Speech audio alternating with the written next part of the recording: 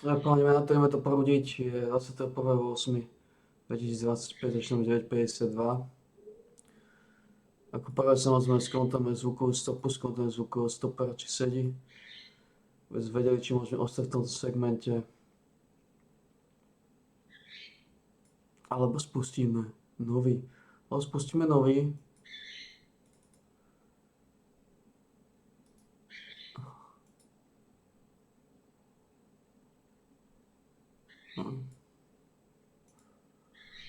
Poďme pozrieť na zvukový segment, zvukovú stopu.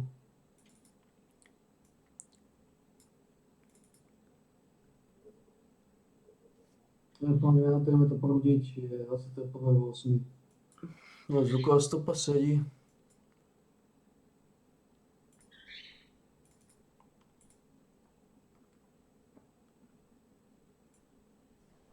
Môžeme dať prvá.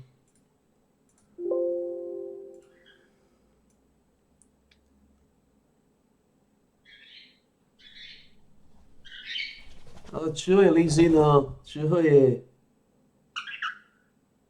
Čo je ty pleciar?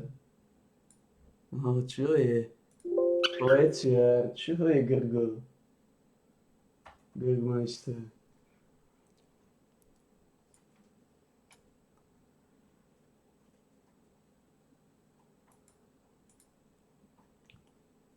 Čo je Grgina? Pleciar, čo je? Čo je? Čo je? Čo je špekač?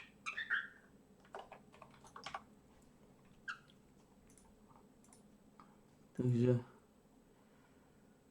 môžeme skontrolovať tie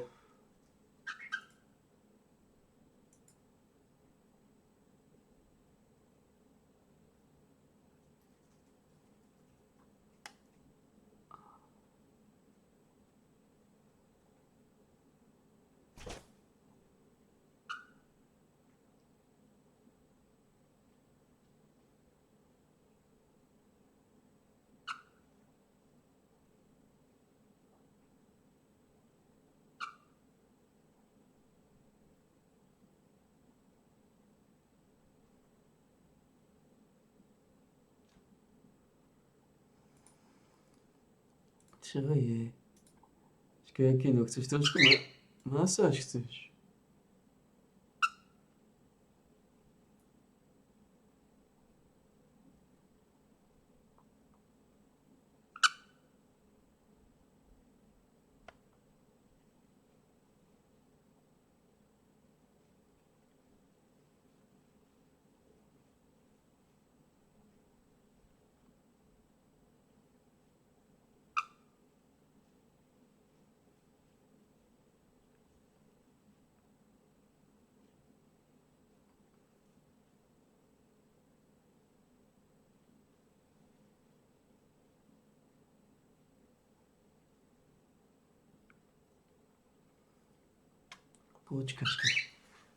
Počkačka, Kino.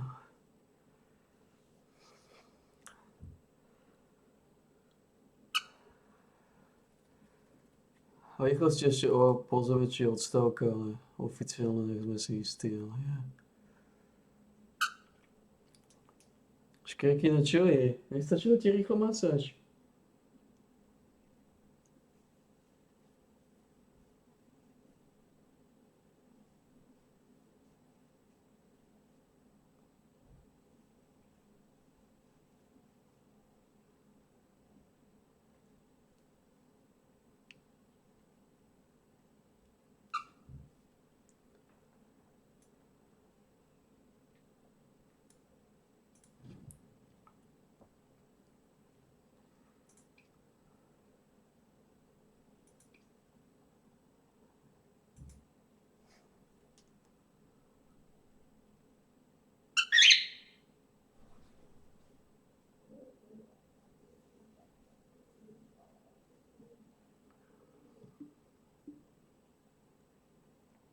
Čo, škajkoč?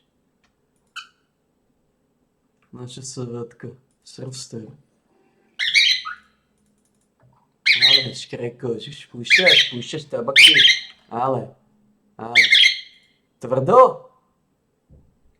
Škrekulo. No je škrekulo. Ty hulové.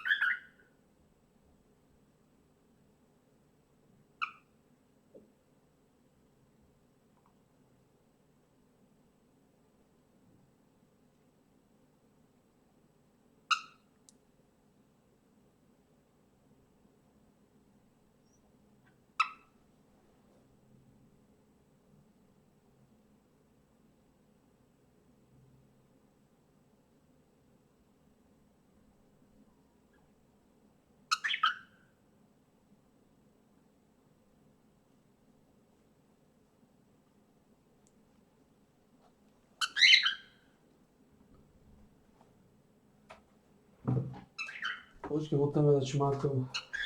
Trošku perlitín.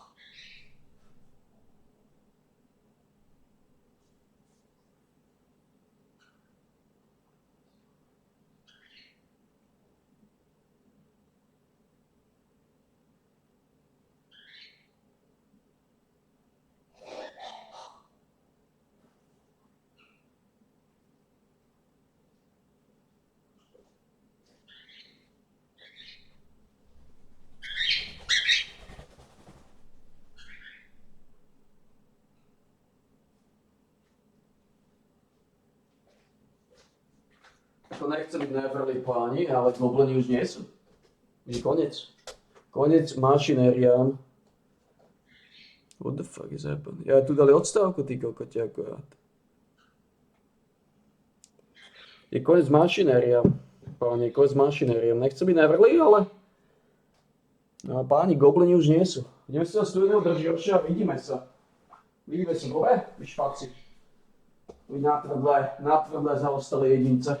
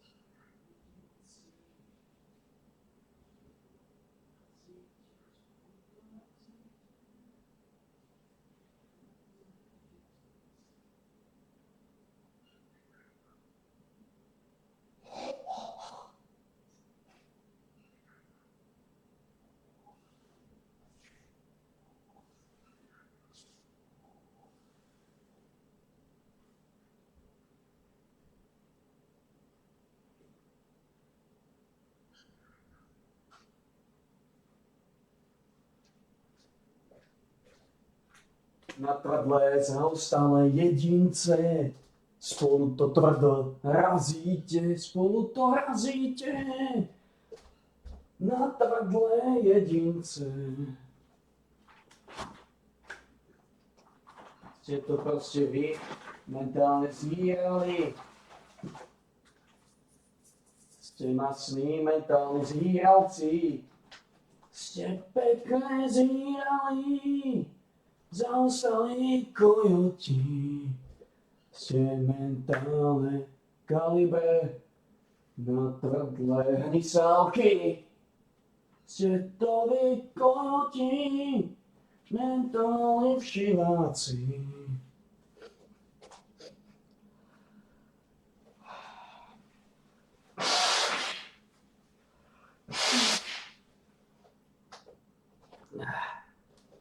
Takže myslím, že môžeme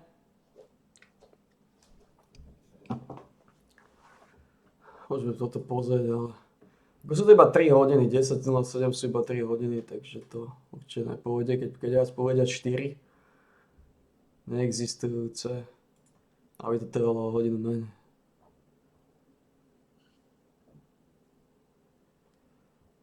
A minimálne zmenili ikonku.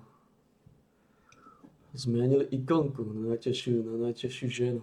Najtežšia žena.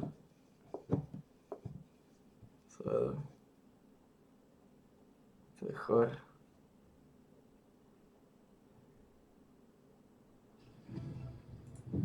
Natvrdlé, zaostalé jedince. A dorazíme Fallout, páni. Ukážeme si nápojku, do klasickú škoricu. Keby ste náhodou nevedeli, že o čom je reč, tak za chvíľu vidíte, o čom je reč. Natvrdlé, zaostalé jedince. Ste pekné šošovice. Takže je to Hell Classic. Je to klasický Hell Classic, klasický Migrifič. Áno, 250 ml servetka, 250 ml bublifuk. To je klasická buržoázia. Takže máme tu Hell Classic, tak to vyzerá z diaľky, takýto Hell Classic, takýto klasiko. Uňo klasiko, Uňo Benny.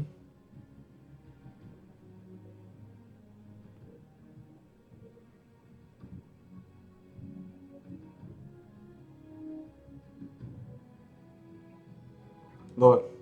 Máme tu Hell Classic, je to klasický Hell Classic, 250 ml sústo. 250 ml polnecák, vidíme ho. Tak to vyzerá, takýto polino, takýto polster. Áno, nejaké vitamíny, nejaké buržoázie samozrejme. Nejaké vitamíny a nejaké buržoázie. Klasický Hell Classic, Uňo Classico, gives you power like hell z repusovej klasické vredy.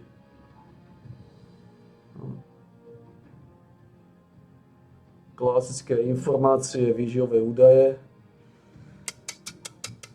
Je to klasický Hell Classic, 250 ml servátka. Ako to vyzerá z vrchu, takýto gašpar, takýto chorý jedinec.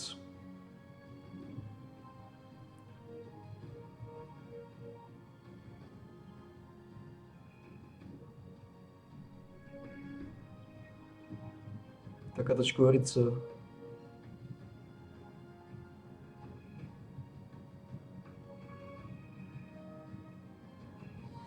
Dobre, dáme si do nosa.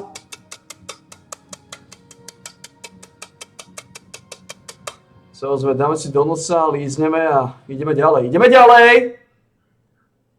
Možno nevylejú vodu zase okolo toho jedla bijú ako pičoví zači.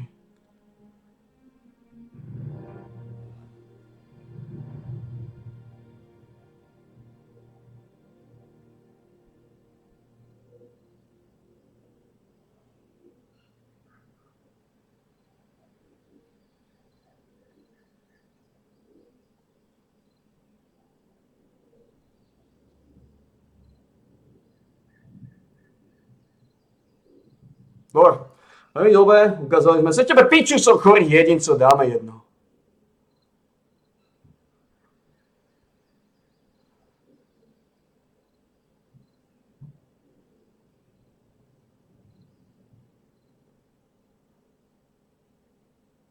Dobre, veľmi dobre. Ukážeme Pigovi trošku šarlatánstva, čo on to povie. 32,2, neúprosne razy.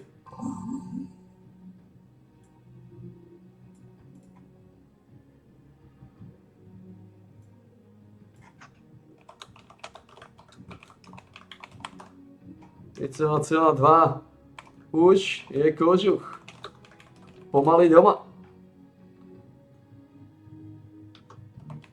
Rapidne klesáme komfortnú teplotu. Už je kožuch pomaly doma.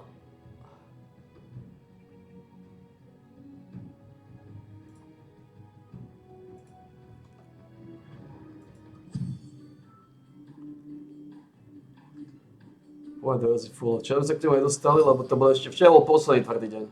Posledný zapekač. Goblini už nie sú. Goblini už nie sú. Čo robíme o 2:30? Relaxujeme. Čo robíme? Čo robíme o 7:30? Relaxujeme. Čo robíme o 3:30 ráno? Relaxujeme. That's a business. Žiadny skurvisinský goblin, žiadny prachaček.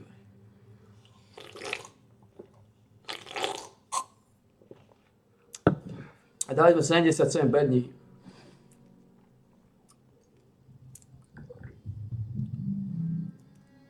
Tak uvidíme.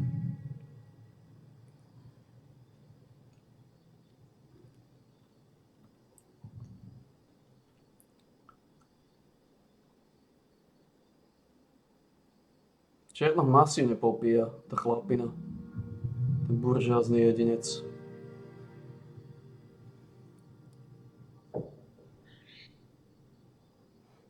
Musí tam byť jeden holub, lebo masívne popíja a potom beží dnu.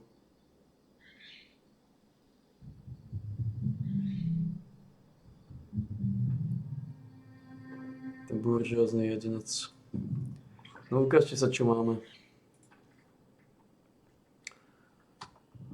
Harvestujte in bog region. Glowing fungus soup.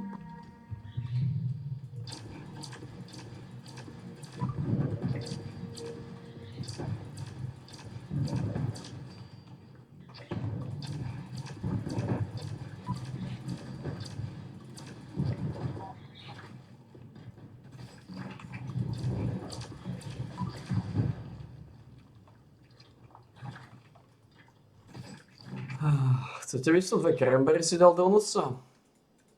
Tak ležerne. No big deal.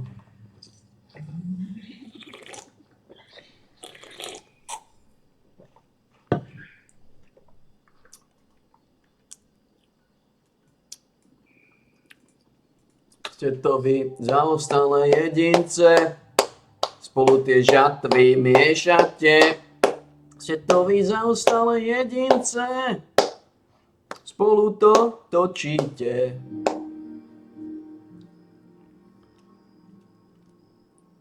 Ste to vy zaostalé jedince, spolu tie žatvy razíte.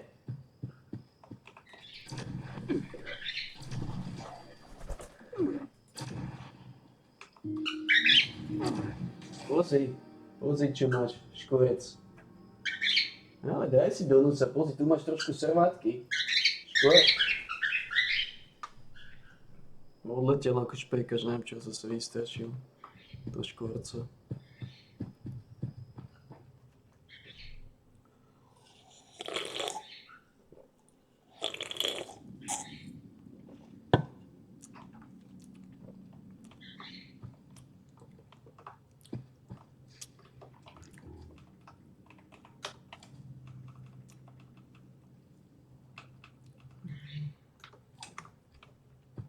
Ste to vy zaostalé jedince, spolu tie fragy miešate, spolu ich miešate, vy zaostalé jedince.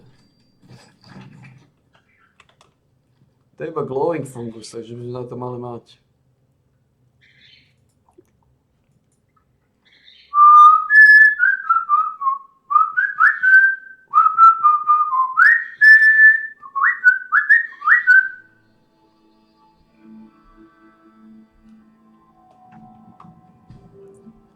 Ukážte sa, čo máme.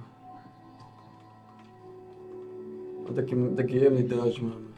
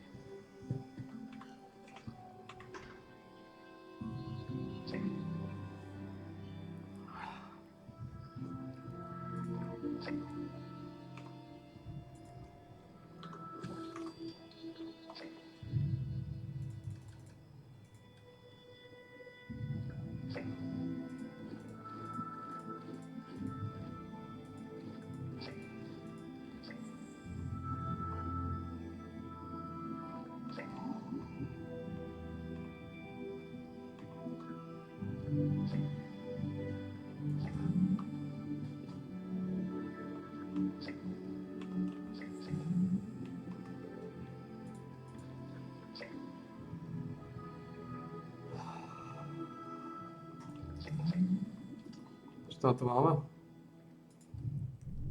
No, 200. Po poslednej na to tiež ešte nebudem mať.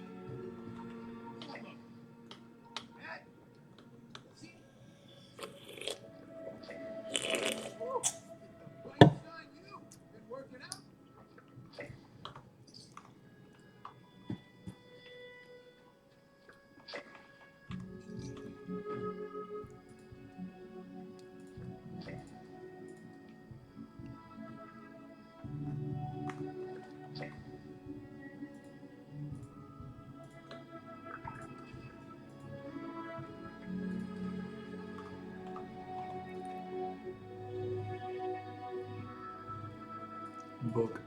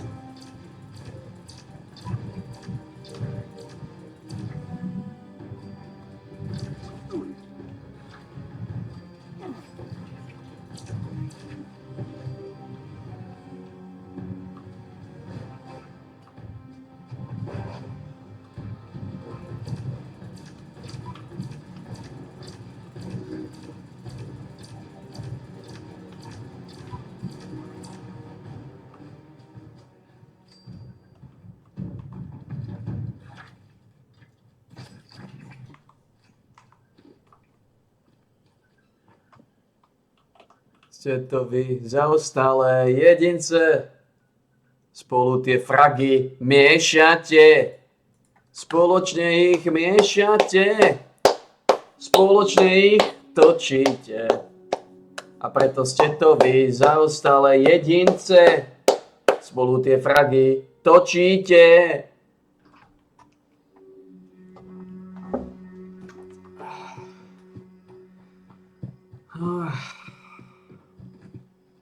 Jeden zmutovaný event sa spraví a môže sa to vylízať. Need some ammo, skins, or spider bits to stab people with? You may find some here.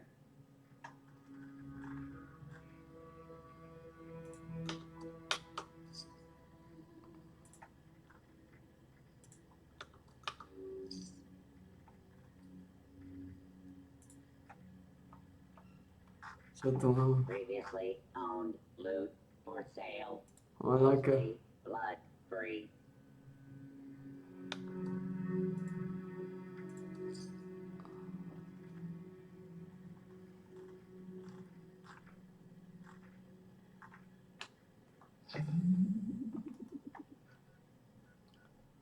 Čo odtiaľ to dáme preč? Screws.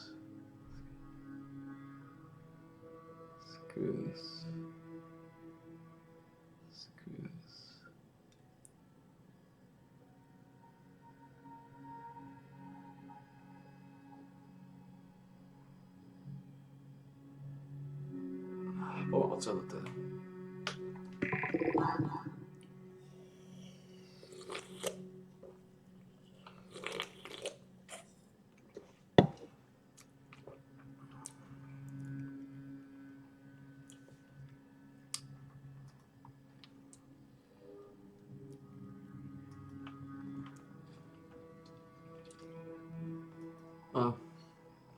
Robíte to vám dolče niekto z vás? Ideme sa jevať teda líznúť. Pozme si trochu podmazu, dobre? Trochu podmazu. We will get Nightmare Mode. It is not available yet on the Korean server, as we're supposed to gain access to it all at the same time. There is a countdown, as we can see here, the Forbidden Ritual, in 34 hours upon recording. Should be middle of the day on Thursday European time. However, we can see the new accessories as they are now right here. You will be able to save up 80 entropy shards and directly purchase the one you want. You can also get these blessing pouches, and they will now also have those legendary accessories. I will in fact purchase one of them, and we should be able to see the drop rates. Yes, 0.012%. Wow. That is That is minuscule, even lower than the weapons. You have next to no chance at getting these, and they're going to be seriously expensive. I will just say, don't rush the accessories, unless you seriously don't know what to spend your lucent on. But we can have a look at the exact stats. Questlog was updated where we can select to use them, and they will work the same as the legendary armor. When you obtain it, it will drop with 3 random stats, these heroic effects. But yes, you will very likely be able to unlock what you want with unlock stones and entropy shards. If you went with the necklace, you could choose here dexterity, wisdom, perception, even fortitude, attack speed, cooldown. Yeah, a ton of good options here. For PvE, you want to min max damage, you'd be very likely taking 1 attribute stat and then cooldown and attack speed. Yeah, The normal traits here, you will choose 3 of them. You have that usual buff duration, skill damage boost, max mana, and for PvP, there's all the CC chances. And then the heroic traits, you most likely would go with the heavy attack, again for PvE. But jumping to the bracelet, this has 10 wisdom and heavy attack evasion as the base stats. And then you will randomly get 3 heroic effects, which again, you can reroll. It has slightly different stats here, still has attack speed and cooldown speed, just strength instead of wisdom. Again, you will take 3 of these traits. PvE, there's like max mana, Just said wisdom, my cooldown bracelet. resistance, Just and said then wisdom. max health. The heroic trait, again, you'll be most likely going heavy attack for PvE. Now you only have 1 ring, even though you do have 2 slots, which makes sense. We can only slot 1 ring anyway. It comes with 10 dexterity and nearly 11% attack speed. For the heroic effects, then, you have all the different attributes except for dexterity, still that heavy attack, cooldown speed, but no attack speed. As we can see, the necklace and the bracelet both have that option for 10.5% attack speed. So that is something to keep in mind. And otherwise, these traits here, the usual, like max health, max mana, skill damage boost, and you'd be very likely going with these 3 for PvE, and the same heroic traits here. Then for the belt, this comes with fortitude and damage reduction, very much just something you want on a tank setup. The heroic effects, all the attributes except for fortitude. It's got heavy attack, attack speed, and cooldown. The usual traits here and heroic traits. And then we look at the earrings. These come with 10 perception and endurance, so definitely more orientated around PvP. Or these come with Melee range defense to isto. Ono 1000 maximálnu mánu. 10 perception and endurance, so definitely more orientated Ten around bracelet sa oplatí zober. PvP or a tank build. The heroic traits have everything here except for perception and attributes, and they don't seem to have anything more than this list. No cooldown, no attack speed. The traits themselves just have the usual that you will get on your earrings, except they have bonus damage here. And the heroic effects the same as you would have So on the what other is over legendary the bracelet? accessories. So ultimately, the best one I would go for PvP damage would be the ring. Even though you can't get attack speed as the heroic effects, you're getting it here as an extra stat. And that allows you to use all 3 of these attribute stats, or switching one of them over to cooldown. And on Invocator, max mana equals more damage, so you'd go with that. Skill damage boost, buff duration, and heavy attack chance here. And that would be maxed out accessory. Of course, you can put runes in it and get the usual synergies. If you literally only wanted to min-max attack speed, you would go with the bracelet here, because there's normally no accessory at all that gives attack speed. So this is already over 10.5% plus from any other option you could use. The other slots already have accessories, all tier 2 ones, that can give attack speed, except for earrings. Even the legendary earrings don't give attack speed. But you're kind of wasting this stat here, heavy attack evasion, because it doesn't contribute for damage as a DPS, so it will just be dependent on the build. And again, in most cases, you'll just be better off going with the ring. However, I would warn you, the costs on these are going to be ridiculous. The drop rates from these pouches are already super low drop rate. They will not be populating the market as a result, and Nightmare Mode, barely anybody is going to be able to complete. It will take a while before we power creep that, and we may not even see a group beat it within a week or two. Who knows how difficult it will be? It's all a surprise in 33 hours. From there, I want to have a quick look at what they did with the Tevent wand. I showed the description already, but basically they've changed it so it just says on applying Curse of the Wand has a 15% chance to apply Weaken Curse. This potentially could be as a result of the orb being able to apply curses as it being a new weapon, and this more distinctively says wand. However, it doesn't make a lot of sense because in our current version of the game, you can see Tevent's Hunger says, on applying curse effect with a wand active skill, there's a 15% chance to apply a weakened curse. So it just seems like it's a tooltip update. But looking at the patch notes, it says the activation conditions currently applied to equipment will be changed to be more appropriate. This is again a Google Translate from the Korean text, and so I could only really assume that they would mean changing Corrupting Hit to not trigger it on other weapons. Because your other weapon, yes, their basic attacks like Crossbow and Fury, can trigger Corrupting Hit, which then triggers those curses. And with this getting updated, still saying that it would apply the Curse of the Wand. Ten bracelet má 10 wisdom. Apply when you use wand skills. Ten bracelet maso chystá.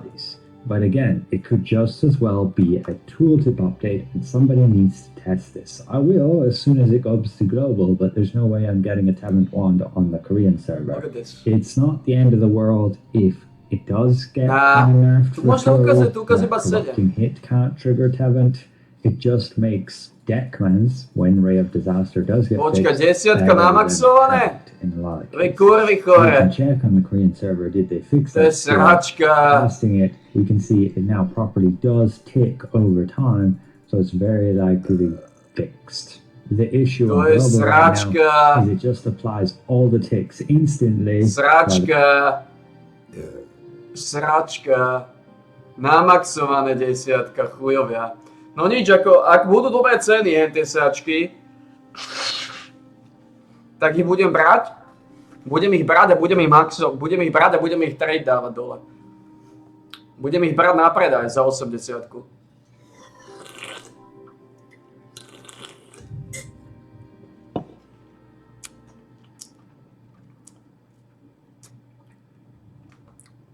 To sú úplne sračky, tie accessories. Other than Na 12 desiatka, na 12 chujovia, chujáci. Ja naozaj nebudem mať legendárnu zbrať tento rok. Lebo reálne mne musí dropnúť, musia dropnúť díky. Ja ich nebudem mať. Ak budú tie šperky drahé, tak ja zoberiem za 80 šperk a rozšortujem ho a predám to. Môj odhad je, že v septembri, v strede septembra, no môže byť v septembri, je.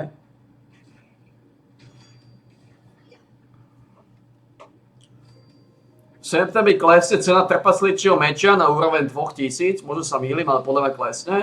A možno tie trojkové zbrane, epické 3, možno tam budú lepšie zbrane ako trpasličie meč, takže v septembri uvidíme.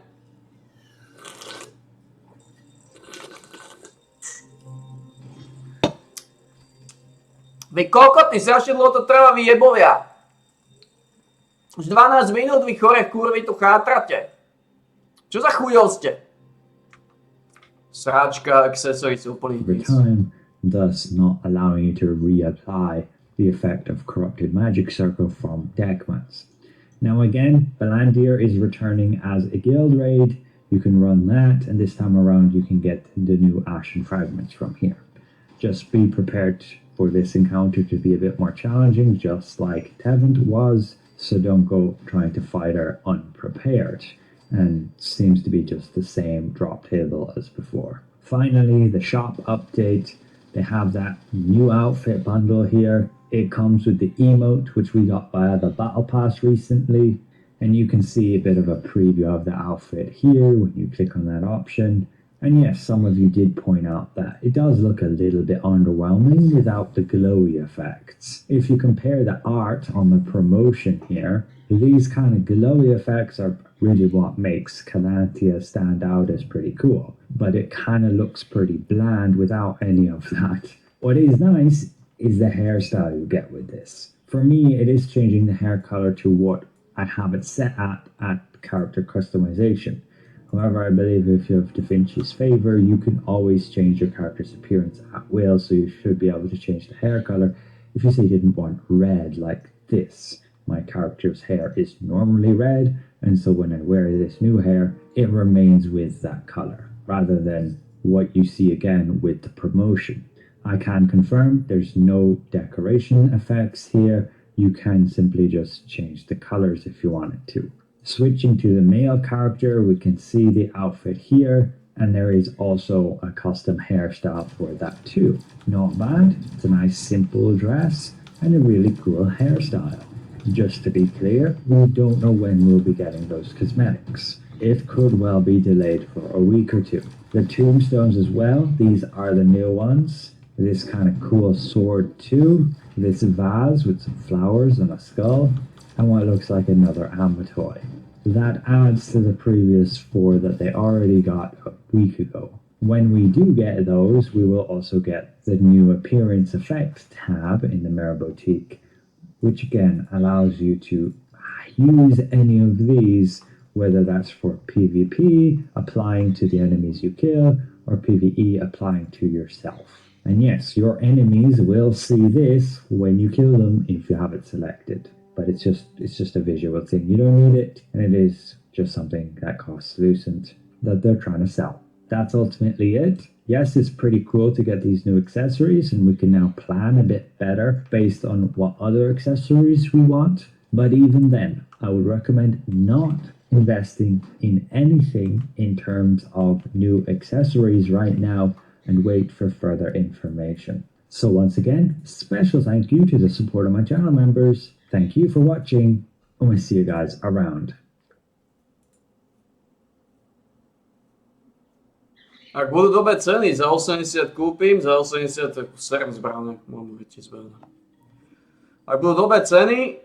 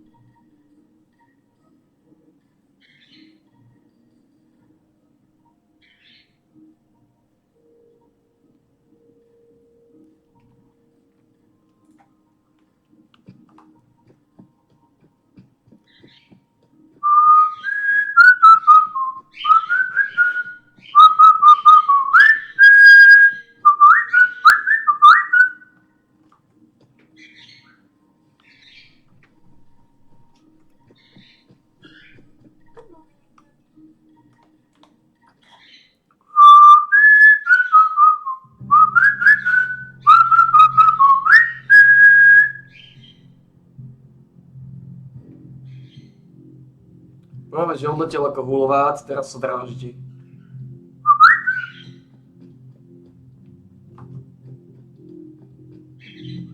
Yes, security is our priority.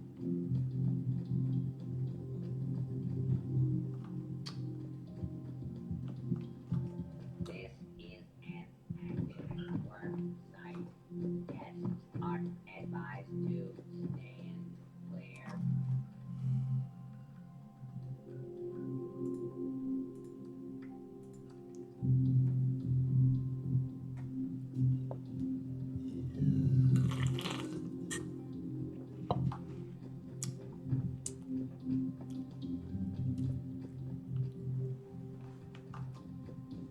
Sila káva. Bubbles. Well, hello. Do you like Nuka-Cola? Don't be silly. Of course you do.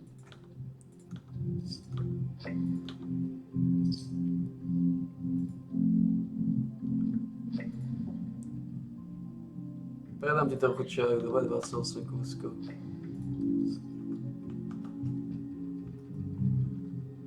I love Esme's cooking. It's been so long since I've had food with actual flavor. Aj zlý. Nové accessory sú na to.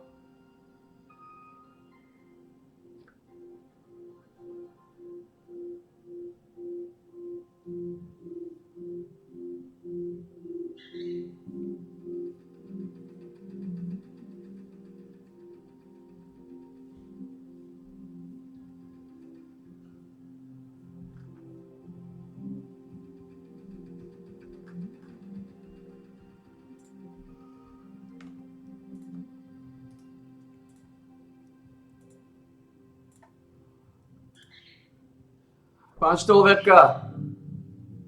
Pán Štolverka! Pán Štolverka! Senior!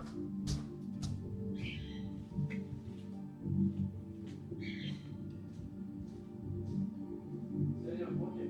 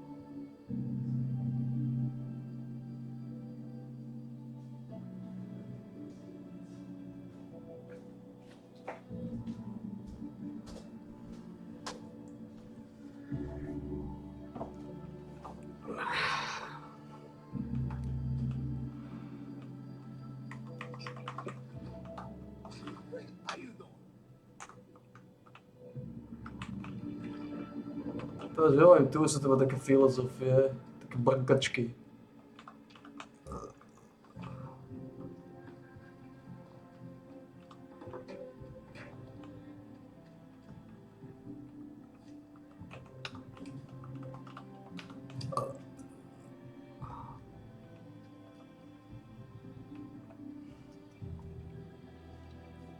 Je Motion Jamboree.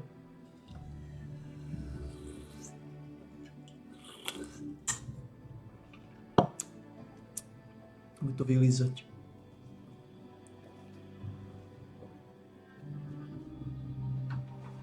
Ako, nespustia to skôr ako o 12. podľa mňa.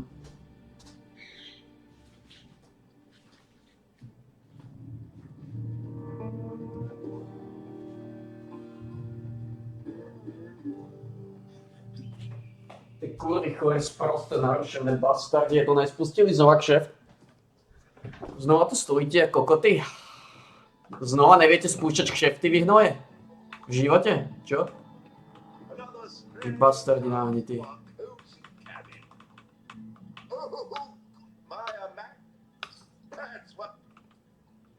Ty bastardi.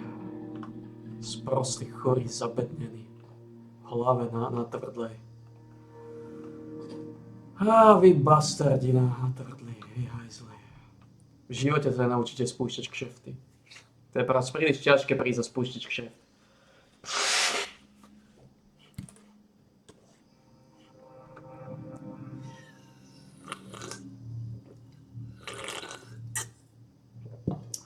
Choďte točiť, vy hajzli, mašte. Chorehníci. Choďte točiť, vy hajzli.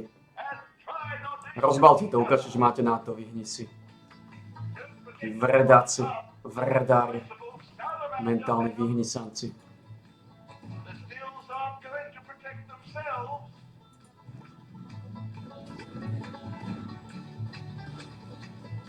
Takže uvidíme, aké ceny budú tých šperkov.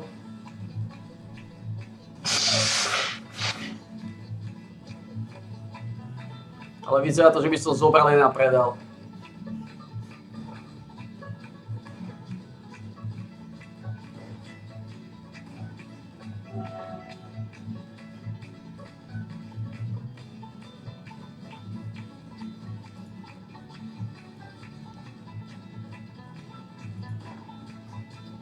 Ale Speed, ty si chorý, primitívny Fred. 7000 gírska môžem odsať.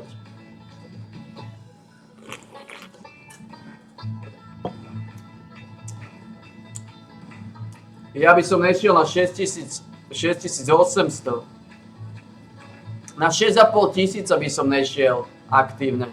Na 6500 by som nešiel aktívne. Chorý kokoti. Na 7000? Na 7000? Na 7000 potrebuješ všetko. Všetko fully vytraitované, všetko. Všetky zbrane, všetky šperky, všetky brnenia, všetko fully vytraitované s rezonanciou. Ak si myslíš, že to budem robiť, tak si pekne nahnitý v hlave. Pekne nahnitý, pekne vyhnitý a pekne rozhnitý. Čo? Ešte kvôli tomu tam padajú len šperky. Áno, šperky majú veľkú cenu, lenže aj keby si to dal, tak nedáš tú ženu. Nebude dostatočne veľa ľudí na to, aby si ju dal. Typujem ešte pekne dlho.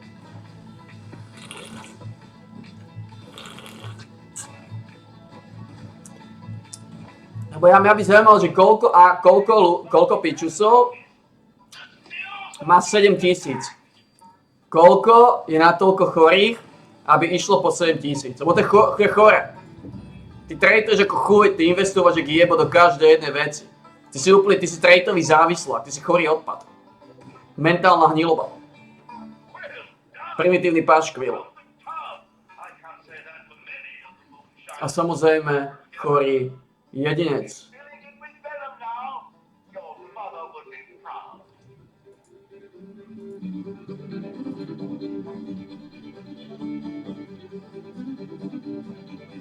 Well, you don't see angry, sizable salamanders do that every day.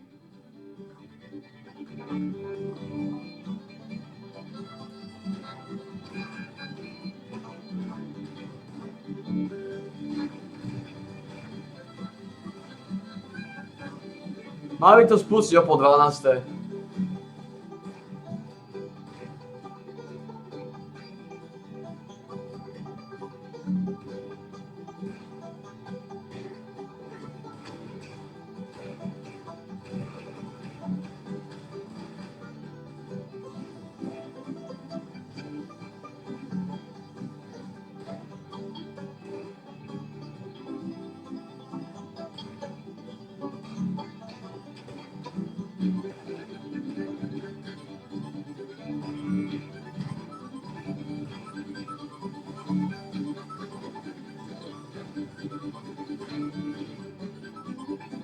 Very well, moonshiners. The venom you collected is filling the tub nicely. We're halfway there. Most impressive. Keep up the fine work.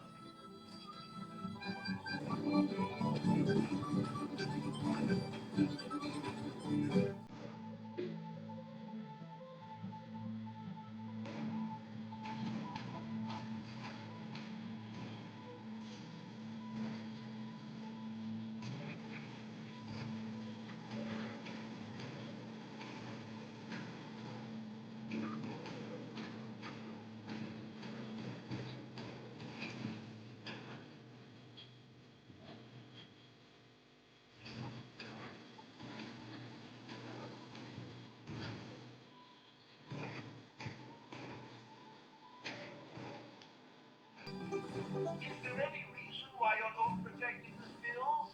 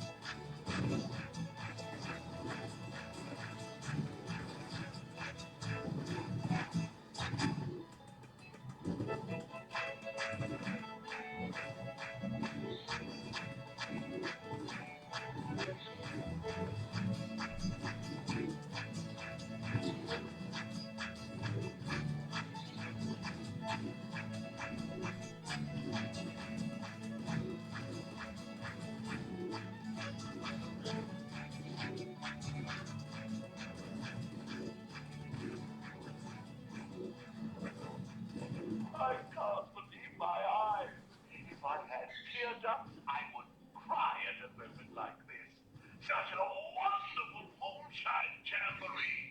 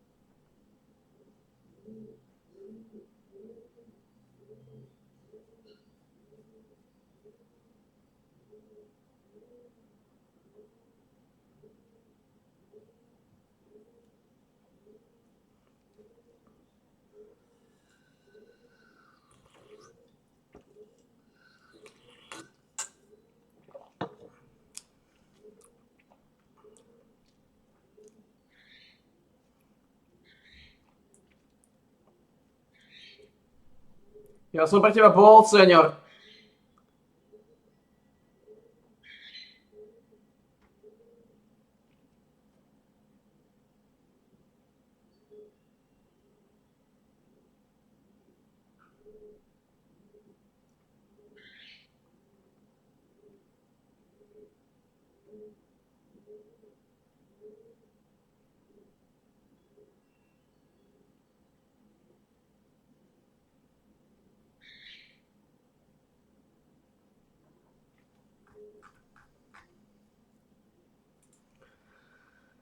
Senior, vy ste odmietli prísť.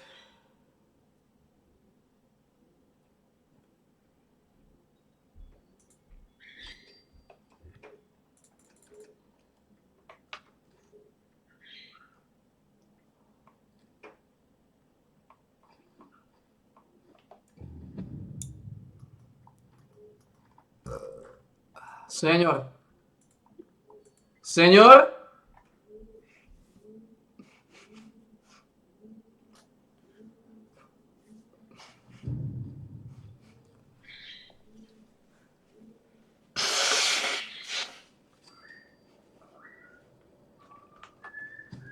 Nebojte sa, senior. Nebojte sa. Senior.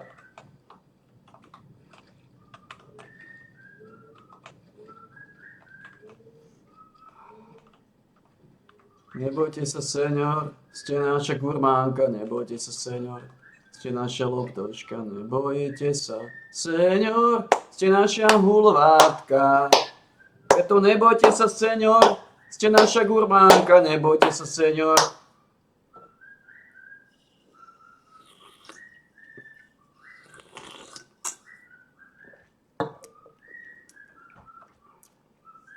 Nebojte sa, senior. Ste naša loptočka. Nebojte sa, senior. Ste naša hulvátka. Nebojte sa, senior. Ste naša loptočka.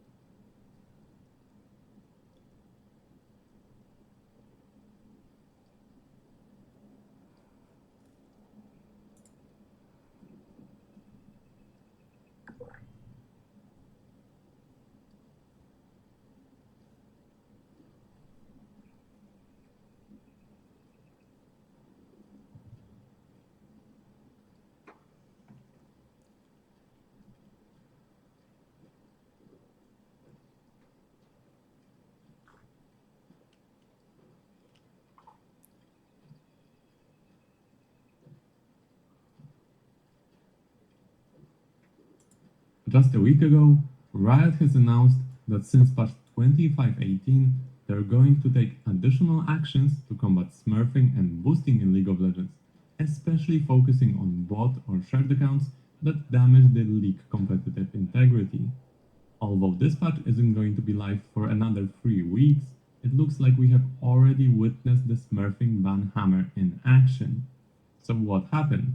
A few days after Riot posted their video addressing measures to reduce smurfing, Pentales, who is a streamer and a challenger player, has posted on X that he went 40 wins to 0 losses from Iron to Platinum. He added, "I don't understand how people can have hundreds of games on a jungler in low elo and still consistently fail the 330 full clear." And that tweet started a heated discussion with Drew. Drew Levin from Riot, who is also known under the nickname Just a Capybara, has been extremely active on X in the recent weeks, discussing all sorts of things with the community, gathering feedback, and trying to make League better. He responded to Pentales' post with, "I don't understand how people can look at our dev update about smurfing and think it's a good idea to buy accounts and post about 14 zeroing sub-plat games as a 1000 LP challenger. Do you think we won't enforce rules and TOS?" After a little back and forth, Drew asked Pentales for his account details, saying that a cropped screenshot of OPGG isn't the best evidence to prove the account ownership for the past few years.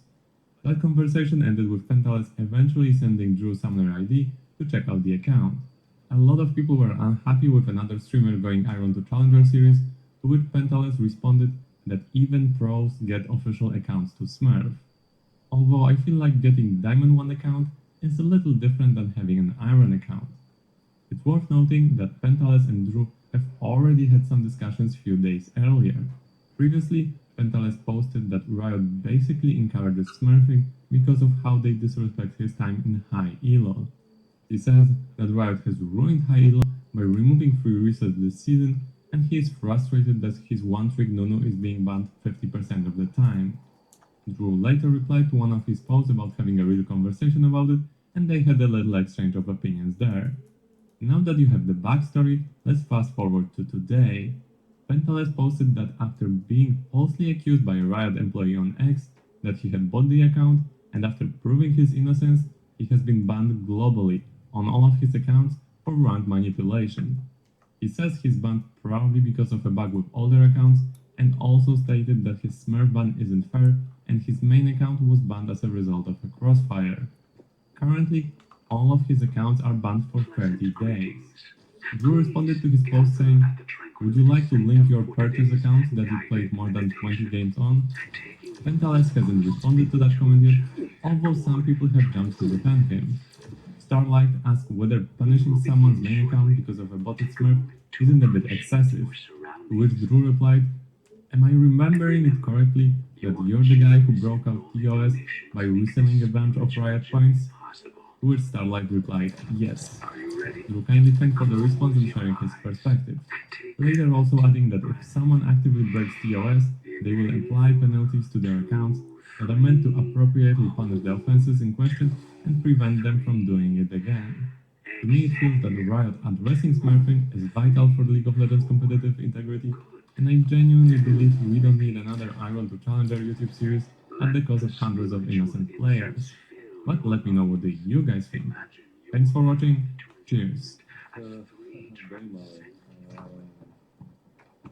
Gdzie to, jak są po ludzku, były do mnie żeńsko, gdzieś tam przypadnie nie robił to.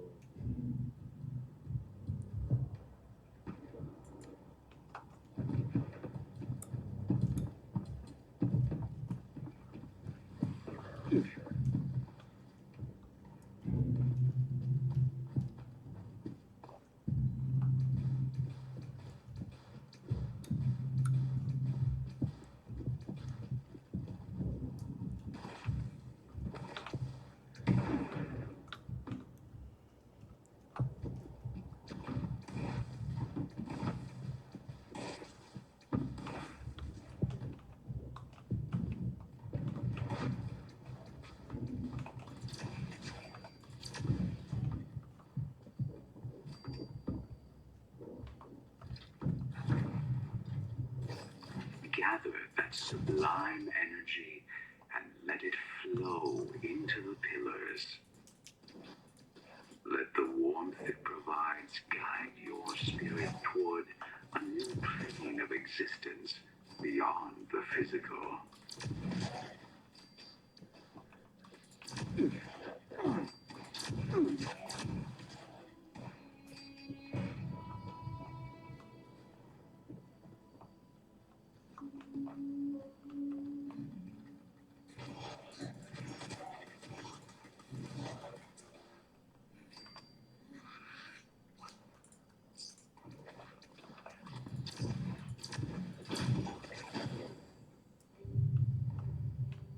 Keep listening to the soothing sound of my voice. Let it draw you in and center you.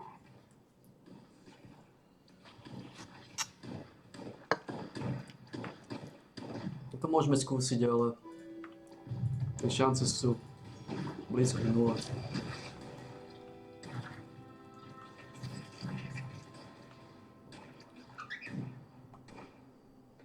Čo si odgrgol, senior? Čo si odgrgol, ty makaveli? No nič, takže dneska pravdepodobne budeme skúšať ťažšiu ženu, trošku vylizovať. With the pillars of transcendence, draw in energy from the outside. Takže legendárne zbrane nebudú. Nebudú. And pass it Nebudú, pretože plánujem kupovať šperky, pravdepodobne budú mať cenu ako hníz.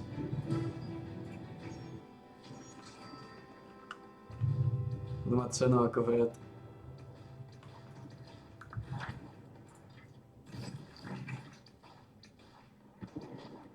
Budú mať cenu ako petolízač. Chorý zavinač. Pamákový krek. free your mind from all distractions and worries. Focus on the pillars of transcendence. Focus on keeping out the discordant forces.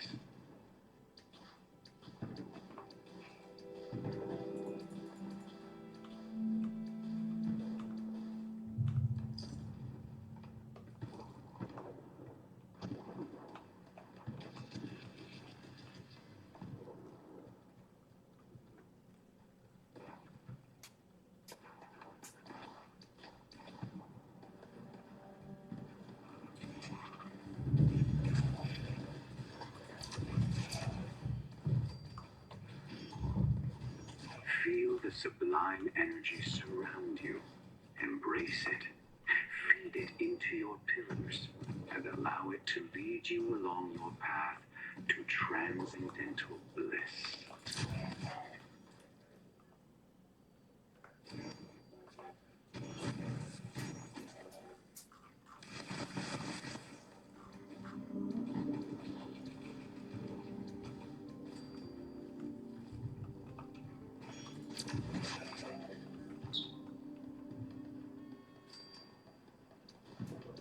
Empty your mind of Koľko? all of your Ja si troubles. trošku, lízina. Behind you as you Čo ascend sa deje? to your new Čo sa dusíš? spiritual Ja si trošku existence. gurnúky. Nebus sa. Si nejaký dusný.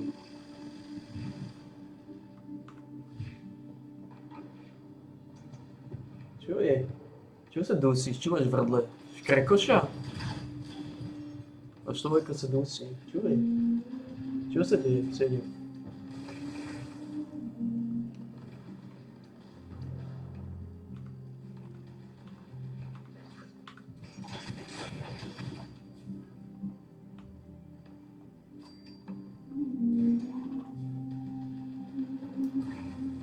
Dusíme sa. Feel the warm, relaxing energy flow into your body. You can feel it flow into your arms, into your legs, into your fingers and toes. This sensation brings with it a wave of tranquility and deep relaxation.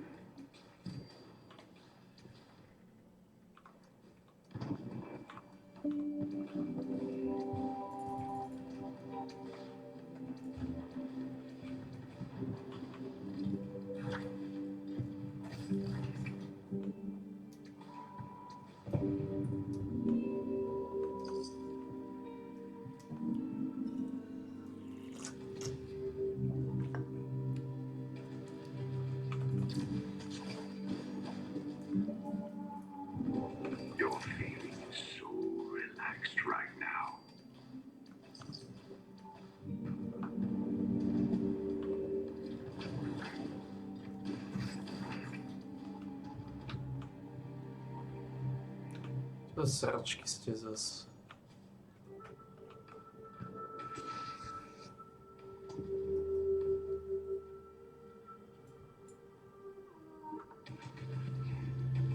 No čo je, senior? Believe in yourself. Believe in the powers of others like you. You can achieve together and reap the rewards of a higher state of consciousness. Nebojte sa, nebojte sa. Spolu to zvládneme, senior.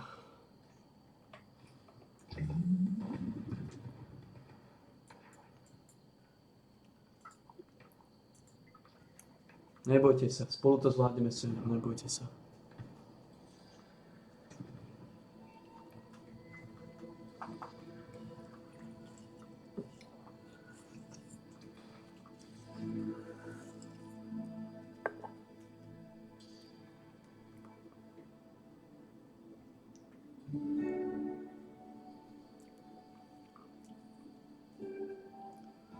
Spolu to zvládneme, senior, nebojte sa.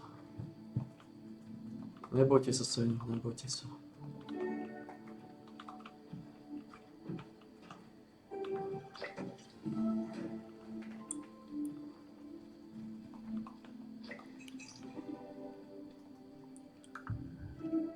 Dobre. Už denné misie hotové, týždeň nemusím.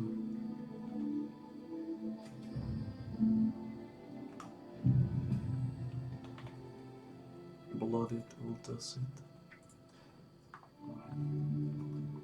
Dobre, tak sme hotoví, ja. Denné misie hotové všetky. No.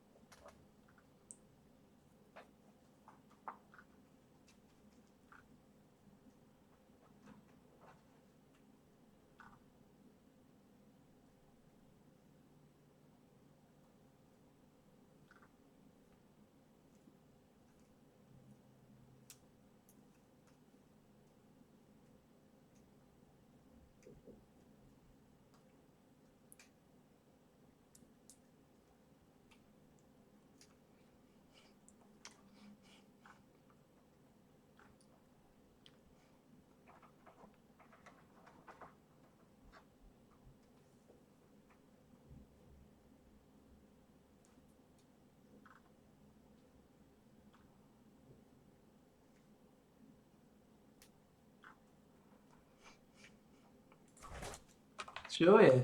Škrečok. 6 hodín a vypukne to škrekino.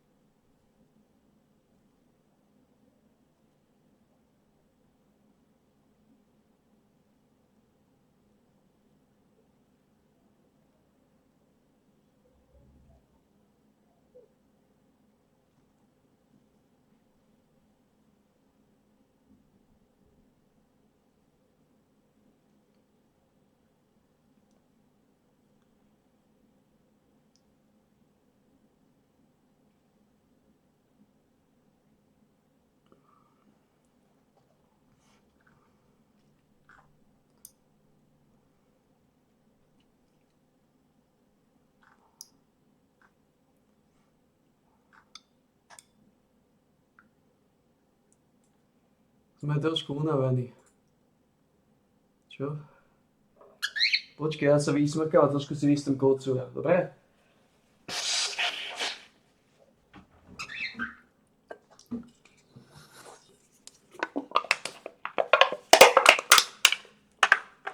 Iba trošku si vystriem.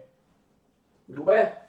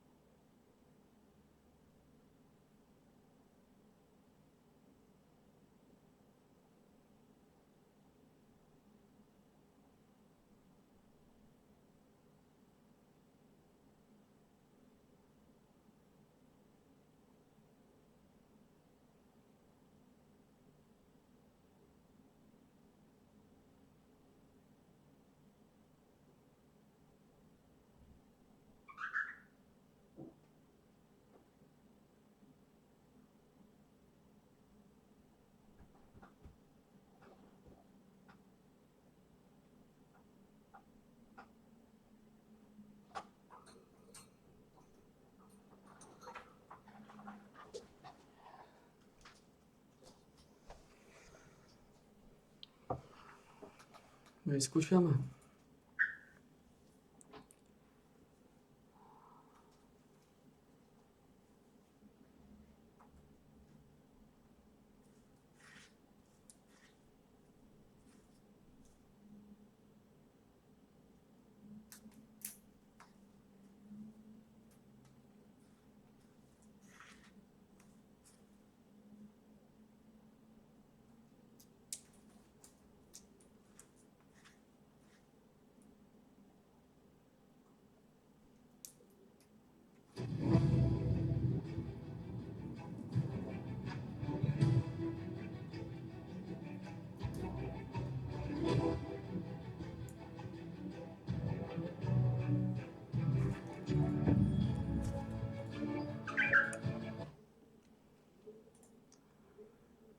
Piči sa je povedať 4 hodiny.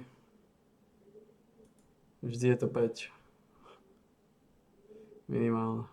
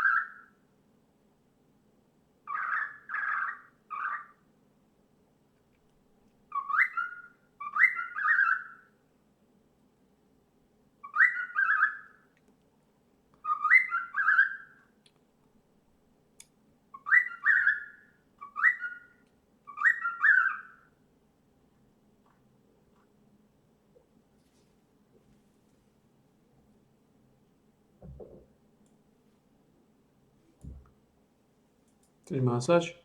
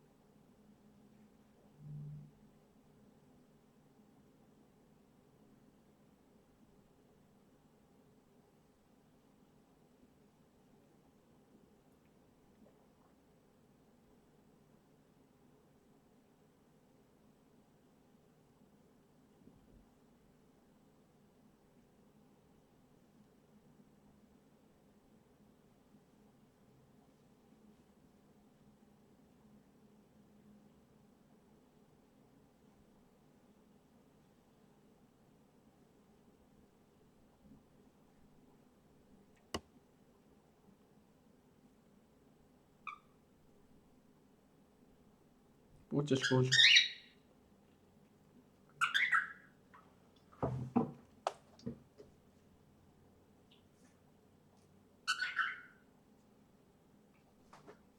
Podaj sa vyčúniť.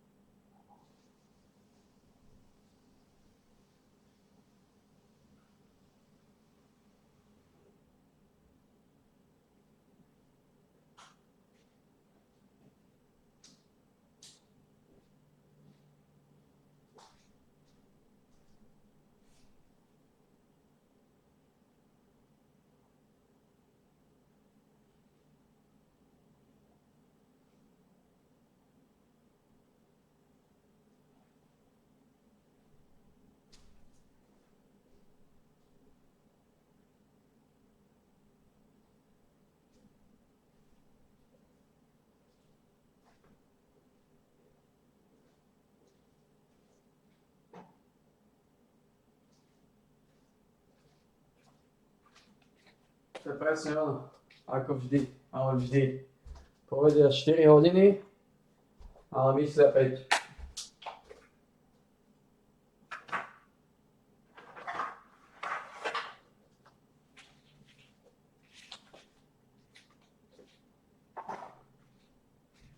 Títo ľudia, oni v živote nepôjdu na čas. Povedali 4 hodiny. Ja neviem, prečo nepovedia 5 hodín. To je taký problém povedať radšej viacej a spustiť to skôr.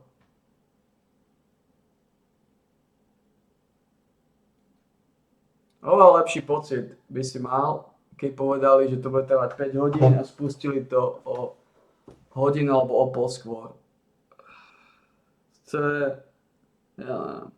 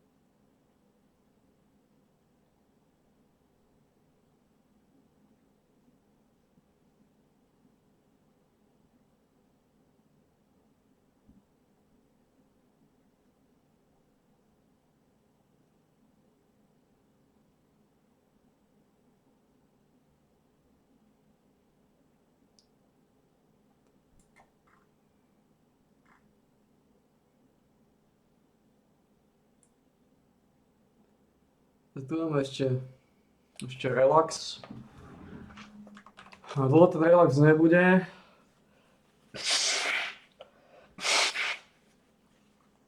A už nebude také drsné ako posledný mesiac.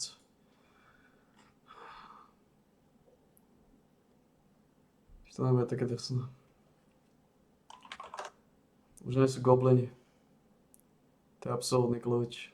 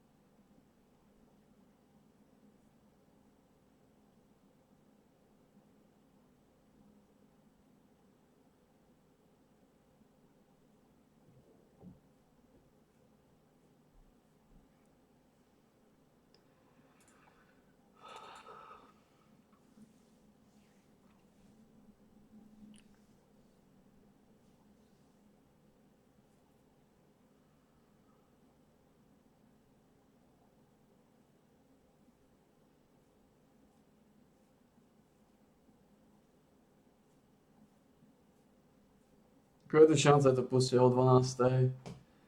Ale skôr to vidím na jednu. Zase to zvykne púšťať o 12. Niekedy.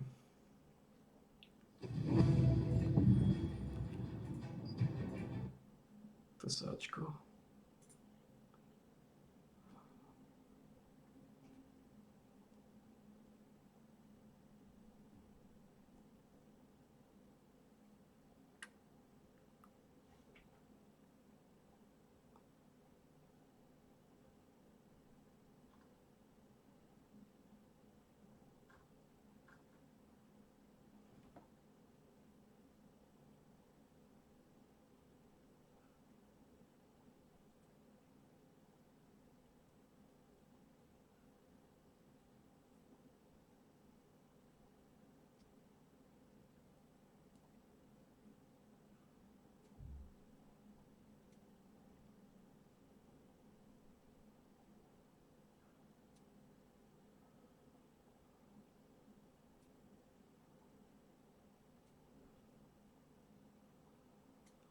Vyhrali, ale to preseli, to nepochopím.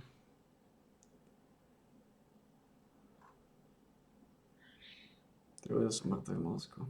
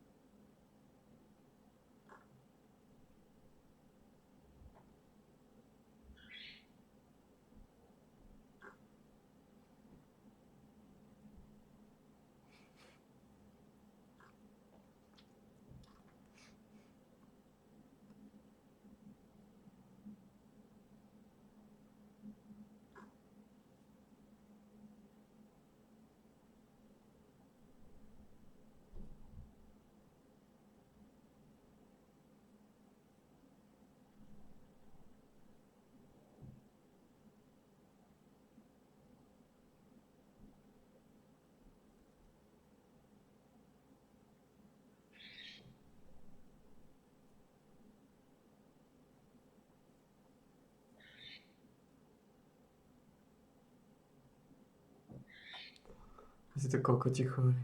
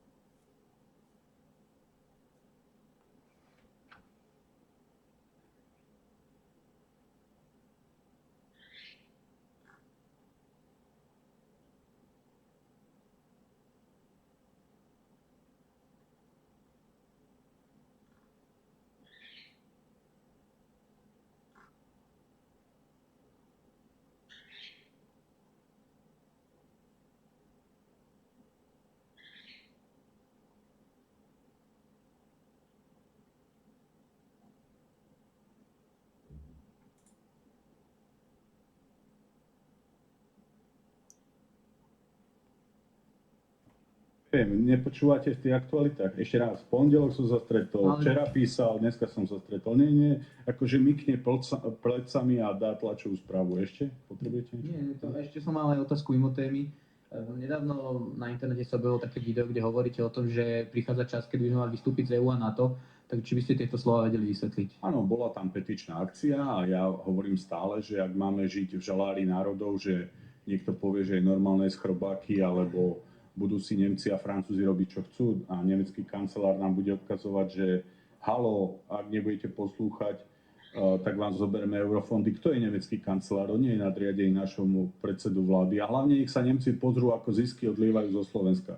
Uvediem vám príklad automobilky. 11 miliard je produkcia automobilky Volkswagen. 200 miliónov iba je zisk. Iba 200 miliónov. Ten zisk odchádza a produkujú 250 000 aut v priemere, cena 40 000 eur. Kde ide ten zisk z tých nemeckých fabrík? Naši ľudia, aké platy majú, akí majú ľudia vo Wolfsburgu? Robia z nás normálne otrokov. Naši ľudia produkujú hodnoty a Nemci na to, aby prisťahovalcom každému, čo tam žije. Ja mám veľa kamarátov, ktorí sa vrátili z Nemecka zo strachu o svojej rodiny, o ženy. V Nemecku sa pomaly budeš báť na ulicu ísť. Tak ako v Marseille. Ale proste to si treba povedať, že Nemci žijú zo životnej úrovne aj slovenskej pracovnej sily. Aby nemecký kancelár povedal, že keď nebudete počúvať, tak vtedy príde debata aj o tom, že čo ďalej v Európskej únii. Pretože ak nás chcú ďalej brať ako nesvojprávnych, ako povýšeneckých, tak nech si žijú ďalej bez nás. Dobrý deň, Horáček, Slovenská televízia. Ja by som sa vrátil k tým ústavným zmenám, pretože aj strana Hlas tam predkladá určitú zmenu, čo sa týka jedného volebného obvodu. Oni túto vetu chcú dať preč z ústavy. Koalícia bude musieť byť celistvá pri tom hlasovaní a zároveň aj podporu opozície. Vy ako nazeráte na túto Aj my sme zmenu? dali zmenu ústavy, že si myslím, že starostovia by mali byť 6 rokov. Myslel som si, že nájsť tam kompromis 5. Ja by som bol rád, aby tá podstata vládneho zákona bola zachovaná a táto kreativita, že každý do toho chce dať, čo dá, tá neprejde. My nesúhlasíme s jedným obvodom, nie je to podľa mňa na území Slovenskej republiky nutné. My sme politická strana, ktorá má zastúpené regióny. Slovensko je malý štát, aby malo viac obvodov a dopadlo by to tak, že by všetky malé strany politické zanikli. A to ja nedovolím. Takže ste za to, aby ostal ten jeden? Áno, som za to, aby ostal, pretože Slovensko je malý štát, má mať jeden obvod. Keby to tam dali, tak budete hlasovať? Nie, budeme proti. To som aj povedal pánovi Eštuku. Dobre, ak nemáte otázky, prajem vám pekný deň, ďakujem.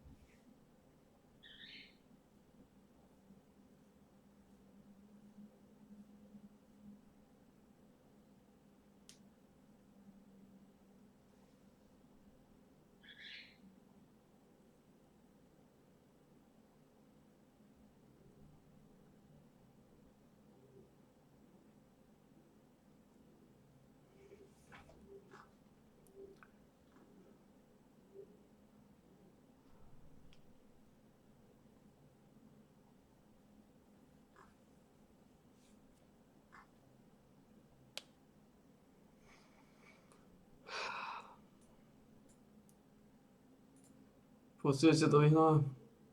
A neviem sa vyčuniť.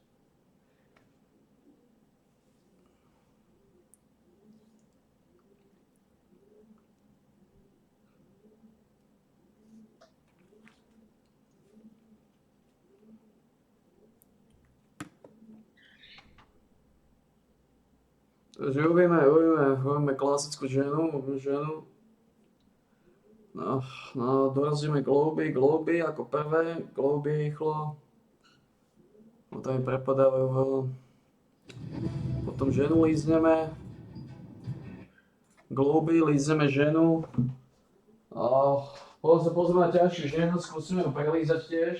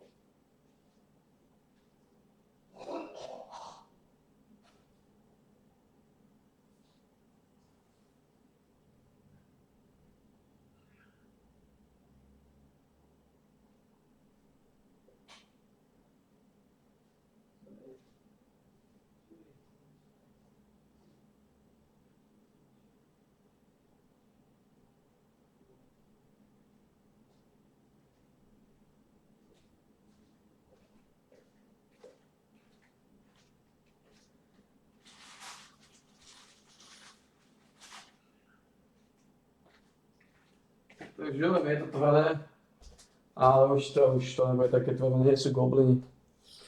No ako sa cítim, aj keď vieme, že nie sú gobliny. Dúfam, že tie bedne mi nevymázali, že mám z tých 77 bední stále v inventári.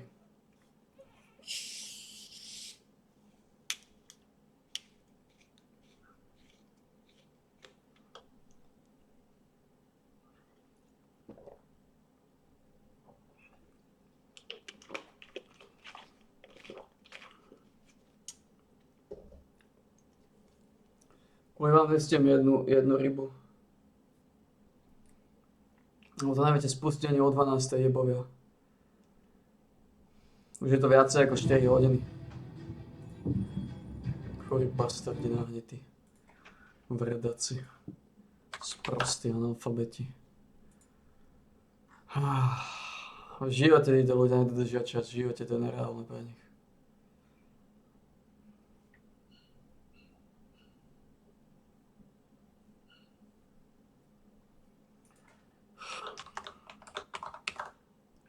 To je 7:30. Máš 8, 9, 10, 11, 12. Už je to 4,5 hodiny.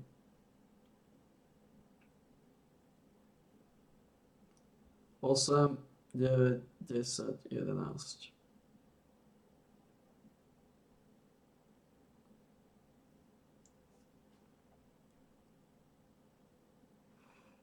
Approximately 4 hours. Vy neviete ani len plus minus pol hodinu dodržať. To je už chore.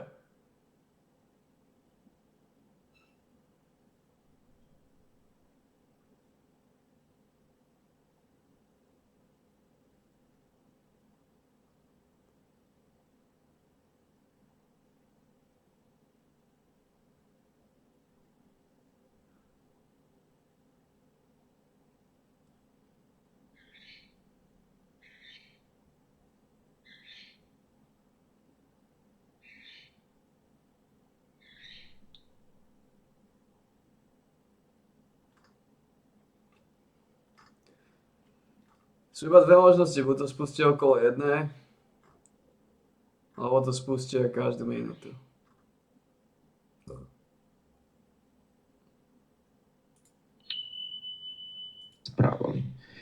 A musím s tým jedine súhlasiť. Mne by to bolo trápne. Moje hodnoty a hodnoty v ich strane nemajú absolútne žiadny prienik, nemá to nič spoločne s tým, ako on chce, aby sa ľudia na Slovensku správali. A musím s tým jedine súhlasiť.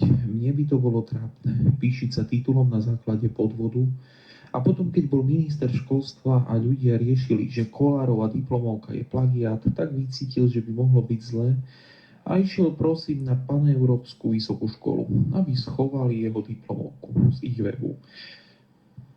Ako malé, ufňukané decko, čo sa bojí niesť zodpovednosť za svoje činy. Potom je vo vašej skvelej strane napríklad taký Štefan Hamran, ktorý slúžil Matovičovi ako taká malá poslušná šľapka a dával pre neho do basy ľudí, ktorých nemal rád. To je tiež niečo, na čo by som nemal žalúdok. Takže áno, nemáme nič spoločné, synak. Vlastne máme jednu vec spoločnú, Braňo. Obom nám dal život Richard Sulík. Nie doslova a tebe tak metaforicky, v zmysle, že by si bol bez neho nula. A absolútne nikoho by si nezaujímal. Aj keď ty si podľa všetkého myslíš, že by si to dal. Aj sám. Ha. Ináč toto, že máš potrebu sa dištancovať od názorov niekoho, kto ani nie je člen, ani bývalý člen, ale iba rodinný príslušník neaktívneho člena, je taký bizár, že ak reálne toto je to, čo od teba chceli tvoji voliči, tak sú to ešte väčší degeši, ako som si myslel. More, veď ja som ťa v živote ani len nestretol, ani nechcem. Jak je rok dlhý, na teba ani raz nepomyslím. Ani vo sne by ma nenapadlo sa absolútne spájať s vašou trápnou stranou. A ty normálne si nevieš pomôcť všade, kam dôjdeš, len riešiť mňa. Nemáš nič lepšie na robote.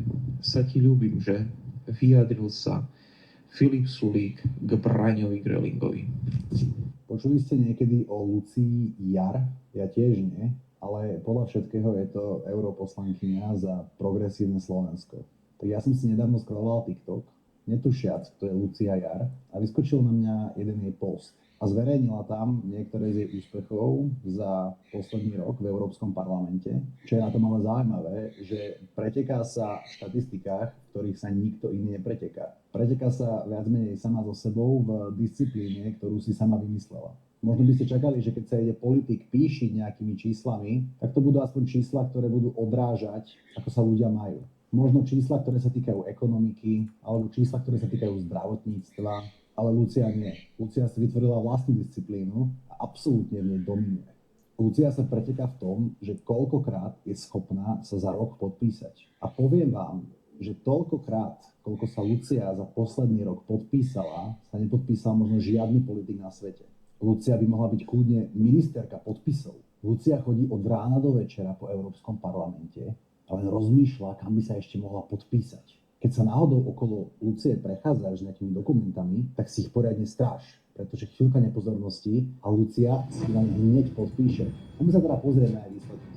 1643 pozmenujúcich návrhov Lucie Jar, jej samé, versus iba 170 pozmenujúcich návrhov od Smerohlasu takzvaného. Čo to vlastne znamená, že Lucia podala 1643 pozmenujúcich návrhov? Ona musela prekopať celú európsku legislatívu úplne sama. Toto sú dáta k dňu 28.5.25. Ja som si to vyrátal. Je to presne 316 dní od Lucíneho nástupu. Takže za 316 dní Lucia podala 1643 pozmenujúcich návrhov, teda vyše 5 denne. Mne to prišlo hneď podozrivé, že by Lucia podala 5 pozmeňujúcich návrhov denne, tak som si išiel vygoogliť, že čo to vlastne znamená podať 1643 pozmeňujúcich návrhov. No a nejaké som si náhodne otvoril, tak napríklad toto je nejaký dokument od Dish Reuten a Nina Carberry, kde je 304 týchto pozmeňujúcich návrhov. A takto to bolo naraz podané 26.5.2025. A keď si vyhľadáte Lucia, tak vám máte 62. Takto keď si pozriete, máte tu amendment 29, hej, a jeden z autorov je Lucia Jar. Takže v jeden tento deň Lucia podala 62 pozmeňujúcich návrhov, ale mňa by zaujímalo, že či Lucia vôbec vie, čo podala. Pretože keď si všimnete, napríklad na tomto pozmeňujúcom návrhu robilo 6 ľudí na tomto krátkom texte. Akože ja mám silné podozrenie, že sa pod to iba podpísal. Ďakujem ti za sledovanie. Budem rád za like, odber a sledovanie skupín, ktoré nájdeš v popise pod môjim videom.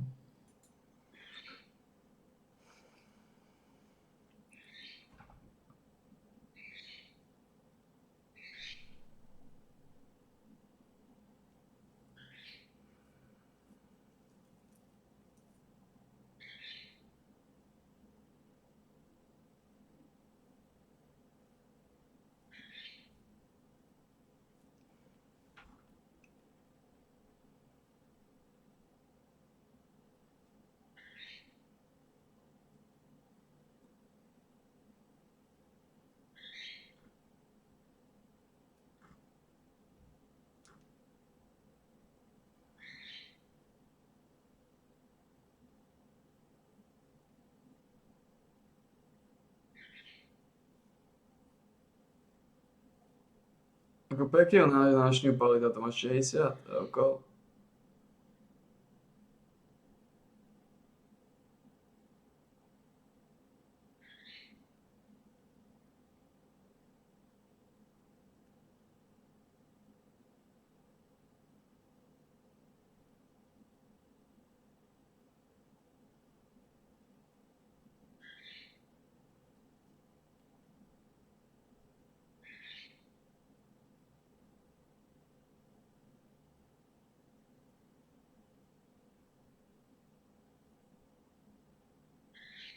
Nemá 60 rokov. To by bol másne, keď mal 60 rokov. Pekne vyšňupaný by bol na 60 rokov.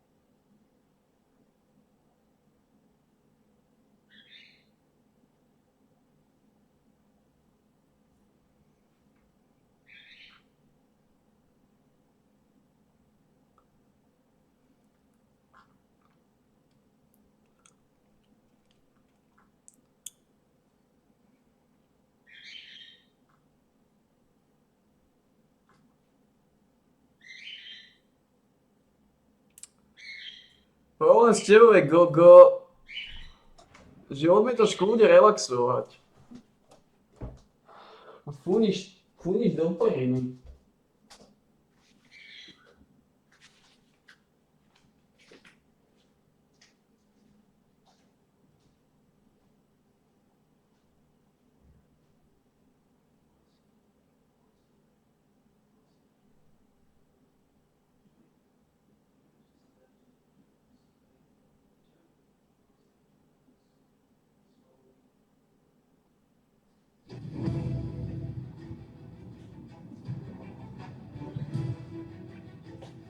Kedy to skúsite to chore narušené bytosti, zvané ľudské odpadové vredy, ľudské hnojivá. Tak skoro nie, čo? Ako títo ľudia... A to nikto nebude. To... Oni namiesto tady povedať, že to bude trvať 5 hodín, tak ťa čo budú osierať.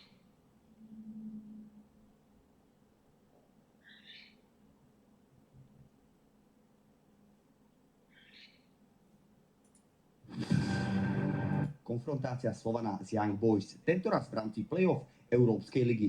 Opäť budeme proti tomuto švajčiarskému tímu začínať doma, no zajtra už aj so zaplneným tehelným polom. Tak typologicky si vyberajú približne rovnakých hráčov, jak mali, áno. Fyzicky zdatných, rýchlych hráčov. Samozrejme, že skončili tretí vo švajčiarskej líge. Takisto nezačali nejak fantastický súťaž, ale je to dobré mužstvo, áno, čiže to musíme rešpektovať. Prakticky z toho kádra zostali len traja hráči, ktorí tu hrali pred 4 rokmi. Ktorí sme hrali 2 dobré zápasy, áno, remiza a obom sme prehrali u nich. Sme mali pred koncom ešte veľkú šancu. Zahodili sme penaltu, áno, čiže očakávam tuhý boj, áno, uvidíme zajtrajší výsledok. Prvý zápas je veľmi dôležitý a typologicky hore sú to rýchli hráči, áno, hrajú často za obranu, na to sa musíme dať pozor. A budeme ich chcieť zajtra vyššie napádať od začiatku. Trošku zmeníme rozostavenie a uvidíme, jak nám to ide. It's pretty amazing, you know, how they come in numbers and give the best all the time for us, you know, they keep pushing us to the limit, and then I think that's what the fans always try to do. You know, they keep their players high, they keep their motivation, no matter what the result is, you know. So there's the feeling that I've never had in my career, and having this with them, it's really amazing, you know, and I hope it will continue like this, and we're just gonna give our best all the time for them also. You know, they come on the field to support us, to give everything, so we also have to pay them back, you know, with the result, with everything, and yeah, that's what we're gonna do. Zo zostavy pre červenú kartu vypadol kapitán Vladimír Weiss, no naopak sa vracia Rahim Ibrahim. Je pre nás dôležitý hráč v represingu. Má obrovský fyzický fond. Čisto odoberá lopty. Nie vždy, samozrejme, ale je to moderný futbalista, ktorý mužstvu si myslím, že veľmi pomôže. A je to jeden z najlepších nákupov, ak nie najlepší nákup za tie 4 roky, čo tu pôsobím. Čo chodia ako kokoti? Tie tréningy vyzerajú ako hnisavý vrat.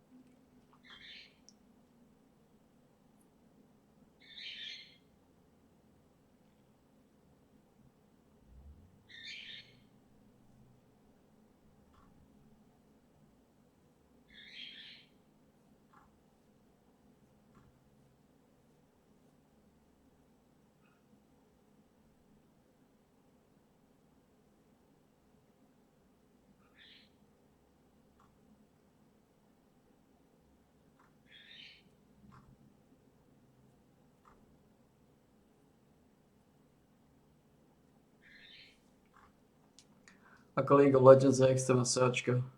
To je tak nezaživné.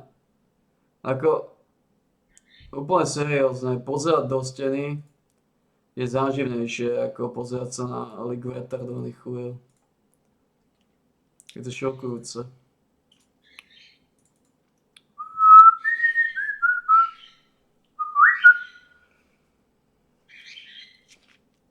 Strašný cracker tam vzadu.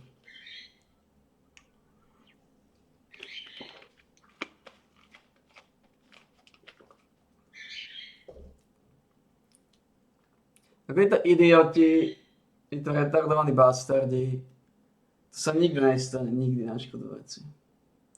Nikdy to nespustia na čas, nikdy. To je pre nich nemožné. Nikdy nedajú normálny čas a nespustia to na ten čas. Lebo toto je, tí kokoti v tróne, to je presne ako kuriéri. Nikdy neviem, kedy dojde s jedlom. Tí kokoti takisto nikdy neviem, kedy to spustia. Môže to byť o 12, môže to byť o 1, môže to byť o pol 1, o pol 12, o pol 12. O 12 ďalej. To isté ako jedlo. A jedlo dojde o 12 ďalej plus minus. Chorí bastardi sprostí.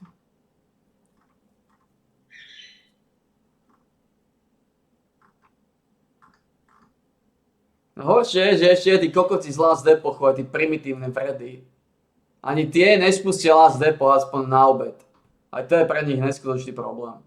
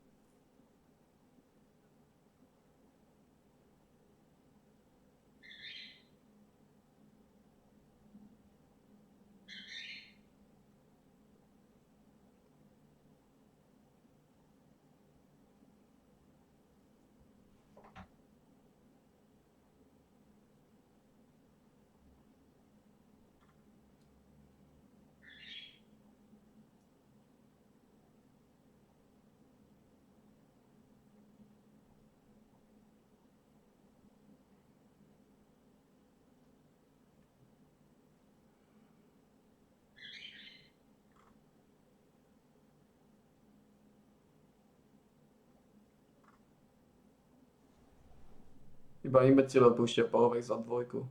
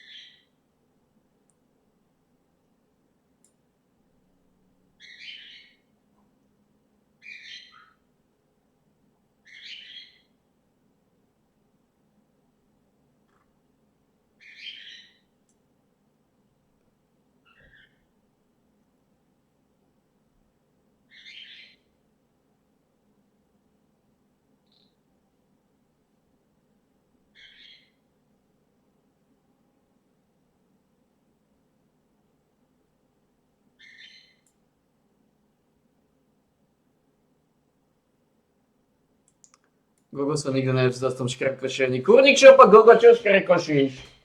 Však ľudia relaxujú vzadu, vystričí kopcu a daj si orech.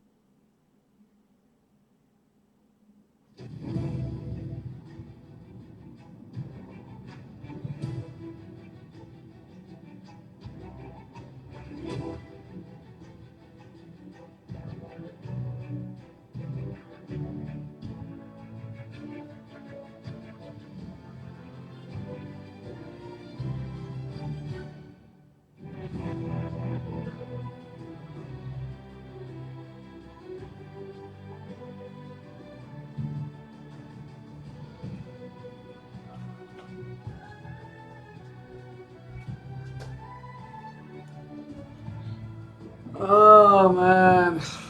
Jak môžete byť takí imbecilové a nedokázať to spustiť nikdy za tie 4 hodiny? A oni nie sú problém, najväčší problém sú tie kokotie jedlá. Nemôžem ísť kolím, kým kokotím jedlá si ani láhnuť. Tie jedlá môžu dojsť od 12. To neviem kedy. Pomaly do večera.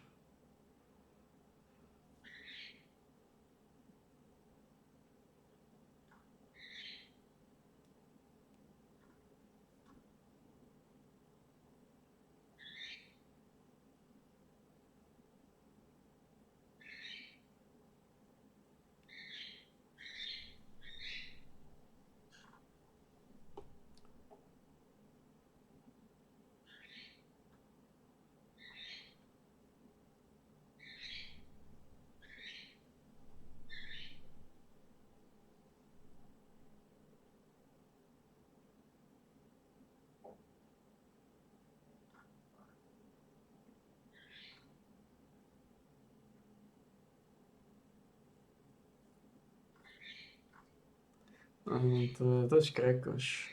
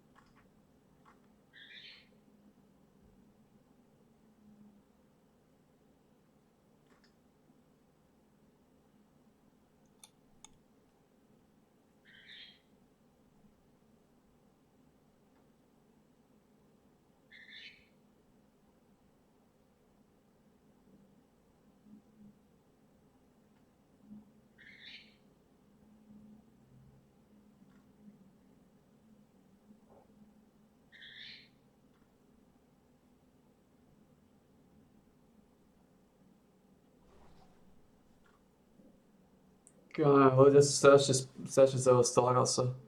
Ako môžu uznávať Pavlovek za dvojku? Nie, tak to je dôkaz ľudskej degenerácie. Proste ľudia sú degeneráti, je logické, že budú uznávať totálne sračky. Hovorím, celý čas hovorím, že ľudia sú degeneráti a potom zrazu sa ukáže, že sa nesprávajú ako degeneráti. Hej. Potom sa zrazu ukáže, potom ja som ten idiot. Hej. Takže ono je to logické, že mi ľudia dajú za pravdu a že dávajú dôkaz, že sú sprostí chorí narušení bastardi. Už je to 5 hodín, vy kokoti. Povedali ste, že okolo 4 hodín. Okolo 4 hodín je 4:10, 4:20, 4:30. 5 hodín je už 5 hodín, to není okolo 4 hodín, vy chore mozgy. Ešte len ten tam škrkoší.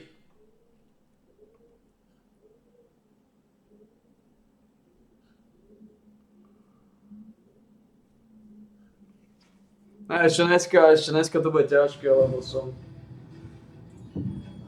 vyčerpaný z goblinov, tí goblinov pekne rozsrali, ale najväčší problém sú tie kokotské jedlá, ako hovorím.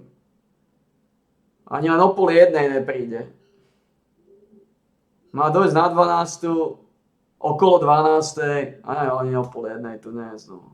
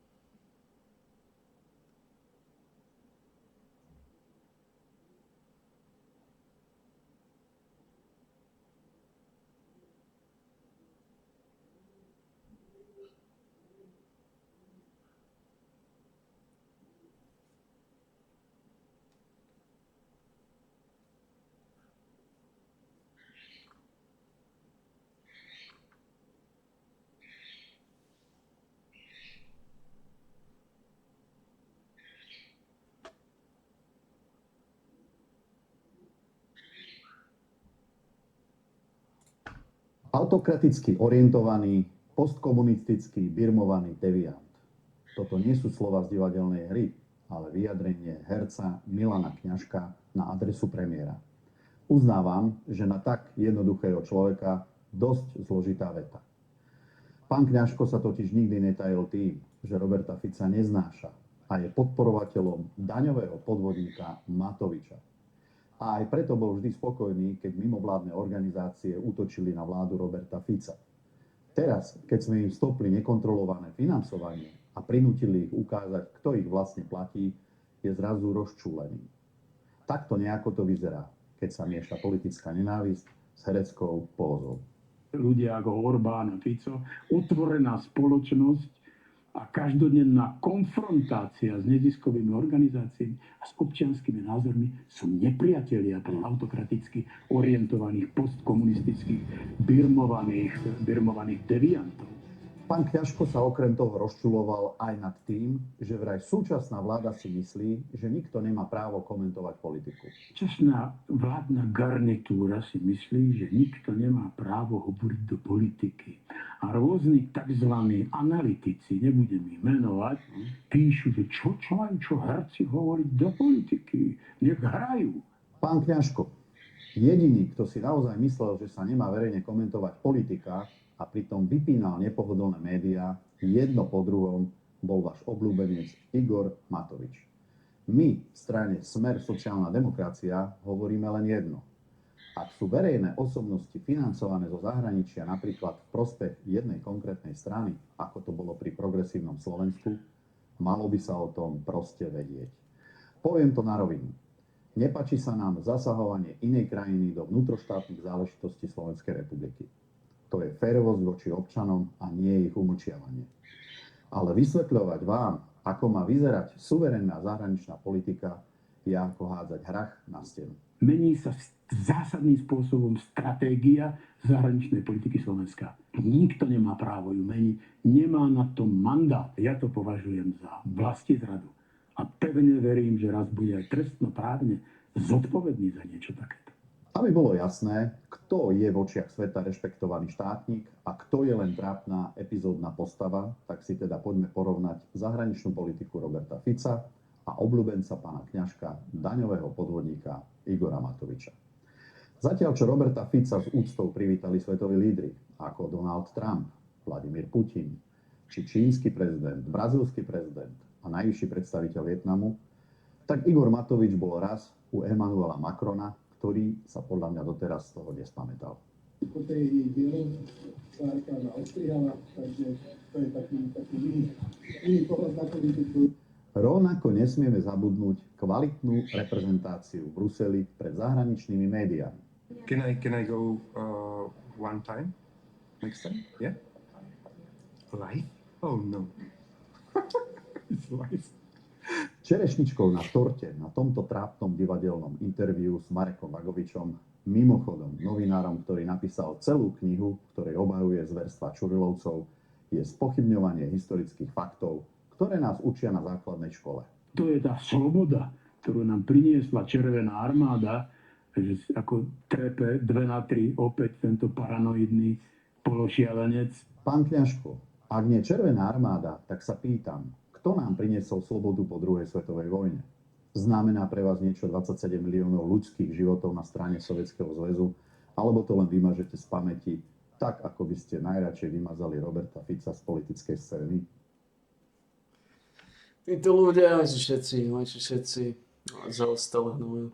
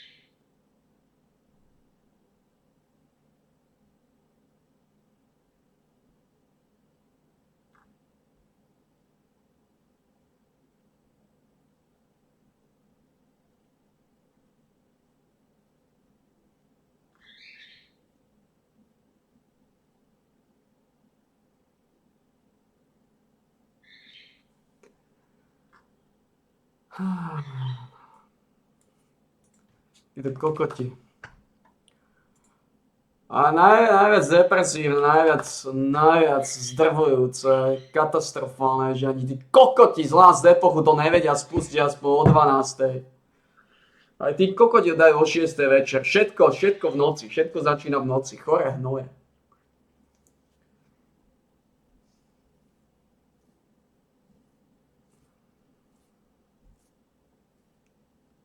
Štyri hodiny, jasné. Vy kokoti v živote nepoviete normálny čas. V živote. Ale môžete povedať hodinu.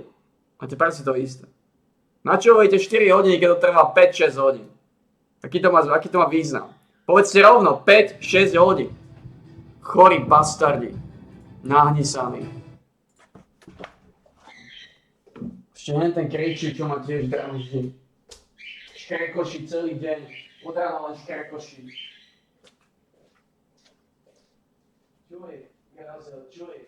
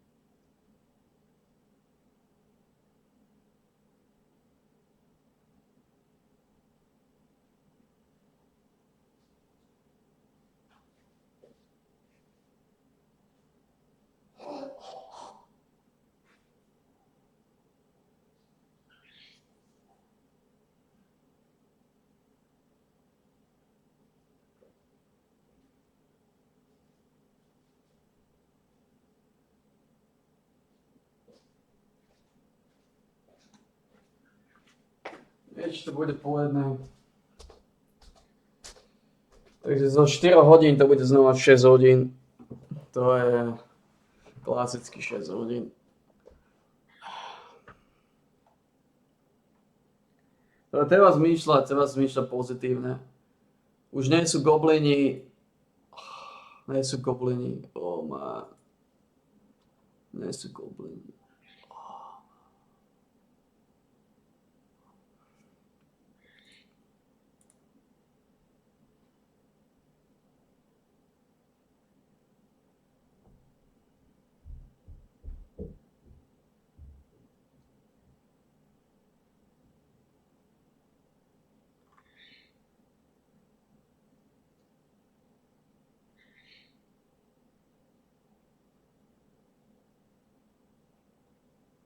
Thank you very much, Donald, Mr. President, for hosting us today in this important meeting. And I think it is an important day, a new phase, after 3 years and a half that we didn't see any kind of sign from the Russian side that there was a willing for dialogue. So something is changing, something has changed, thanks to you. Thanks also to the stalling in the battlefield, which was achieved with the bravery of Ukrainians and with the unity that we all provided to Ukraine. And the reason why I mention it is that we also have to remind that if we want to reach peace and if we want to guarantee justice, we have to do it united. So that's why it's a very good day, the one we are in. You can obviously count on Italy as it was from the beginning. We are on the side of Ukraine, and we do absolutely support your efforts towards peace. We will talk about many important topics. The first one is security guarantees, how to be sure that it won't happen again, which is the precondition of every kind of peace. I'm happy that we will discuss about that. I'm happy that we will begin from a proposal, which is the, let's say, Article 5 model, which was Italian at the beginning. So we are always ready to bring our proposals for peace, for dialogue. It's something we have to build together to guarantee peace and to defend the security of our nation. So thank you, Mr. President, for hosting us. Thank you very much.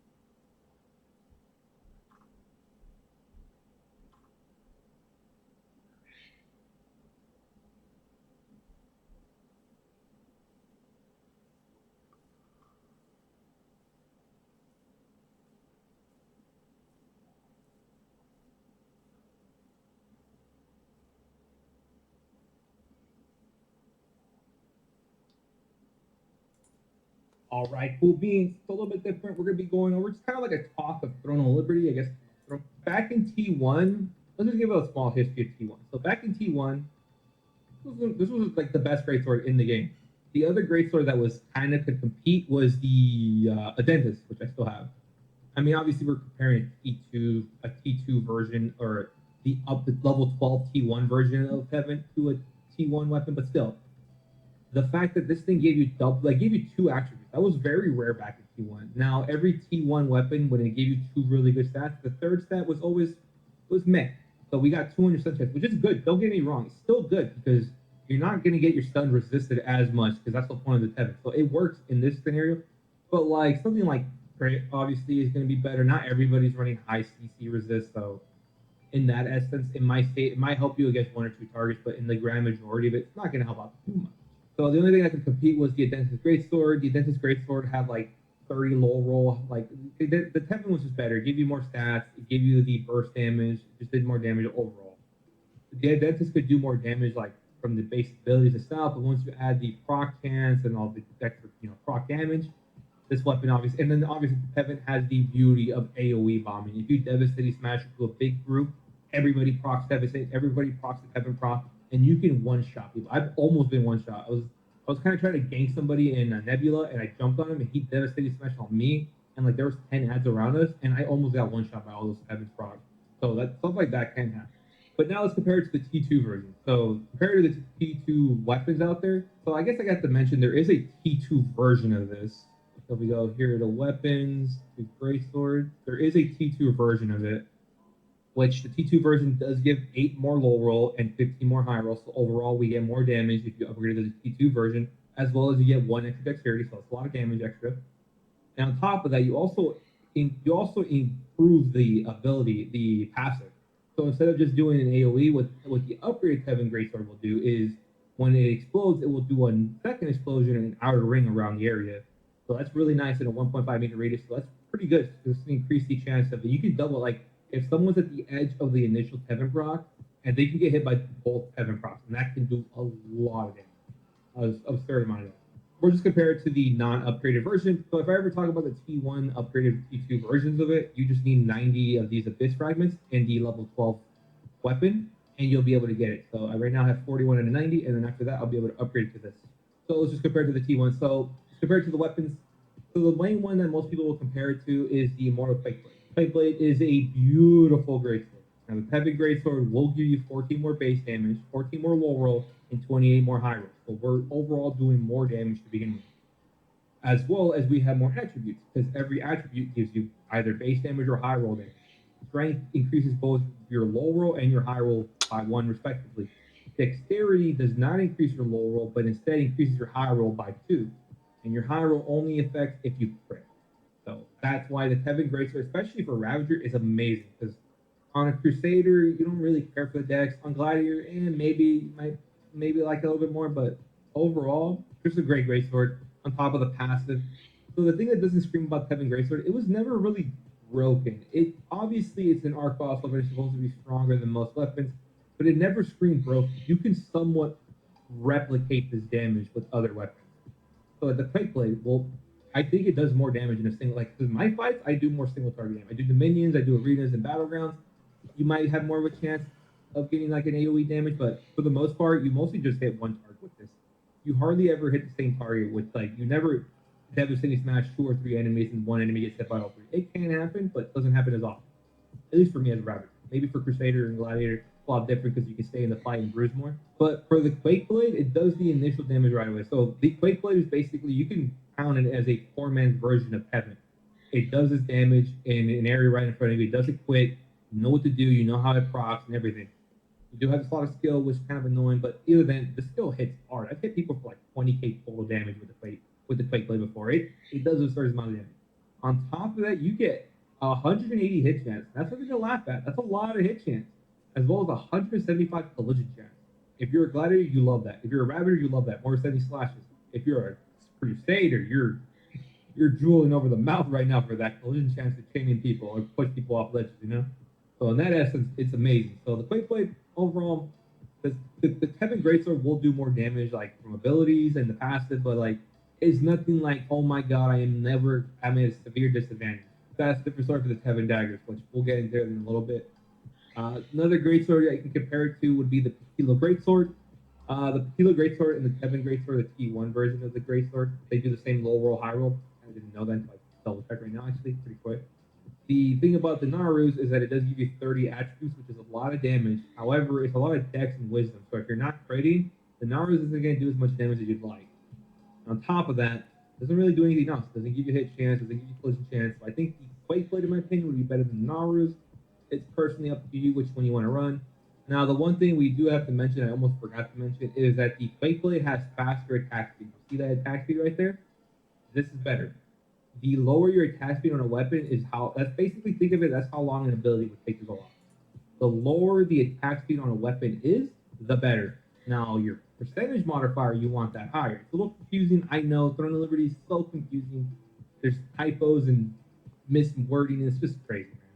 So the Quake Blade will attack fast. I think it's one of the fastest greatswords in the game, actually, or ones you would use, to be honest, in my opinion. Yeah, Kevin Greatsword is one of the slower attacking greatswords. How fast was he? Ooh, even the Densus was faster.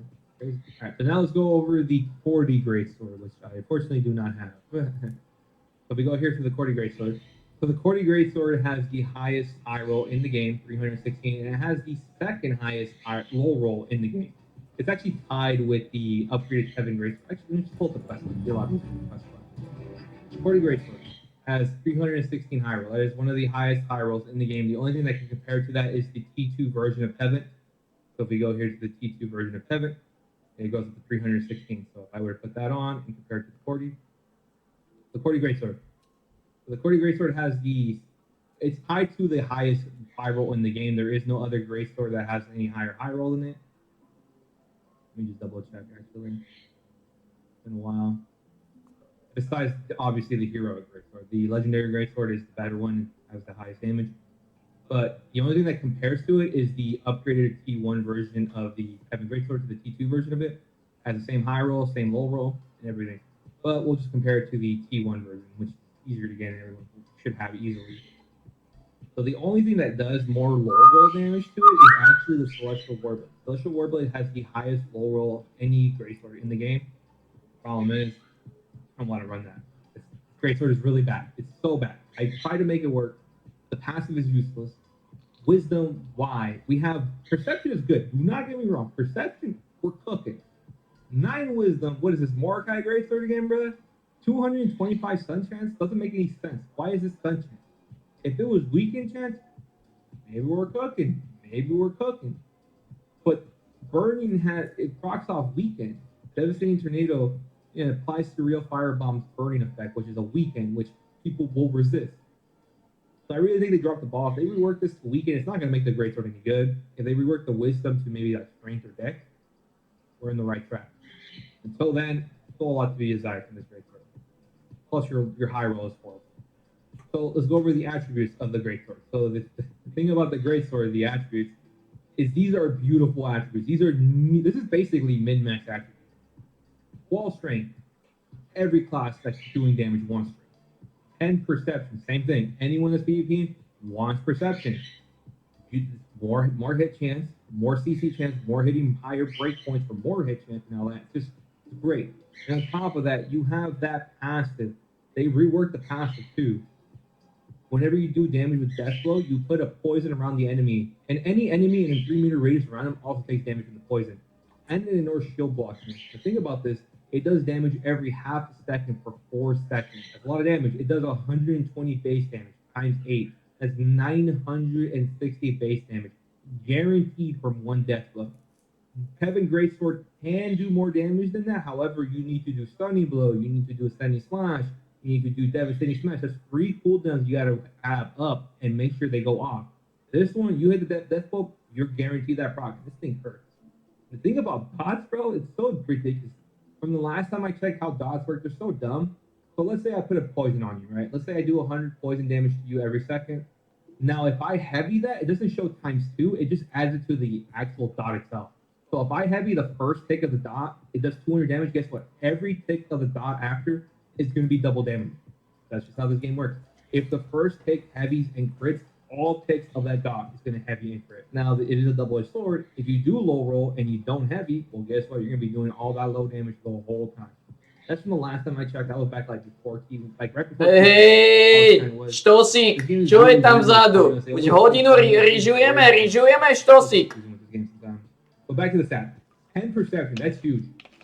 As well as hit chance, like what more do you want? That's how you min-max a T2 weapon. That's just the beauty of T2. Like in T2, weapons were designed to have synergy. In T1, they were kind of like, they didn't have the best synergy. They worked together like strength and dex. Really good for Ravager, not good for any other class. Perception and strength used on almost any build. The only thing that don't want strength would be maybe full tanks. And even then, they still wouldn't mind it. Just the best. Like, not debating whether you want Tepid or Cordy on your legendary Greatsword. Ani jedno, hnoj. I would love Obidve sú both sračky. have their appeals, to Ani be jedno. honest, but to me, the thing about Tevin is that it looks You know when it procs, you can AoE bomb people. 40 is more for single target, which honestly on a Ravager, this could definitely do a lot of damage. This can definitely do crazy amounts of damage.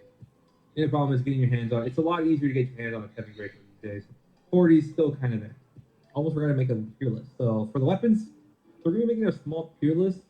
But right now I don't have the tier list made. I'm gonna kind of like edit it together, kind of on screen on my, and then hopefully by the time I post this video, I will have the actual tier list, like where you guys can go and kind of make your own tier list. So for the T1, for the Heaven Greatsword, the T1 version, I'm gonna put S tier. It's been S tier since it came out. I would never say this Greatsword was completely broken ever.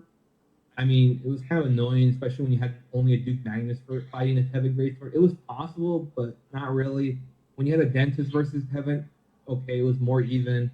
But back in T1, it was more oppressive. And T2 is kind of like falling a bit. There's better options, let's say. Like there's Quakeblade, there's Naru's, there's legendary Greatswords now, which you don't even need a passive if you don't want to. I've been running around with no passive on my Greatsword for the longest time. Same thing with the upgraded T2 version. I don't know if it's broken yet. I haven't seen it in action. I haven't personally used it myself, so I'm going to put S tier as well. And for the Cordy Greatsword, I would definitely put this in S tier.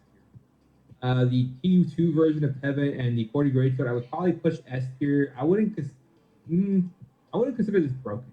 It's really good, very strong, but you have options in T2. That's the thing. You have options. The dot damage, the damage, like the hit chance, it sucks, yeah, but like you're not doing anything that you really can't replicate. Quakeblade can do the same amount of damage once in a while here and there, you know? So let's go over I guess we'll go over the daggers too, I guess. So let's go over the Heaven Dagger. Heaven Dagger. So we have 38. So for the main hand, so daggers can offhand. So that's what it says, max damage. So if you see those two numbers, the top one is your main hand damage. The bottom one is if you offhand. Because whenever you do damage with the dagger ability, you have a small chance to offhand. Basically do so for the offhand, it does 24%. That's kind of like in the middle range. Most weapons like Rakan daggers go up to 24, 26%. I don't quite remember. So that's about average. Middle of the pack, the weapons are a little lower. Now the thing about this is the attributes. So this one is more in line of T1. In T1 you had the problem, I guess the Achilles heel of the Heaven daggers is you only get one attribute. 14 dexterity, which makes sense. They're daggers. They're an assassin. Mostly every assassin is going to build dexterity. It makes sense. You don't want these to be used on the tank. You get me? 153 critical hit chance. Not bad. Not bad. Okay. 22 bonus damage. That's also really good if you're a Scorpion or a Shadow Dancer. If you're a Ravager like me, you're like, whatever. I don't really care for that. So that's kind of like the Achilles heel. Like, if this thing gave you like wisdom or something, this thing would be even more broken. But that's what kind of holds it in check. I wish the same could be said about the passive. The passive is a 3-in-1. So whenever you use Cloak, whenever it expires or you get out early, if you get a kill within those 5 seconds, if you get a kill within 5 seconds of leaving Cloak, you reset the Cloak. You basically, it resets the cooldown. God damn it! Áno. Idem.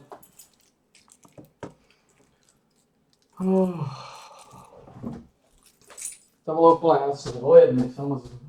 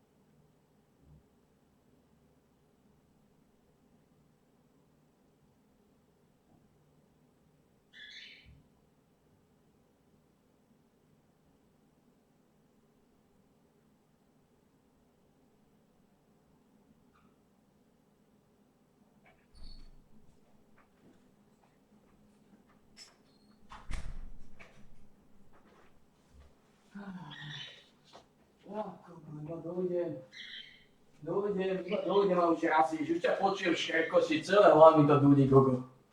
Celé hlavy dúni tvoj škrek. Celé hlavy to dúni tvoj škrek.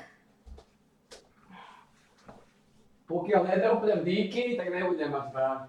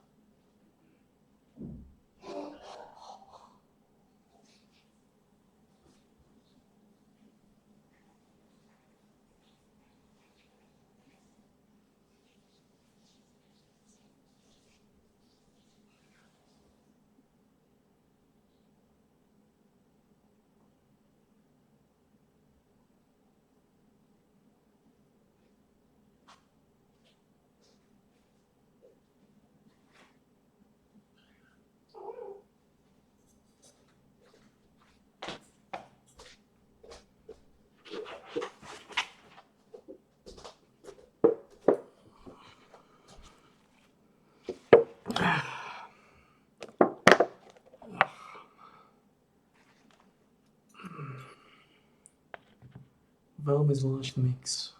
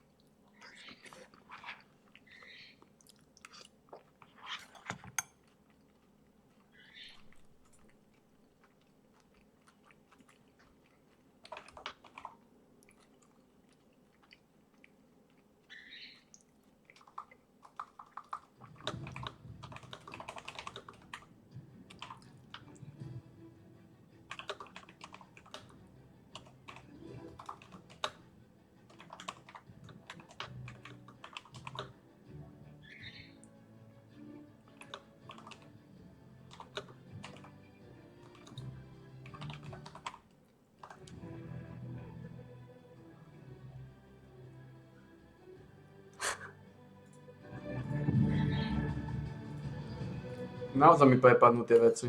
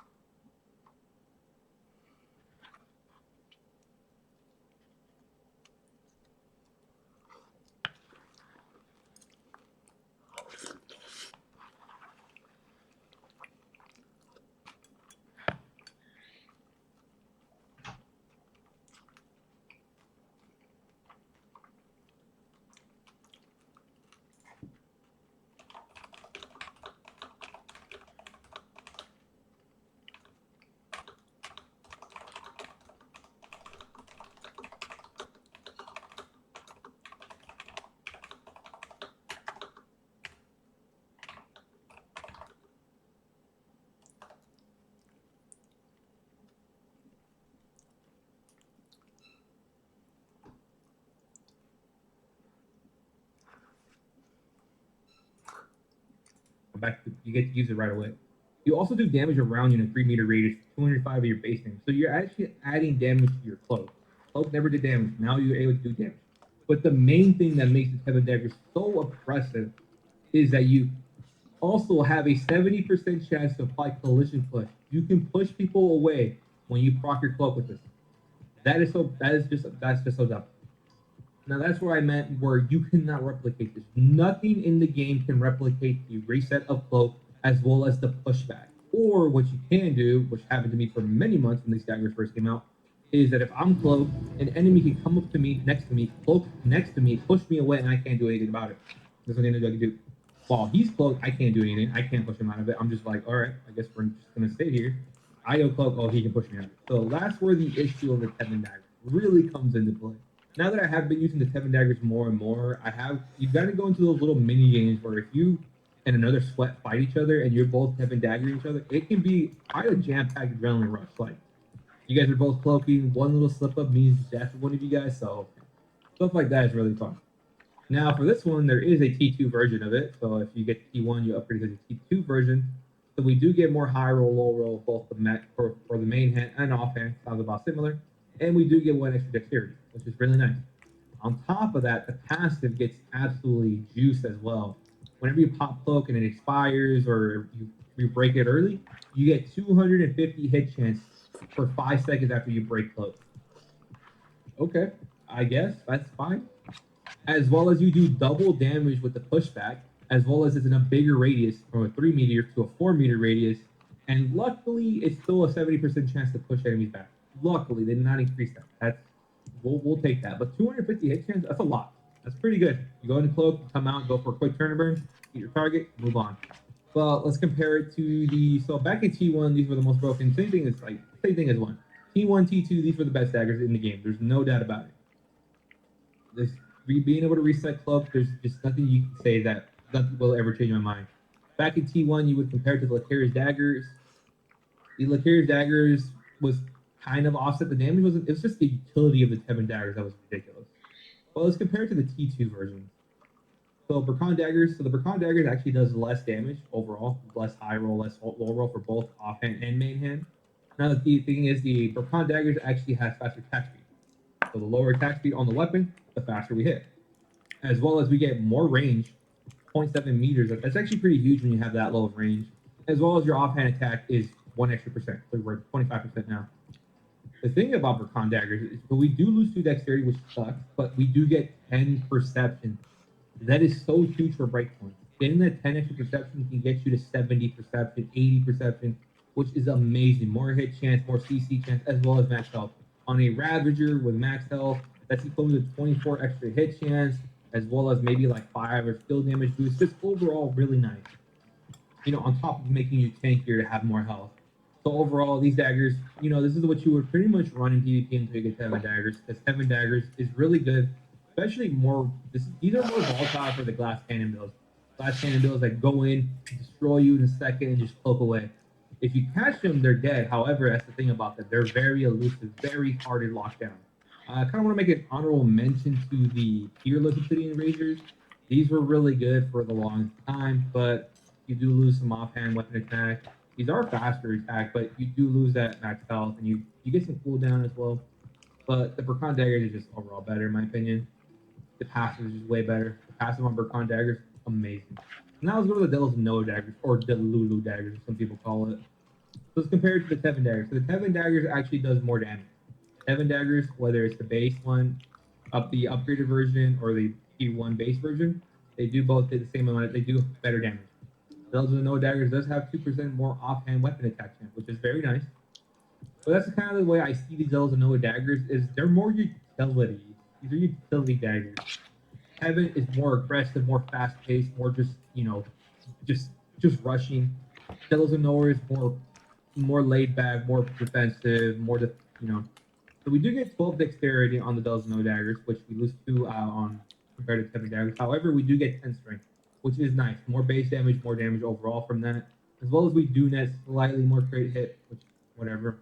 Now the passive is, this thing's got reworked and buffed so many times. Crazy. So now these passive is Phantasmal Smoke Screen. That's a little smoke screen you put on the ground. cooldown is reduced by 30%. Really nice. And also has the 80% chance to apply Petrify Icebound to all enemies within range for 1 second. With debuff duration, you're going to be frozen like every half a second. And this can be kind of annoying. This can lock you down. This can really be annoying while they focus on your other teammate. But that's the thing about this, is these are more defensive daggers. These are daggers if you want to have like a defensive option, but cloak should be your defensive option. This is more like bruiser-ish kind of play style, or kind of like more gimmicky play style. Don't get me wrong, I would love to run the Devils with no daggers, but Heaven daggers or Burkan daggers just overall better in my opinion. Burkan daggers give you dexterity and perception, does more damage with the main hand. Your offhand will do more damage with the Devils and Noah, but you're not always guaranteed offhand, so take that as you please. As well as the passive is definitely going to make up for the damage anyways. Unlike Heavy daggers, which I guess was Heavy daggers. For the daggers, Heaven daggers, both of them broken. Both of them. T1, T2 broken. They're the most broken weapon in the game. The fact that you can reset cloak and push enemies back, having utility that no other, like, no Ravager will ever be able to do the same thing.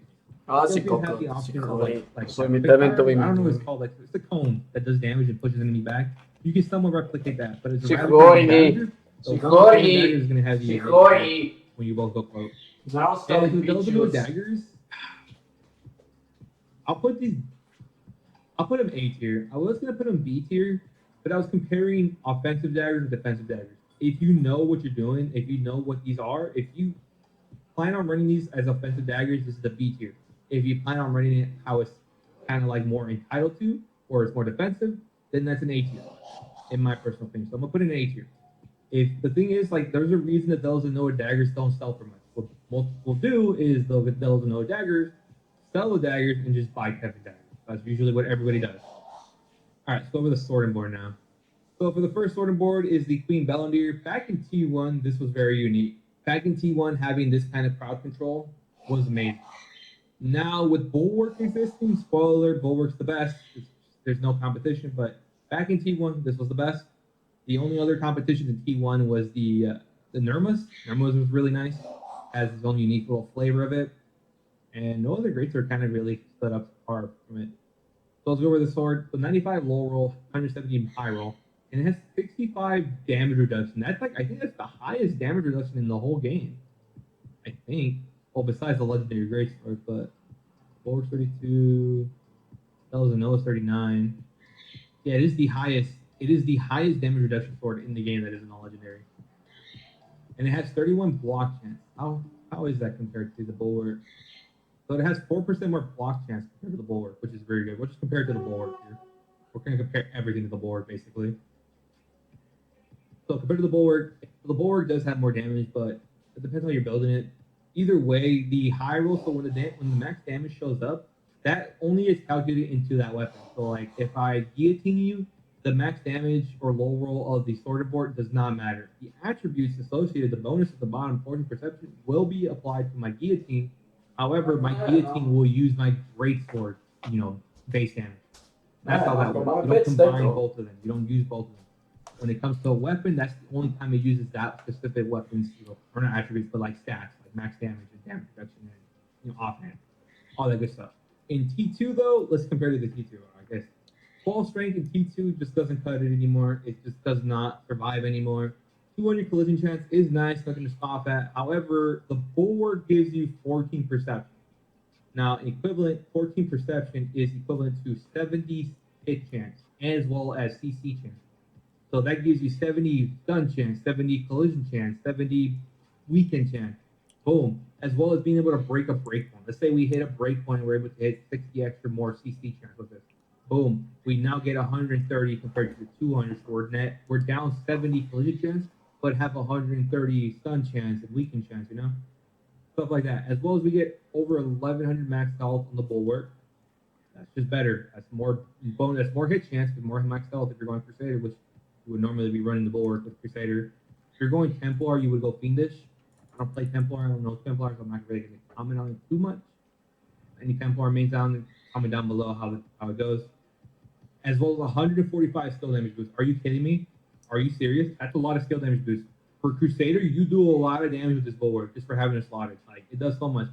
And that's not even getting on top of the past So the queen passive is whenever you use a 9-lane slash, like this big AoE where you snare enemies around you, or you put the specialization where you snare enemies. So wherever you are, when you cast the skill, you drop a circle on the ground, and it pulls enemies after 2 seconds. It does snare the targets by 60%, which is very noticeable. That snare is very nice. In T1, like I keep saying, it was very good. There was very, very limited crowd control, very limited pulling people together.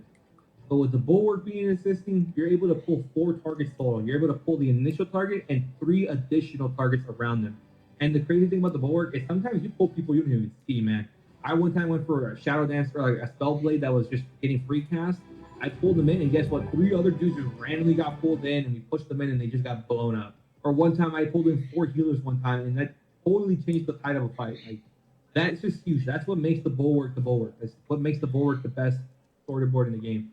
Let's just be thankful for a moment that the bulwark is the best sorted board in the game. Is it an arc? This could have been an arc boss weapon. So now let's compare the queen sorted board to the upgraded queen sorted board. So the upgraded queen sorted board, obviously, it does more damage, 2 more low roll, okay, more damage reduction, 1 more shield block chance, 1 more strength. That's pretty average, you know, slight upgrade. What was the passive? This is actually a huge passive upgrade. So basically, whenever you do 9 slash, still the same thing. You put that little, you know, little pull on your feet, which decreases movement speed by 60%, still the same, and has a 90% chance compared to a 70% chance to apply collision pull. Because every CC and Throne of Liberty has a chance to miss regardless. I can have a 1,000,000 hit chance. The enemy could be at a negative 1,000,000 evasion. There is a chance that you will just miss the CC. You can hit the ability, but miss the CC. It's so dumb.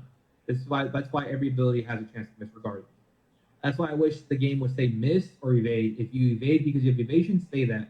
That way I know, like, oh, he has evasion, instead of like, oh, did I miss because he has evasion, or did I miss because I just got unlucky?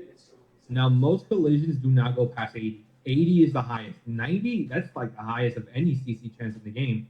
So that's really nice. On top of that, you're able to increase the cooldown. Like, the cooldown gets decreased to 18 seconds from 34. So you basically cut the cooldown by almost half, which is very nice. Whether you want to use your little fragments on this, that's up to you. I wouldn't personally, but if you want to, it's there. This is more for mob grinding. The Queen Bellandir sorting board is more for mob grinding. There's a reason it's like 3, 4K sometimes. Like, there's a reason it's so cheap now. Which that's the same thing, which sadly is the same thing for the next Arc Boss sorting board, the Delos and Noah sorting board. So it's very bad. So the bulwark does have 2 more low roll and 12 more high roll. Okay. We do lose out on a 7 damage reduction. Okay, that's kind of noticeable. And we do lose out on 5% shield block. Okay, that's respectable. That's a respectable hit. Attributes. Full strength.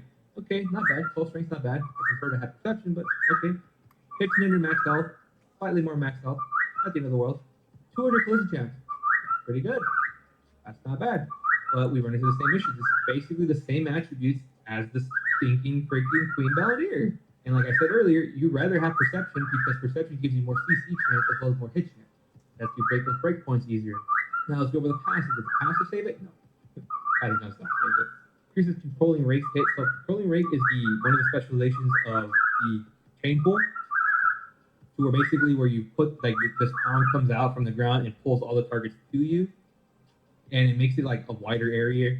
So you have a better chance of hitting in PvP. It's still very bad still. Like, it's so gimmicky. You have to go out of your way to do this. You have to spend points on it. It's just not, in my opinion, it's not worth it. Sure. The thing is, if you do hit it, you reduce all their movement speed by 60%, which is huge. And on successful hit, damage reduction plus Sure, 50% Krekos. extra 10 times. So if you pull in 10 targets, you get 30 extra damage reduction, which realistically, you'll probably get like 3 or 5 people in, maybe. So realistically, you'll probably get like 15, 30 extra damage reduction, which, don't get me wrong, that's really nice, but I would like to see any high-end guild PvP want to take Doom the Delos of Noah when they'll be like, yeah, just run bulwark, man, run bulwark. But the Delos of Noah, like, these passes could have been swapped around. The bulwark could have had the terrible pass, but let's just be thankful. It's easy to get. So for the where do I rate these? So for the Queen, I'll put it in D tier. The Queen sorted board, the T1 version, I'll put it in D tier. The upgraded version, I'll put in C tier because it does have a lower cooldown. That would be nice. That can actually come in handy. I can see it somewhat less gimmicky. So D tier for the T1 version, T2, I would put C tier for Kokoti, ja nesiem tie Delos ordinácie. Noah sorting board, I'm gonna put in F tier. There's no point you should run this. Like, if you want to be gimmicky, go ahead, fine, whatever, have your fun. But if you're actually, if we're talking for real here, don't even bother. As of yet, as I'm recording this, is the 17th of August, 2025. A lot can change. A lot can change. So let's go over the longbows. So let's go over the Heaven bow. So back in T1, this was like the best bow in the game. Healers would even consider running it because it had range, which was very hard to come by. But then again, the Karnix had range. So yeah, I mean, the thing about the Heaven bow is that it was always meant to be a DPS bow. It was never meant to be both like a support bow or a healing bow. It was never meant to be a support bow and a damage bow. It was always one or the other. So that's the thing about it. But the thing was, it was insane. It was very insane. Back in T1, this thing was dexterity 10. Very nice. Every role player don't mind that. 11 perception for PvP. Oh, we're cooking, baby. As well as 16% range. This was the longest range bow in the game for the longest time. Does it have more range than the Nether? Yeah, see the Karnix Nether bow has less range, right? 3.2 less meters. It does attack faster. The Karnix does have faster attack speed. And you did get 9% more, range to all your allies within 60 meters, including yourself. The Heaven bow initially had more range to begin with, as well as more range modifier. So, and you could have a healer with the Karnix to further increase your range. So, not much to be said there. And the thing about this, let's go over the passive of the bow, I guess. So, Heaven Bombardment shoots a bonus projectile whenever using strafing, dealing 54% of base damage. Strafing is that one ability that at base you can use it twice, where it shoots those 4 arrows and you get to use it again, shoots another 4 arrows, and you can put specialization where you can shoot a third main shot where it shoots 4 more arrows. The thing about this is when you read this, like, oh, okay, whenever you use strafing, now it's 5 projectiles instead of 4 projectiles. No. That's not how that works. It shoots a bonus projectile for each of those arrows. Each strafing shot shoots 4 of them. So each one becomes 8 shots. So now instead of shooting 12 total arrows, you shoot 24 arrows, which is going to do some great amount of damage, as well as bonus damage is really going to amplify because that's more ticks of damage. So that's where it really came in. That's more Gale stacks you can put on the target. You see there's just so much going on. So much going on. But in T2, so in T1, that was amazing compared to the T2 version. Now for the upgraded version, very simple. Obviously, it's going to get more stats, slightly more stats. 4 more low roll, 13 more high roll, 1 more perception, as well as the bonus projectiles do like 50% more damage from the initial damage. So like it does 82% damage instead of 54 of your base damage. Very nice, just upgrading the damage overall. Not much to be said. But like always, we're going to be comparing the T1 base version to it, to all the T2 version weapons, just because it's easier to get. Now everyone's going to upgrade the Heaven bow right away. So let's see. So the main one we're going to compare to is, I hate to say it, but in PvP, the Arc of Lunar Radiance is just like kind of like the overall best bow for PvP. It's the best healer bow. It's a very solid, Liberator bow for DPS for PvP. 11 perception, we talked about that. It's amazing. Strength, honestly, very nice. You hit your breakpoints for max health, as well as 14% range. Very nice. The only problem where it does fall is the range. You do lose 2% more range, as well as the base range on the Arc of Lunar Radiance is shorter. However, the Arc of Lunar Radiance does have more attack speed. The low roll is higher, but the high roll is lower. So if you're not critting, you're going to be doing more damage with Lunar. If you are critting, Heaven bow is definitely going to out DPS the hell out of everything. Now, this is the problem about T1. Like, some people might complain to me. The T2 bows are kind of bad. I know the Burkant people say the Burkant bow is really nice. It does give you 19.2% more range. That's lower, but your overall base range is lower on the Burkant. Lower than the Lunar range by like 1.2 meters, and lowered by 3.2 meters on the Heaven bow. Now, there's another issue that lies. You don't get perception on this. Okay? What about Leviathan bow? Seems like a good bow. Good passive. More low roll. High roll is a little weird. The passive is pretty good, right? Dexterity strength, we lose out on perception. And as well as we lose out on range. As well as the base range on this is 16 meters. One of the lower ones. Cooldown is very nice, but for PvP, I don't see it that useful. And that's pretty much it. Now let's see the Dells of Noah one. So overall, this is your DPS. This is like probably the best DPS bow in the game. Using perception as range. Probably the best bow, honestly. You run Arc of Lunar Radiance as a placeholder until you get your Heaven bow. That's the way I see it for PvP, for Liberator. For PvE healer, or for healing, Arc of Lunar Radiance is the best one. But now let's go over the Dells of Noah Arc of Frozen Death. The Dells of Noah, or Delulu bow, longbow, whatever you want to call it. It's very bad. It's very bad. So it does have, compared to does it have more high roll and low roll than the upgraded Tevin bow? No, so the same high roll, low roll as the upgraded Tevin bow. Okay. Same attack speed, same range. Okay. The base range is actually really nice. 12 dexterity. Okay. 160 hit chance. That's good. Really good. 20 range. That's really good. Now, when you read the passive, you would think this is more of a support because Arrow Vortex cooldown minus 30%. Deals 100% of base damage to the first enemy hit by Arrow Vortex. It's just a lot of reading. Blah, blah, blah. Also deals 120 to all enemies within 3 meters of initial target. Has an 80% chance to apply. Basically, whenever you use Arrow Vortex, you knock them up in the air. You knock one target into the air, and then you knock another target into the air. And I believe if you're the only target within 5 meters of the initial hit, I think you get knocked up a second time yourself. And it does some damage, which can be nice, but this is more of an infiltrator bow. Would I try this on Liberator? I'd give it a shot if I got one. Not too expensive. I'd probably buy one. You know, I'm a collector. I like to collect all the weapons, so I don't see why not. But as the healer bow, I just don't see it too well. Compared to the Tevin, though, if I had to choose one or the other, the Tevin bow 100% of the way. I get perception, which gives me more base damage. To nestíhnem, ty kokoti. Overall, doing more damage. As well as I'm getting 60 hit chance just from the 12 points perception. And prepadnú mi tie probably mystické knihy. 60 more hit chance, so that could basically equivalent to almost the same amount of hit chance. So overall, let's rate them. So the Tevin bow, I'm gonna put in. I'll put it in S here. It's very solid. It's one of the best of the best. The best of the best DPS. If you're running it, Chceš masáž? Chceš masáž? Povedz otvorene. If you want to run the Tevin bow for support, and you're doing it wrong. Arc of Lunar Radiance is there for you. I'd probably put both of them in S tier. They are the best DPS bows in the game right now, outside of the Titan's Climb for PvE. In PvP, Tevin bow, 100% S tier is the best. And the Devils of Noah for that one infiltrator main that swears by Devils of Noah, and I'm gonna hurt your heart if you're watching this.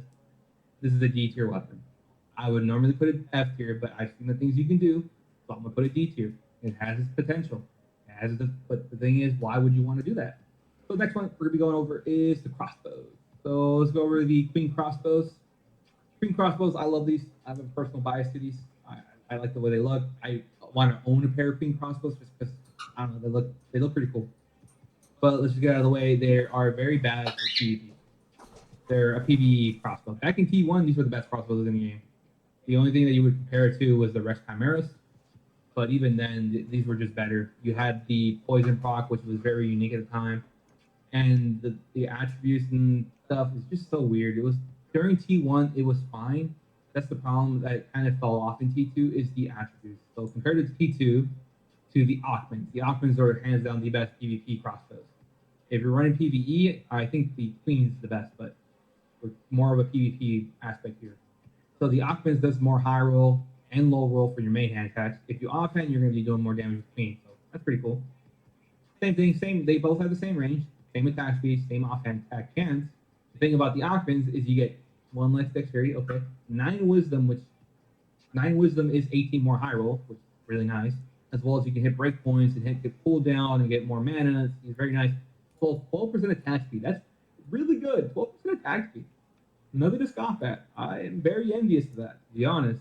As well as you can put collision chance on these crossbows, which honestly I would probably put collision chance, hit, and heavy honestly on my crossbows. Now for the Queen, let's go over the Queen. So we get 13 dexterity, not bad. 8.65 stamina regen. This was T1, okay guys? This was T1. I know what you're saying. This was T1. Back in T1, if you were really strong, you had to have an Achilles heel. 22 bonus damage? That's huge though. Occamans don't have bonus damage. The Queen's does. That's where it really makes up. But the stamina regen, that was the Achilles heel, kind of like how the Tevin had stun chance. I mean, it helped the passive out.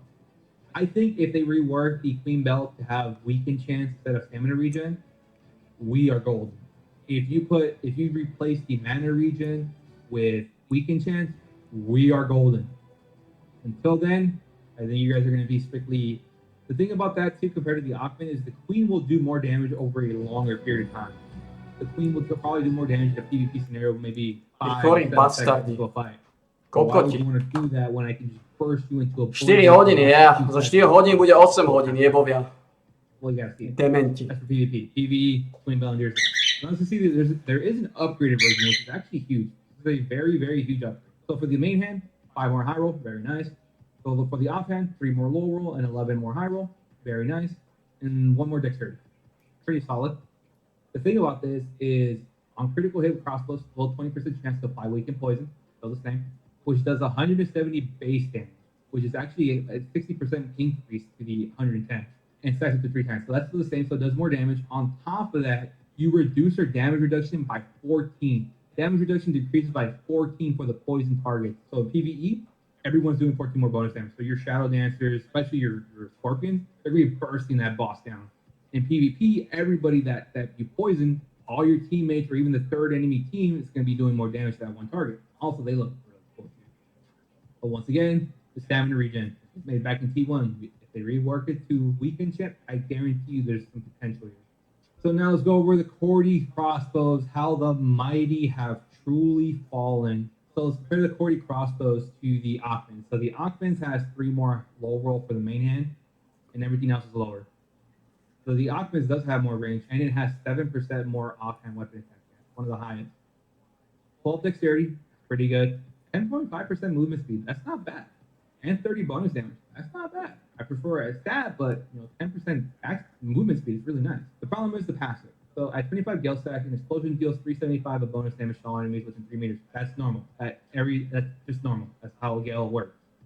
It doesn't do a second Gale explosion. It just does the second part with an 80% chance to apply collision pull, pulling the target within the center.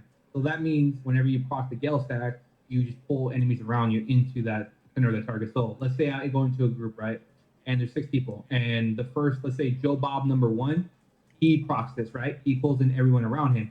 Then Joe Bob number 2, half a second later, procs his 25 Gale Stack. He pulls in everyone around him. And you can stagger people into the center and you can bomb people like that. It was more prevalent with the Raider. Raider really abused this because they were very tanky. They did a lot of damage. But now that they've nerfed the Raider to do basically not exist, the Cordy's crossbows just fall. Ockmans are just superior. The only reason that Cordy crossbows are still expensive is because they're an arc boss weapon. They're very hard to come by.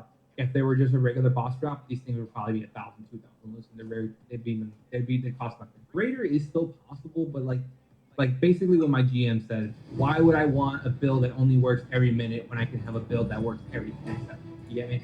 And you're not even guaranteed to kill people with the Cordy spin and GBVs either way. So don't get me wrong, you can still have your fun with them, but it's not as good as it once was with the Raiders. So overall, for PvP, the Queen Bellandir crossbows, I hate to say it. We'll put them in D tier. The T1 version, I'll put in D tier. The T2 version, I'm gonna put in C tier. Has potential with the damage reduction and more damage. Would be really fun to adopt. Now the Cordy crossbows, on the other hand, we'll put it in B tier. We'll put these in B tier. They can still do its job of like kind of clumping people together, but now that everyone's kind of more geared out, it doesn't work out as well anymore. People know how to counter it. People know how to do all this X, Y, and Z against it now. Right, so next, we are going to be going over the wands. So for the wand, it is the Tevent wand. This one, it basically, so back in T1, we got to have a little talk about T1 again. In T1, damage wands weren't really a thing. This was the bridge to that. Like in T1, the T2 mastery we have did not exist. There was no mastery that really pushed it. It was T2 mastery that really pushed, DPS wand to the whole new level that it is today. So back in T1, like all the wands were defensive. Like they were defensive. There was no offensive wand. Maybe the Shakal, but even then it wasn't even offensive. It was more utility. This was the bridge to that. So if you wanted to do damage, you had to have a Tevent wand. This Tevent wand is absolutely ridiculous. Well, it's compared to the T2 version. So the T2 version is compared to the Dectus. This is the wand. This is what you would call the poor man's version of a Tevent, which is good for an arc boss weapon. So if you have an arc boss weapon, that's good to hear. This is a poor man's version of Tevent. But let's check it out for the T2 version. So the T2 version has 4 more low roll and 8 more high roll, as well as 1 more wisdom. That's pretty standard. Now let's go over the passive. So applying a curse effect with a wand, there's a 15% chance you will apply a weakened curse, which deals 35% of base damage per second for 30 seconds. That's a long dot. In those 30 seconds, that's over 1,000 base damage you're doing over basically 30 seconds. Now, the upgraded one, basically, it's the exact same thing. It's just the only thing that changes is whenever you do put this curse on them, you reduce the target's defense by 10%, which is huge. That's huge. That's very unique. It's very hard to get armor shred in Throne of Liberty. The only things that really come to mind is Willbreaker. 300 at max level base. 10% is huge. 10% is meaning the more defense they have, the more you shred. I don't know how much bosses have. Bosses have like 6,000, 7,000. You're going to shred 700 from that. You get me? So that's more than double what Breaker can do. But I don't know how much the bosses actually have. So. And once again, we'll talk more PvP, I guess. But that's huge. If you're cursing a tank, they're gonna blow up even easier. But like as always, we're gonna be comparing to T1 bridges because it's easier to get. So for the Decans, so the Tevin wand does have 8 more low roll as well as 29 more high roll. So overall, you're just doing more damage to the deck with Tevin. Now for the attributes. So for the wand, for the Tevin wand, we do have 11 wisdom, very nice. 200 crit, okay, not bad. We'll take it. People are building magic mirrors specifically for the Tevin wand or just wands in general nowadays, as well as 8% cooldown. Not bad. We'll take it. Now, the Deckman's, on the other hand, has 9 dexterity as well as 12 wisdom. Those are 2 attributes you really want, especially if you're curse bombing, as well as 9.1% cooldown. It's more cooldown you're going to get. Now, the thing is, the Deckman's passive does not compete at all with the Tevin passive. Tevin passive just does way more damage. And the Deckman's passive is broken right now. It's not even working as intended. So, besides that issue, the Tevin wand also has more range. The Tevin wand is slower though. The Deckman is faster. Now the thing about the Tevin wand where it really shines, it's very discreet. You do not really know that you have a Tevin proc. Unlike if you Deckman somebody, you have that beam connecting to you. You're like, oh, I'm getting Deckman, I'm getting Curse Bomb. Like you know who to go for. But Tevin wand is very discreet, and if you get that proc and you don't purify, you don't have a healer, it's gonna eat your health away. And the thing about this is that it's a unique debuff. It's a unique curse. So the way curse bombing works is for every unique dot that you have on the target, you do more damage from that explosion, and you also deal whatever the remainder of the damage is per percentage. So like, let's say at the end this does 10,000 damage, right? After it goes off for 30 seconds. If I curse bomb you, it will instead do the 70% of the damage immediately to you. So if I curse bomb you, this is going to do 7,000 more damage to you, as well as all the other dots. So like if I had poison that was going to do 5,000 damage, instead I curse bomb you, now the poison is going to do 3,500 damage instantly. And for every and then on top of that, oh my god, on top of that, for every unique dot you have, you increase the damage of the explosion to begin with. So you're just doing, it just goes out of control. That's why building more dots is amazing. But that's the thing. Now let's go over the Cordy wand. And this is a great example of the Tevin wand is a full offensive wand. The Cordy wand is a support wand. It's a healer wand, which is perfect. We have best of both worlds. I really enjoy that. So we're not going to compare it to the Tevin wand because it's just not fair. You can't compare the Tevin wand. So the one you would want to run is the Khan wand, or Kanzazen's wand. I don't recommend the Overture. The Overture is very outclassed by the Khan wand. So we're compared to the Khan. So the Khan wand actually does have more high roll and low roll. So that's a little noticeable. The Cordy wand does have more range, and it does, attack faster. The Cordy wand does go off faster. So the Cordy wand does have 12 wisdom, 10 perception, as well as 8% cooldown. That's very nice. That's actually really good for a wand. As well as you can put mana cost efficiency on your trait. That's very good. Compared to the Khan wand. Khan does get 12 wisdom and 8 perception. So you get the wisdom's the same. You basically lose out. You net 2 perception on the Cordy wand. But you do get like almost 20% mana cost efficiency just from the wand itself. And the Khan wand can put attack speed on it, which is very nice. I think on the Cordy one, you put max health, you put heavy, and you put mana cost efficiency. So it kind of offsets a little bit. But overall, now the passives is where it really gets into play. So they both passives proc similarly. They both proc off the invisible wall. That's the shield you put on. You can either put the single target shield, or you can put the AoE shield that has reduced potency. So with the Khan wand, whenever you use the shield, you basically put a buff on a target for 5 seconds. Even if the shield breaks, you still keep that buff, which I did not know for the longest time. So that's what makes it really nice. And with all the buff duration, I'm able to push this over 10 seconds with all the buff duration I have, which is easy to get, by the way. So for 10 seconds, you or whoever gets the shield, your whole group or just one target, reduces damage taken by 5%. Healing received increases by 10%. Very huge. Now the Cordy wand, though, oh my goodness, same thing applies. If you do the AoE shield or you do the single target shield, whoever you hit with the shield becomes immune to bind, petri, silence, sleep, stun, and fears for 2 seconds when you cast Invisible Wall. And the effect is boosted by 50%, so the shield is 50% stronger on top of that. This is insane. This is like one of the strongest wands in the game. If you're fighting a group and they have the Cordy one, that healer's never gonna die. Their group's never gonna die unless they play it wrong or unless you maybe get like a lucky heavy or you have like a really strong glass cannon. It's and I don't know if buff duration actually increases the duration of the immunity, but this basically makes you CC immune to 2 players for maybe up to 3 seconds if you have buff duration, if buff duration affects it. So overall, let's rate the wands now. How much do we say? I never used it too much, but other than that, it's just the annoying passive. It's so annoying. The only problem I have with it is that you don't know when someone has a 41. They have like a little faint like glow, like an aura. But like when there's so much going on, you really can't like focus like, oh, let me focus on this one guy. Does he have it up? Maybe not. Don't have time for that in PvP, man. You gotta make your decisions quick sometimes. At least on a Ravager. Maybe on a Crusader, Gladiator. You have more time to like stand around, kind of see what's going on. On a Ravager, I gotta go. Gotta go in, burst, cloak away, because I'm gonna die if someone jumps on me. So yeah, so let's see. So I think honestly, the Kevin one, we're gonna put in S tier. Both Kevin one. You can debate the upgraded one would be S plus tier, T2 version, but both are S tier. They both do the job very well. They're DPS ones. They do a third amount of damage. They're the best DPS one in the game. Now the Cordy one is the best support one in the game. If you're trying to heal, if you're trying to be support, and this is broken tier. This is one of the most broken weapons in the game. That pass like you.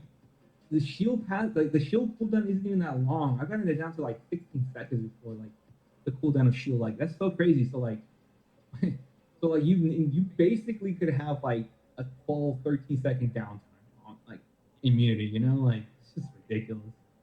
All right, let's see. So that's down to the last 2. Let's go. All right, so let's go over the Queen Bellandir. So the Queen staff. So the Queen staff for the longest time.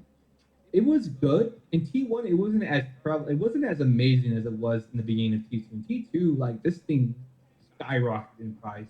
So the thing is, this is an artillery. Like this is your bomber staff. This is where you bomb. This is not a single target staff. This is a bombing staff. So that's why DPS like PvEers they don't really care too much for it. It'd be nice. It could out DPS it if it procs enough. That's the problem about this is that it has a small proc. So basically, I guess we'll just go over the proc itself first. So on applying weaken burning with staff skills, so whenever you proc burning on a target, you have a 5% chance to apply an insect on them. It goes off after 3 seconds, dealing 540 base damage to the person you procced it on, while doing double damage, 1,080 of base damage to all other enemies in a 3-meter radius. So that means if I proc this on you and your group's around you, they're gonna take double damage from that. And that's where the thing can be crazy. So like what most people will do is they'll drop meteors on the ground. They'll one big meteor, so everyone gets proc burning on that, right? Boom. As well as little meteorites that also go down and also proc burning. So if 2 or 3 people proc this and you guys are all clumped together, you guys will pop. And then what made it even stronger was the T2 master. Go to the T2 master real quick. Right here, there's a passive. Attacking a victim that uses burning has I think it's goes up to 8% at max level. The chance to afflict other people with burning in a 3-meter radius. So basically, if I burn you, you have basically an 8% chance at max level to burn targets around you in a 3-meter radius, which is more chances of me proccing burning every time I proc burning. That's another dice roll of whether you're going to proc a bug on you or not. And you can get blown up in a matter of like a split second if this goes out well. On top of that, you also have other masteries like Fire Wave Amplifier, increases the AoE range of Surreal Fire Bombs and Infernal Wave. On top of that, if you kill anybody, while you have flame condensation, now activates Infernal Wave if the target of the user has burning and dies. So if I kill you and I killed you and you had burning on you and I had the flame condensation passive, which you always have regardless, you also do like a vicious death proc. Kind of if anyone played ESO, you basically do AoE damage around you too. Which is kind of crazy which can also proc burning. You can see where this gets out of hand. Well, compared by the T1, so T1 there was options like the 3 ones were the Umberman, Talus, the Toblix. The Toblix was the better for PvE. The Talus was more utility for PvP, and the Umberman. No pôjdeme si vystať Kocua. Poď. Vyčerpali sme.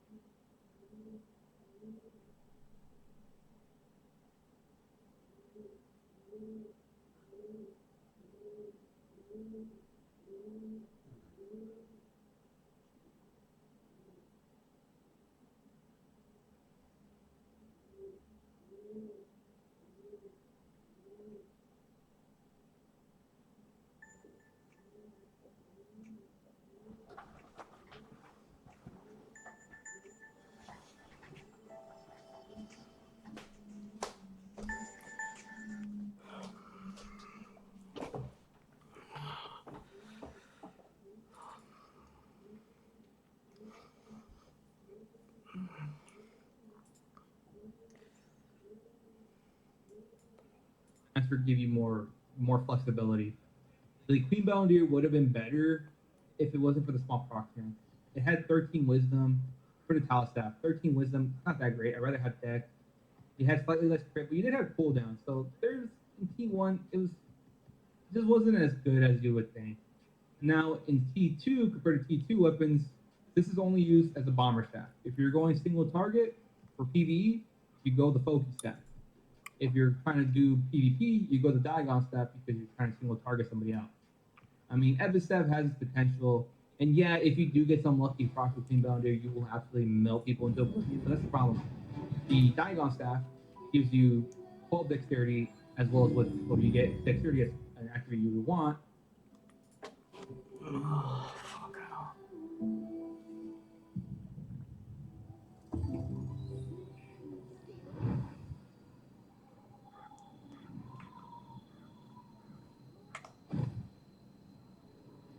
Pes 2 minút.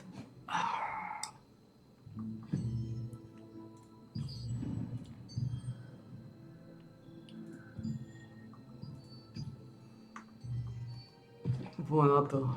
Pustíme tohto.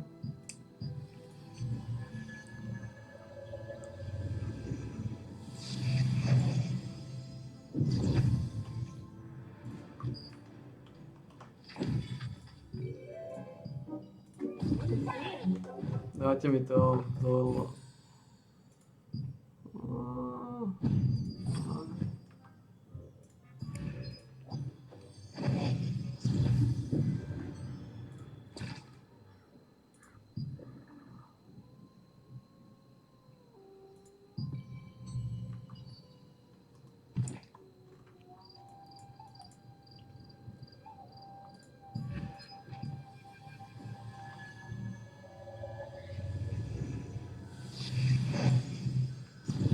If you want to use the breeze line, please take the lift. If you're in the resistance, it's free.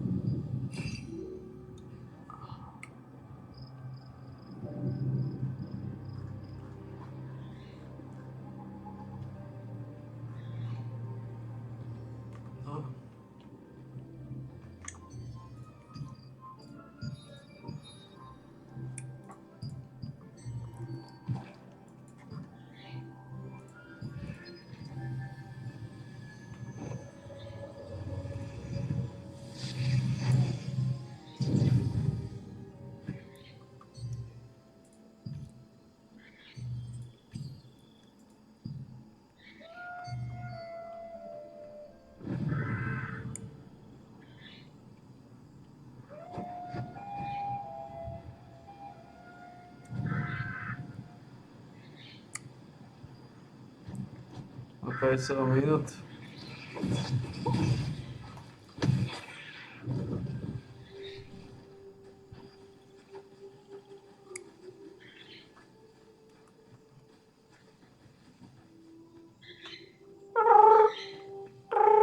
Go!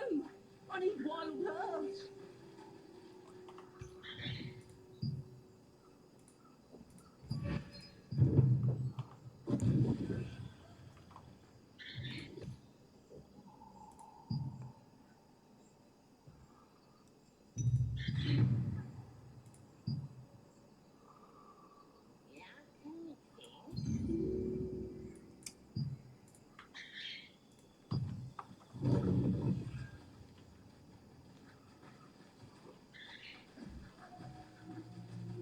Alright.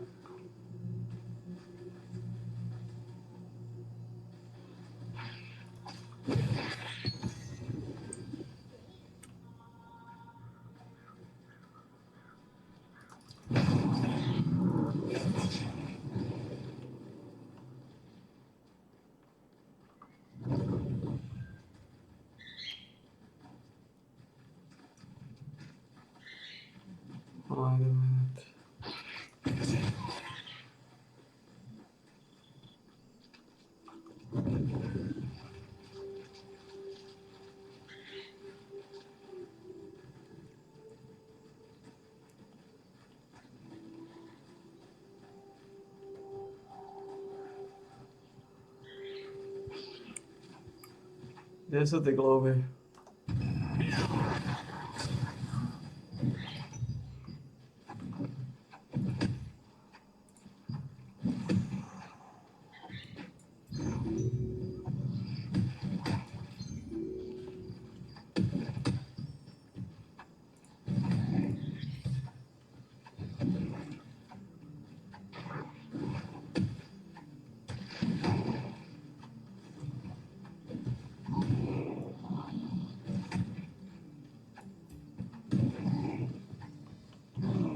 To znamená...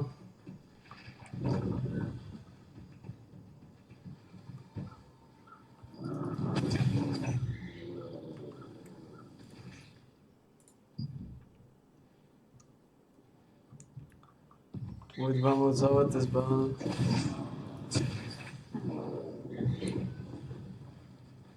Ja dám zavate z bána.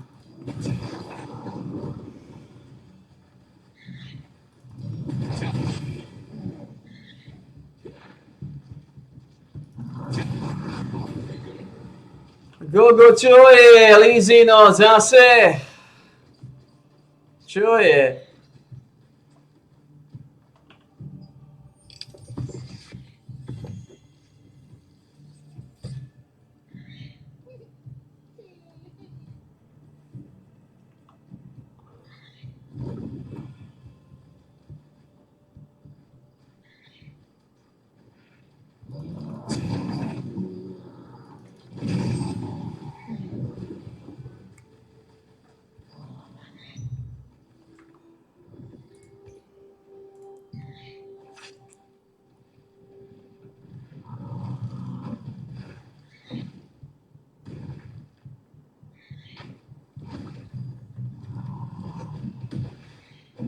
Whatever.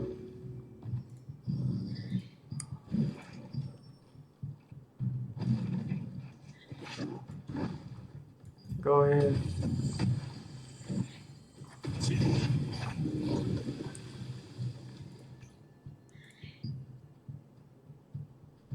Čo je toto?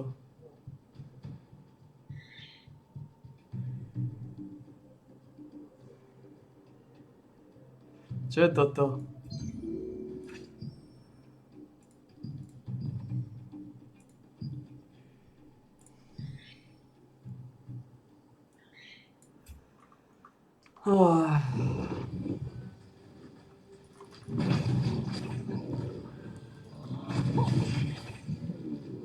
Koľko máme? 20 hodín a 3 minúty. Už máme dosť.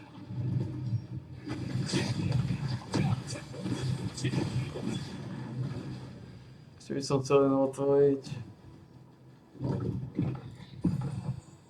250 000 bočkuriek.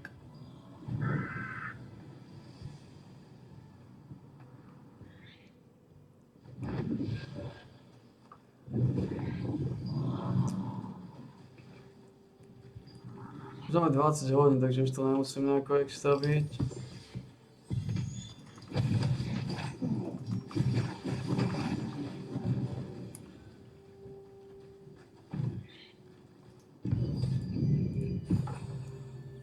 Bože, tie chore kurvy, ktoré odchádzajú jak kokoty.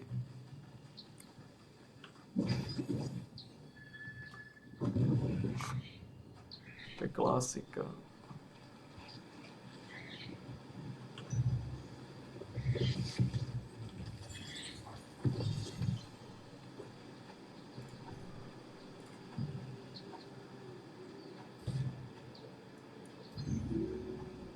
Že máme heala. Bože, tie chore kurvy.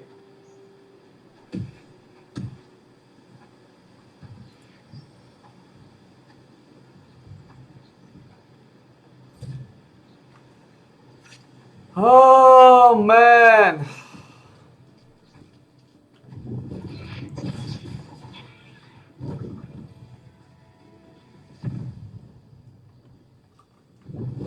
To má byť heala.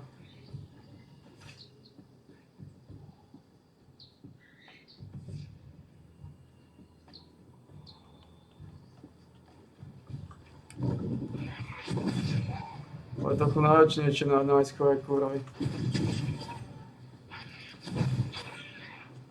A čas ako klasu. Ako je povedal klasik. 19 hodín. 59 minút.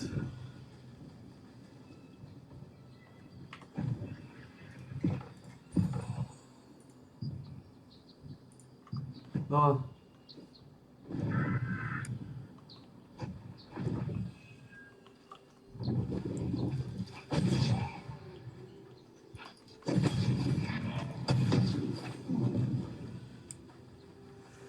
Teraz to bude ťažšie hľadať, lebo je tu veľa kokotov, lebo sa to spustilo o takomto chorom čase, nie je to hneď ráno.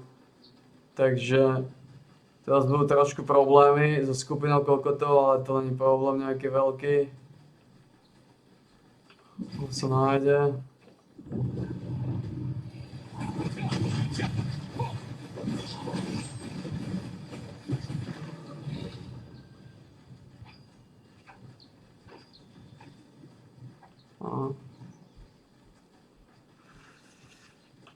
Tieto maintenanceové dni, kde to spustia o takomto chorom čase v špičke o 2:30, toto bude dlhšie. Teraz sa bude oveľa dlhšie hľadať.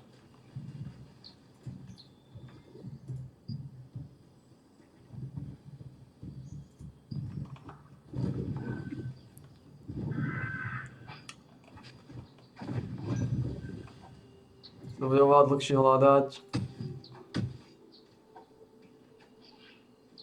Čo máš?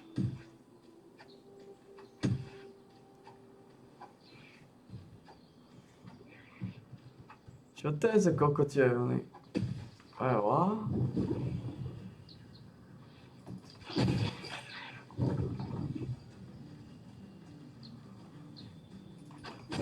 Co je to za kokoty dneska?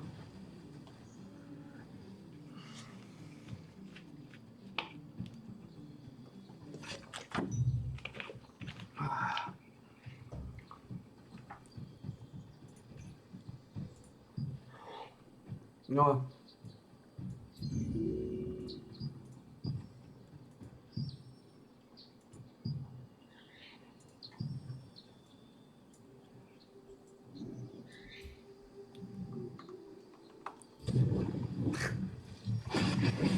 Oče, to sú kokoty. Man.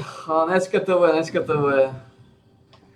Dneska to je šanca, ako nájdem dneska, no neviem, či to dneska nájdem.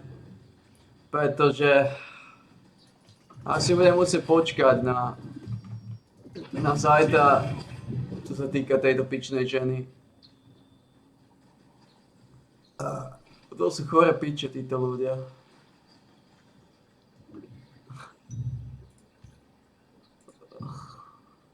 Ono je to ťažko v takomto futre tu.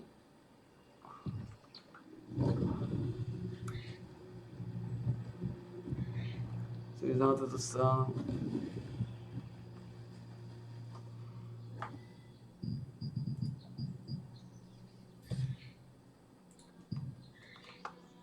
To som aj čakal. Chorý brat. Než dneska nejatrá s tým, že to nájdem. Uvidíme. Ako tým, akým štýlom to ide, bude to problém.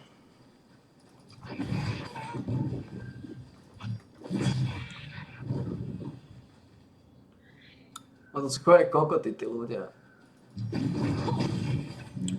Tá maintenance kokotská mi to skomplikovala, ako som povedal. Majú kokoti na výber, miliarda skurvisy, no. Ale to sa minie, treba byť trpezlivý.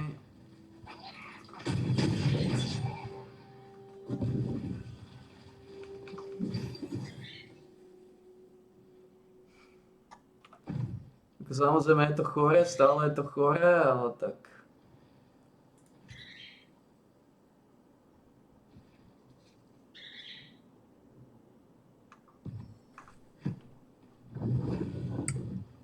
Chcem ešte hľadať?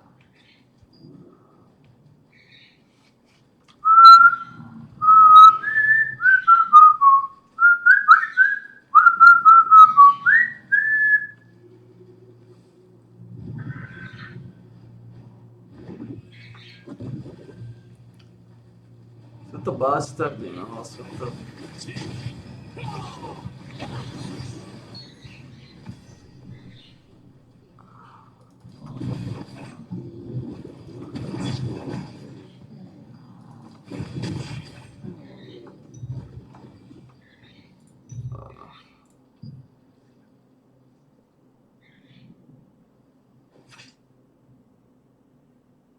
Co je to za kokoty? Level 6?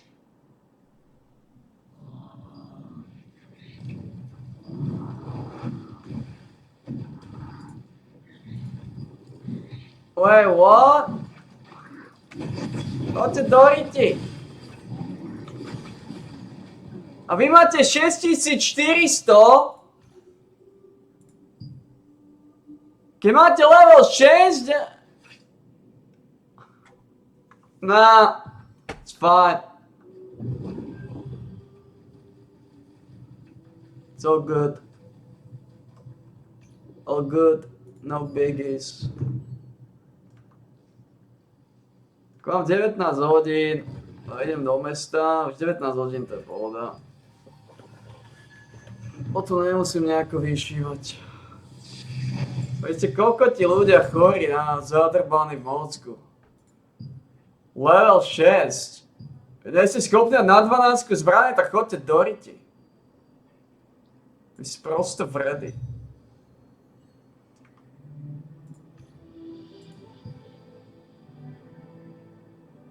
Ďalší.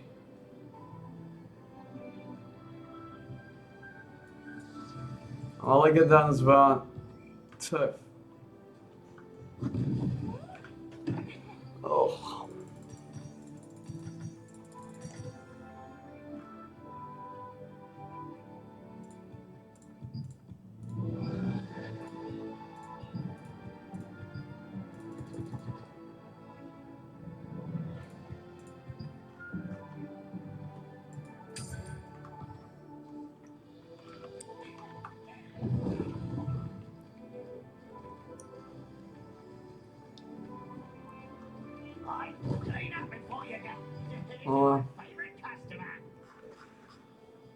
Už ste asi ma neoseli s týmito vecami, už presne viem, ako fungujete.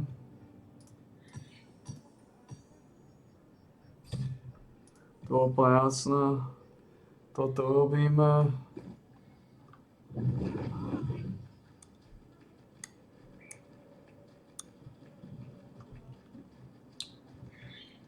Oj, keď to bude o takomto čase s maintenancom, tak to bude vždy extrémne smrdeť. Pretože tam strašne veľa, koľko ti mám strašne veľa na výber.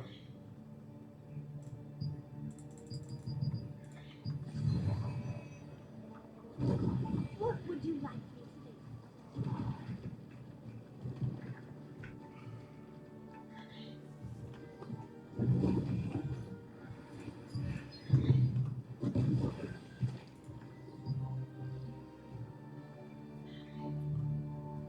O 7, o 3, o 9. Sa môžu robiť všetky. Hi, welcome to the guild shop. Hi, welcome to the guild shop. Take care.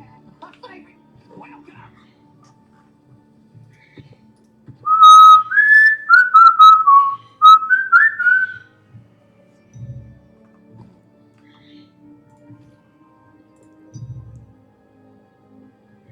Ach.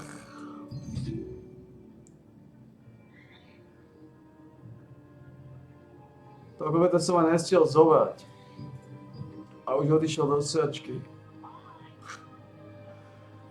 Man. Are you interested in exchanging your Toto bude products co to je for some sedačka? valuable items? Toto už je sedačka.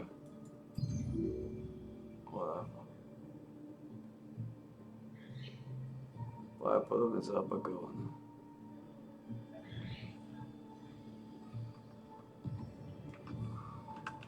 I'm sure you brought plenty of contract coins, right?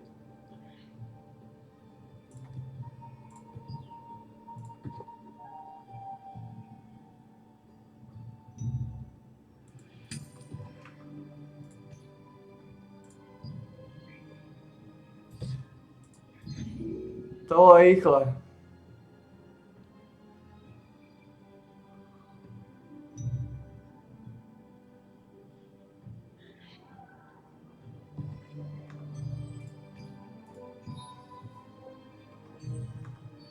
Co tu máme?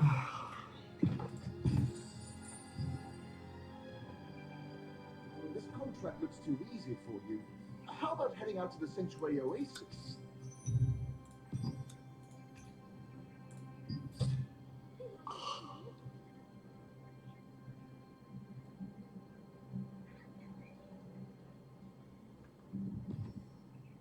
It's fine. Už sa tým ani nejako nepozastavujem. Banda chorých primitívov a dáda všetko. Už sa nad tým ani nejako nepozastavujem. To je normálny proces. Koľko máme? 75, takže máme 125. Otvoríme tie bedne. Čo som chcel? Tam odkúpiť len tie veci. You in a guild yet?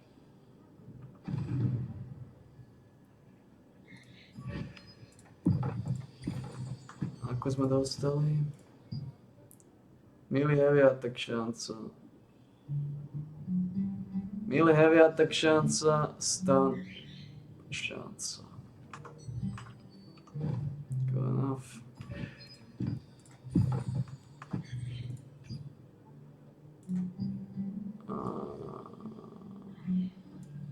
Collision rezistencia maximálna mana, let's fuck.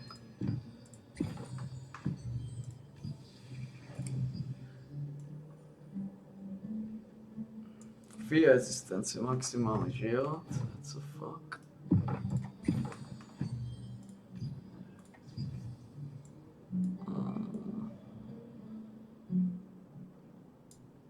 Healing. Area protection. Let's fuck. How are the other guild members?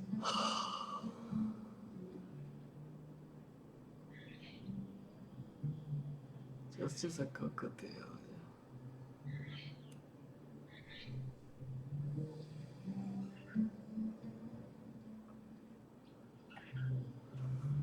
Ako môžete mať také malé runy, ako môžete byť tak dostali?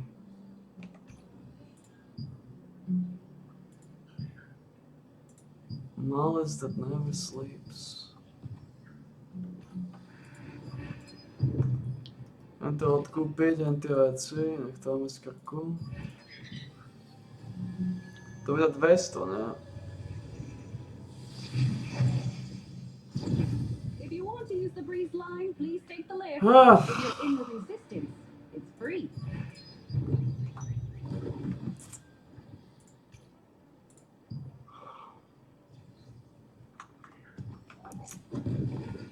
Man.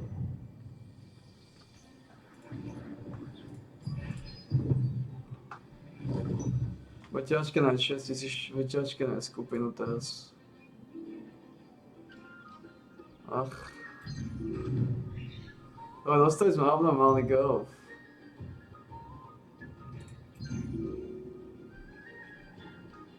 To je šokujúce.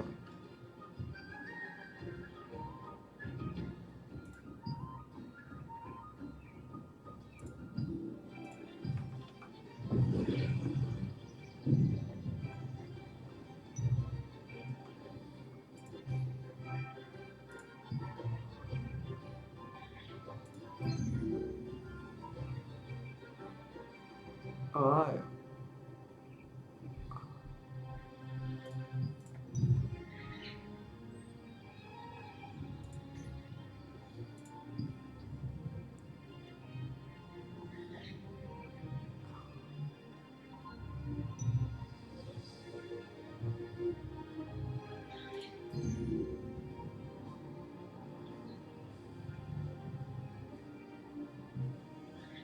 Odsáčky to. Tak to je sila. Tak to je sila.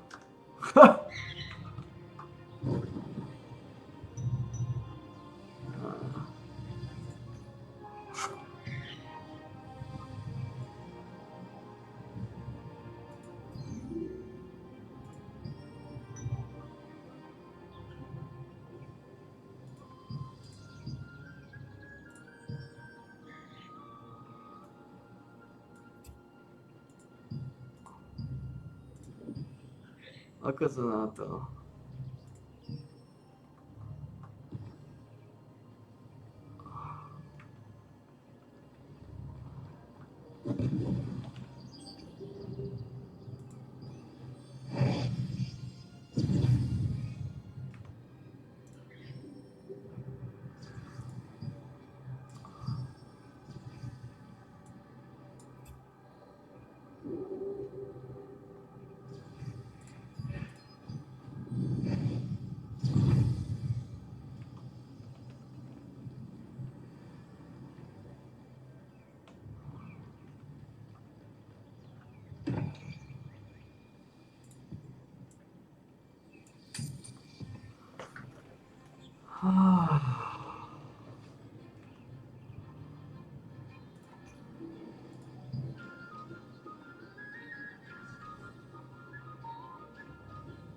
Reject.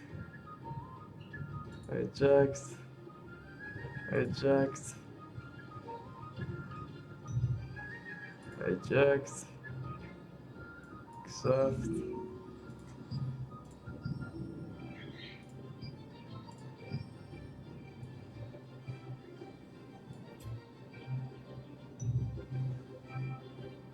Žiaden damage deal.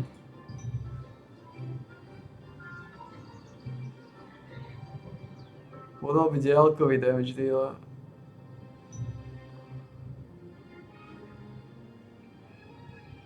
Reject. Reject. Zaujímavé. On ide clearovať. Clearuje.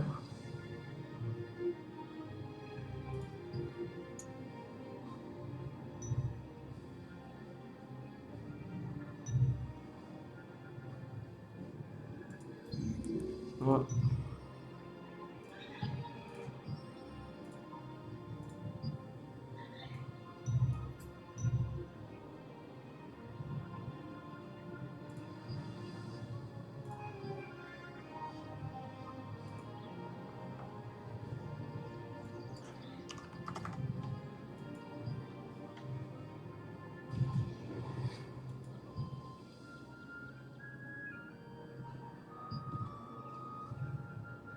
Jono is not. Oh. 640, man. What the fuck is going on?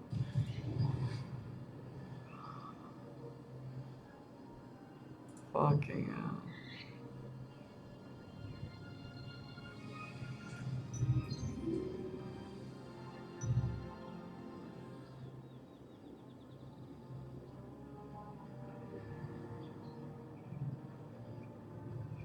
Oh.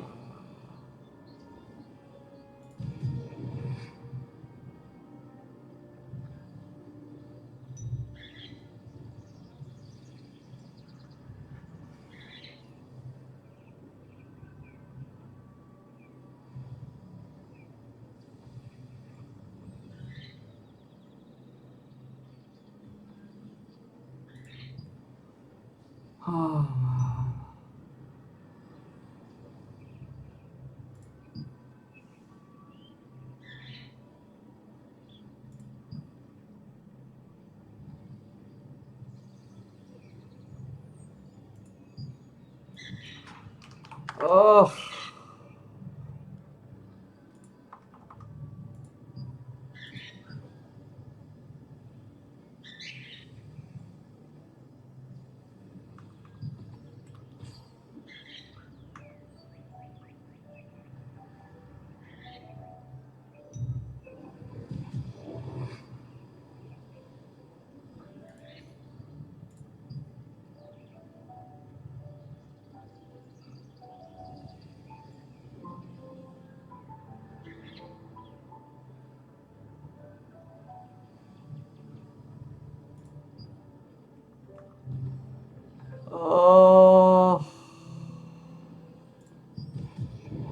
I'll find it.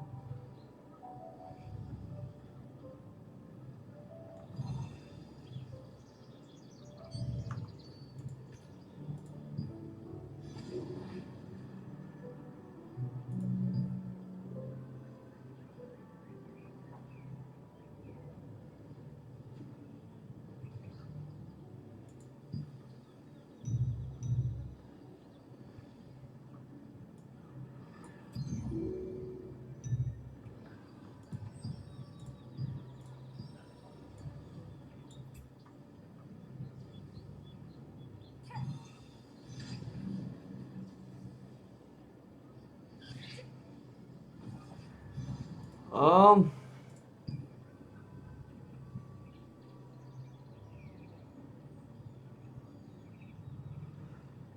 I had a fucking healer, man.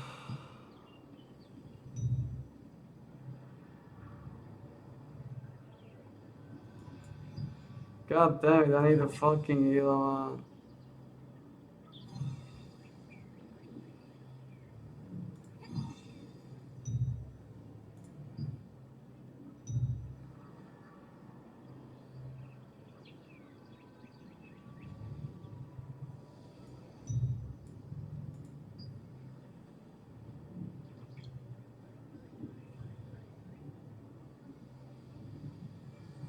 I had a fucking healer, man.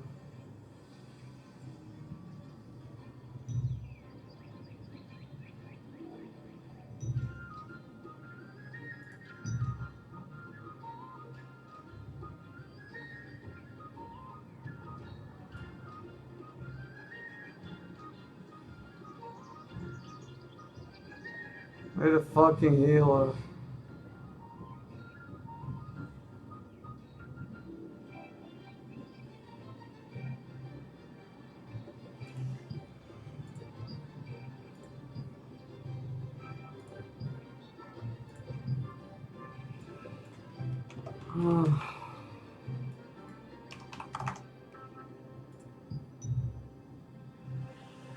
God damn it!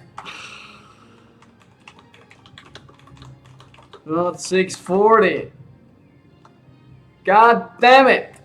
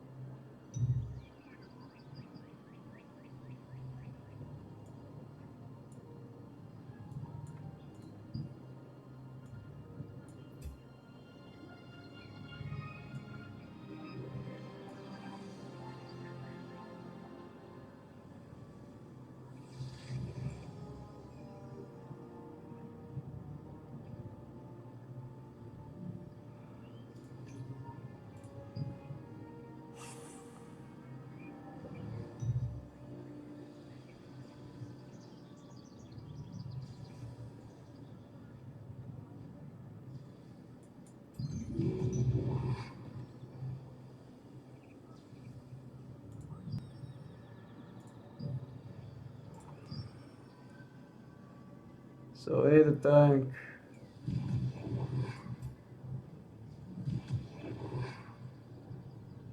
I had a tank.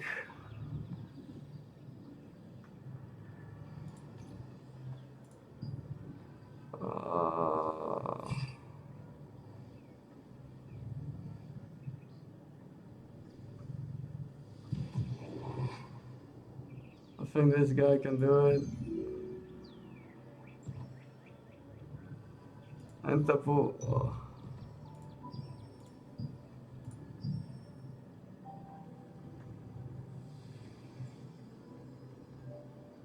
Až potřebuje ještě jedného tanka. A... Yeah.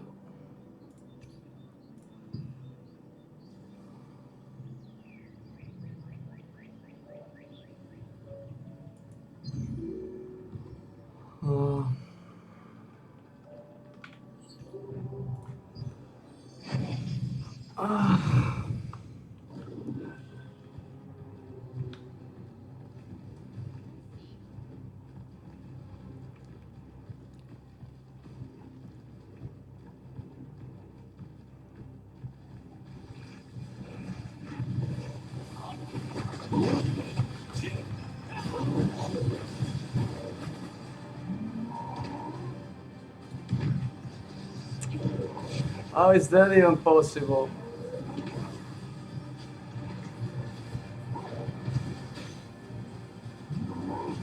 God damn it.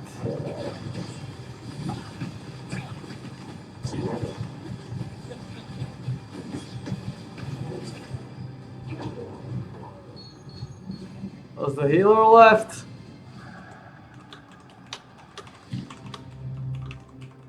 Left, god damn it. God damn it. Oh. Oh. Okay.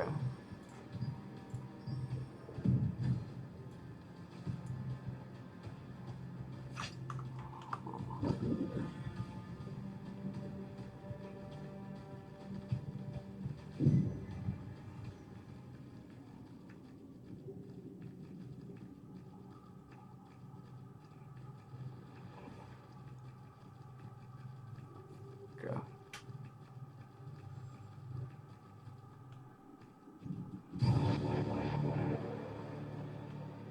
Okay.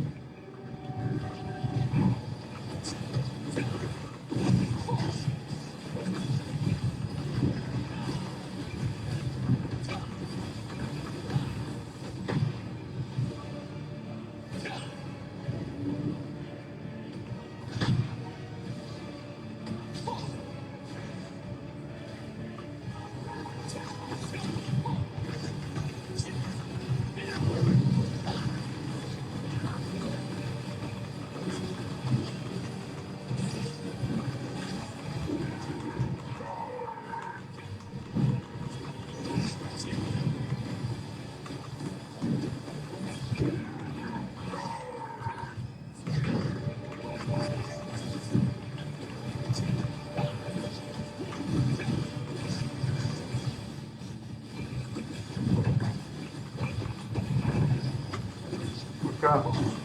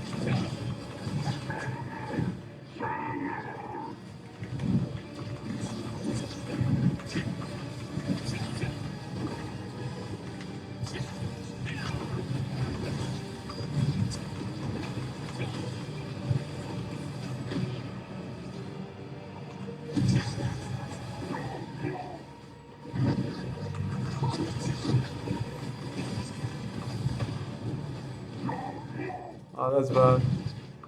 You're gonna die here.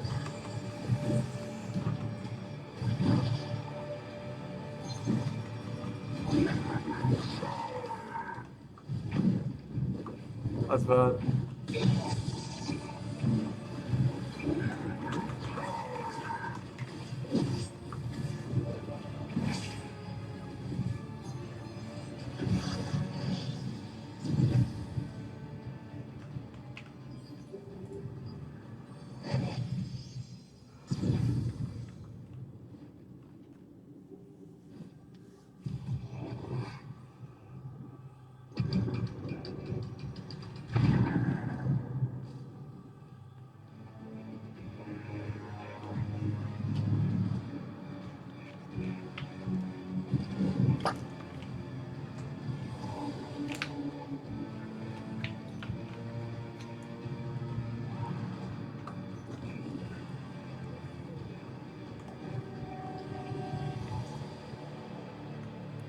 No, to se vybavený, ja.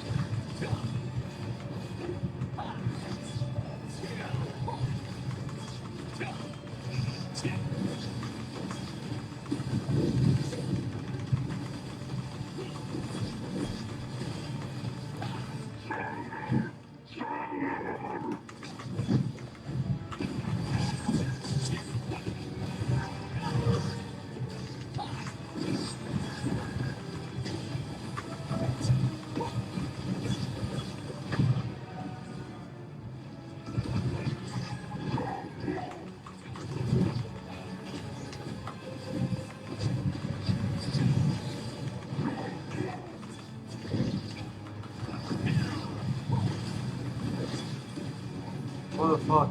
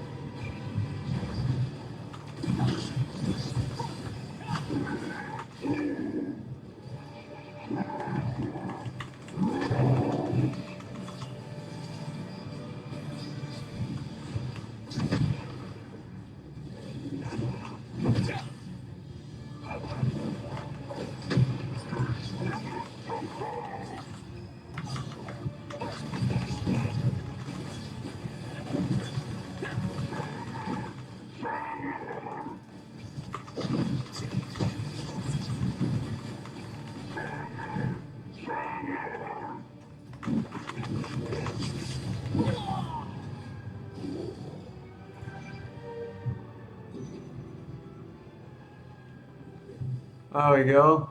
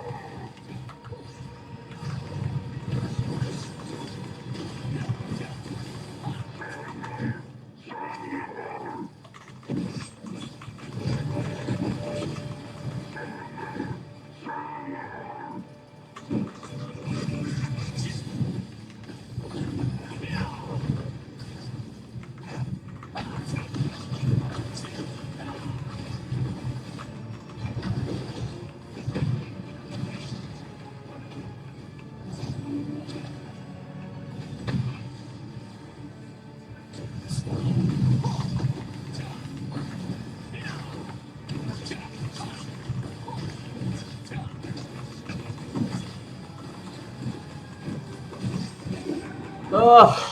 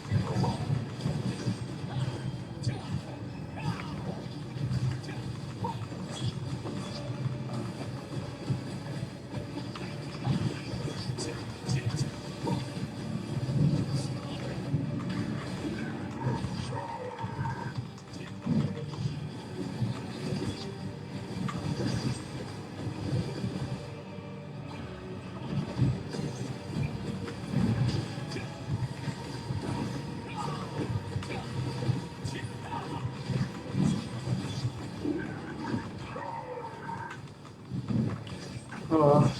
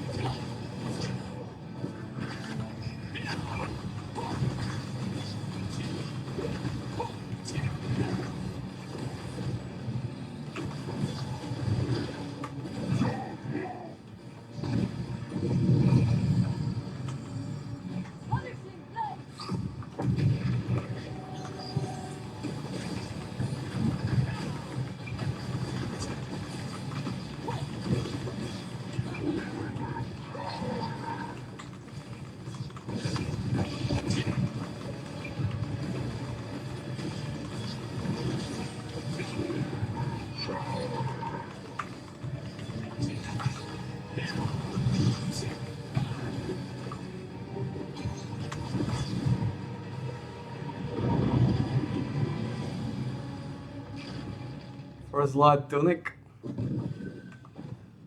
The Uno Classico.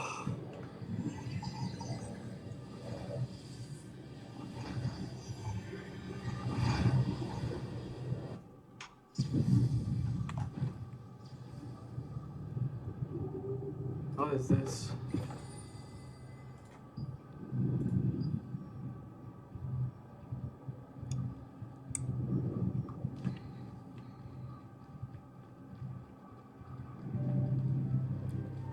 Oh my god.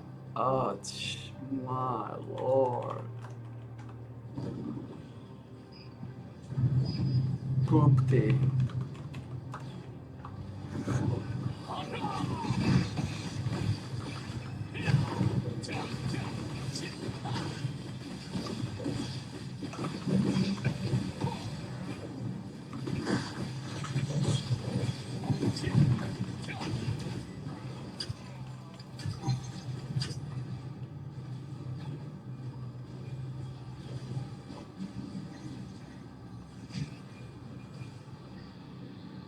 Oh my.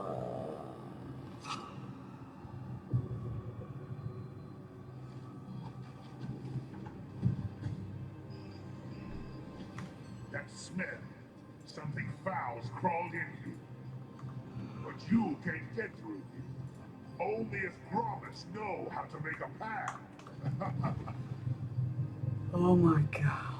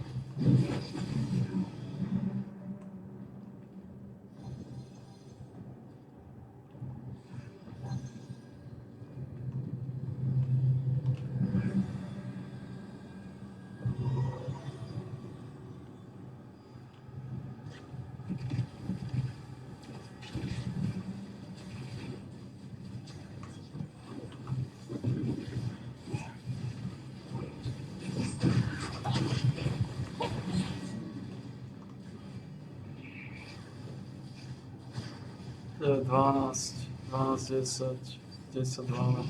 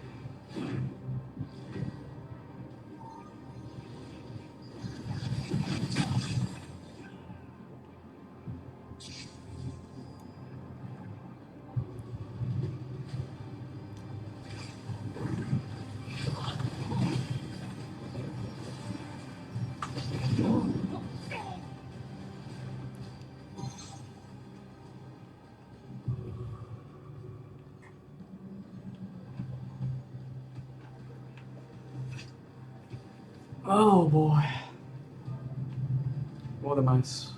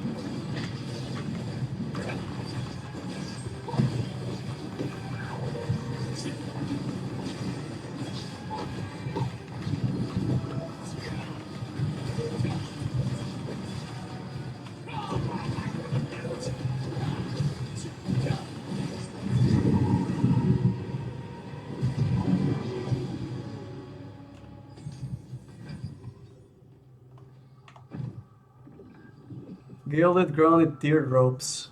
Teardrops. Wow.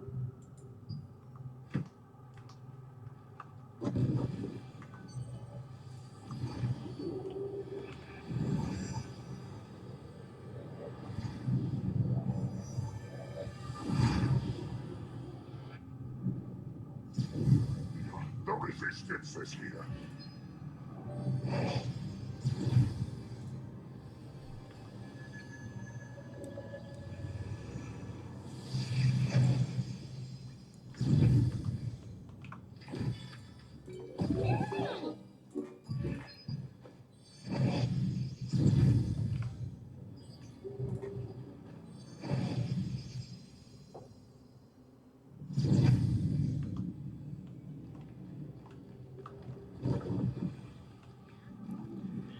Gilded granite teardrops. Fortitude and strength. Dobra, dozbieraj.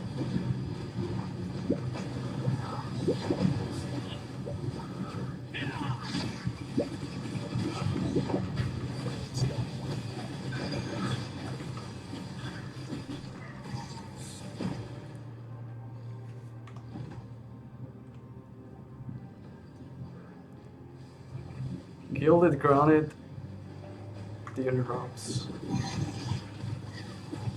Fortitude and strength.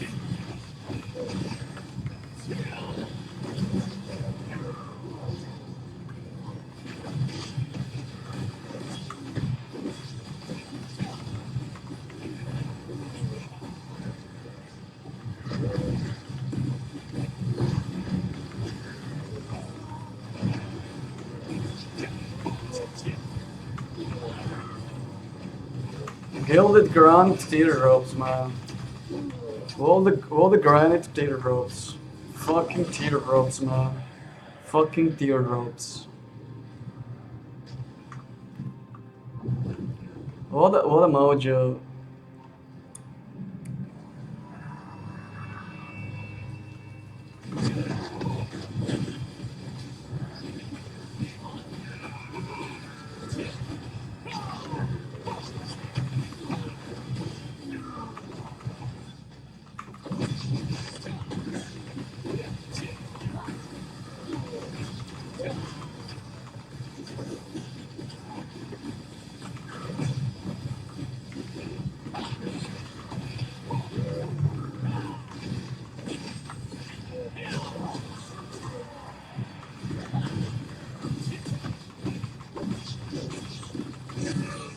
Fucking granite teardrops.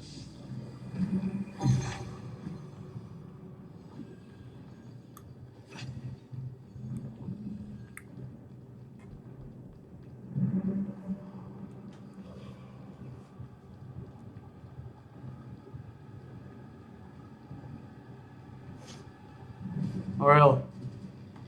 Oh really? Mm. Mm.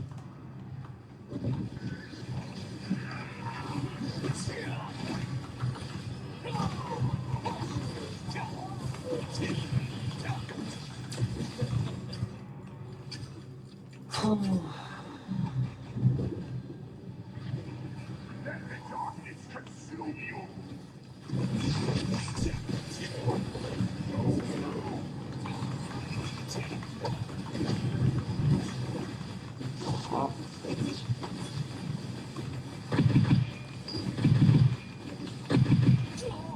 What the fuck?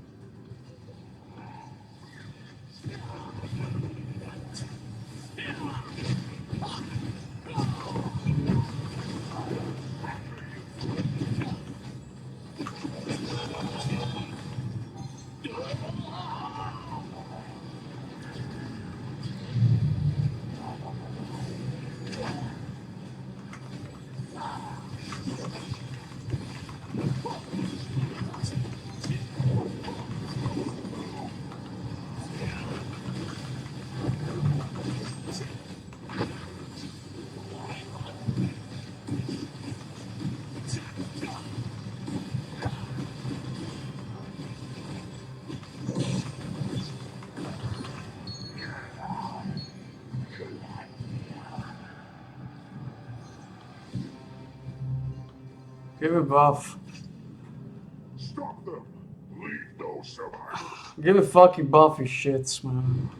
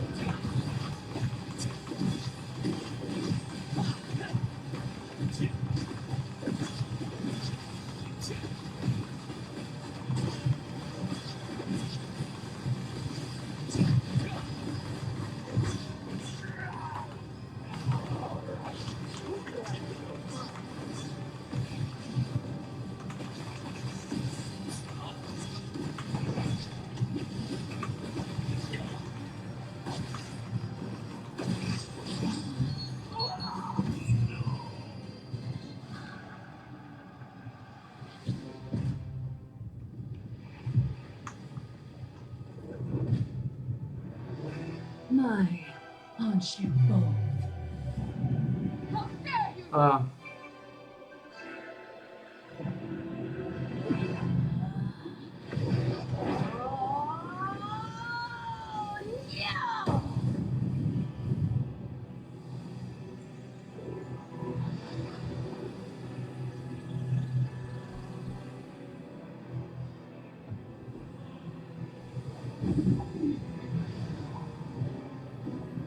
Embrace true despair.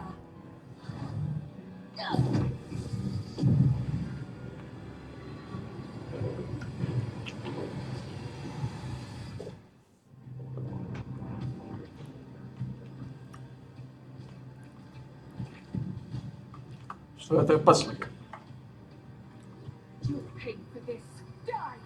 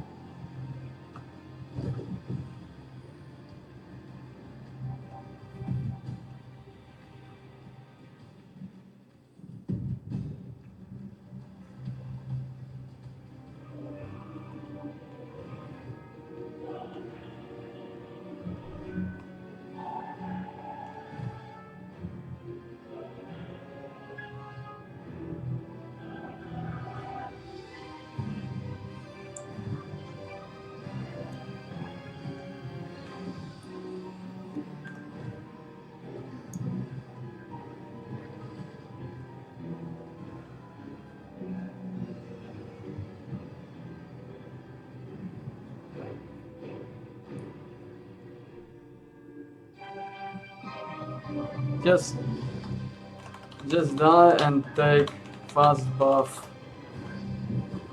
Thanks.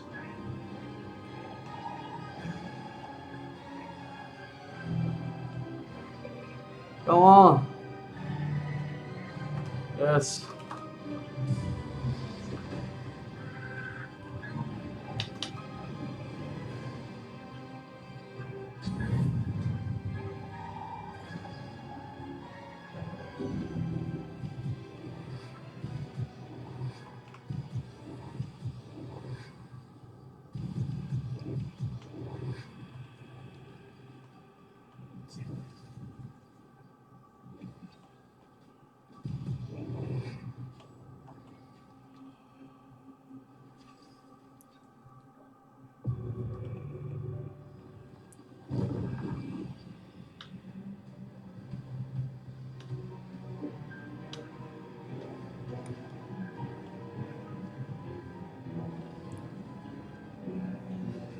First buff. Gilded Granite Teardrops. Seal of Fortitude. What the teardrops, man. What the teardrops. That's what we got.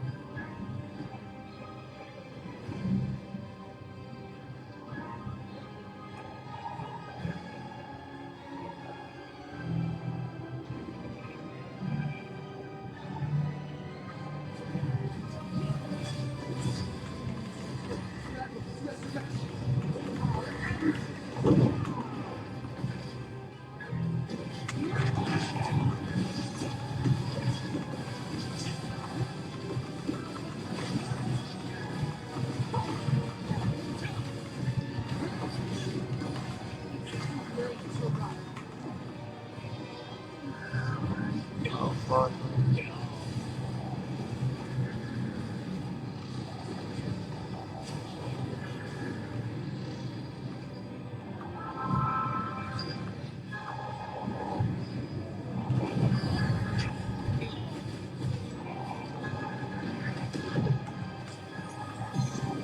I need to get out of this mess.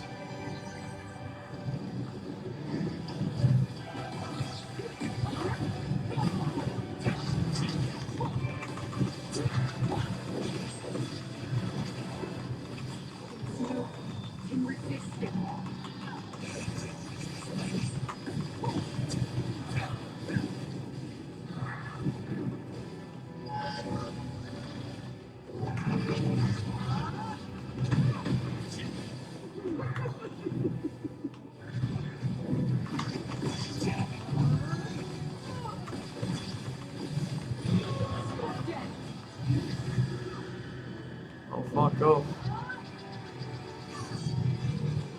Fuck off my death. Fuck.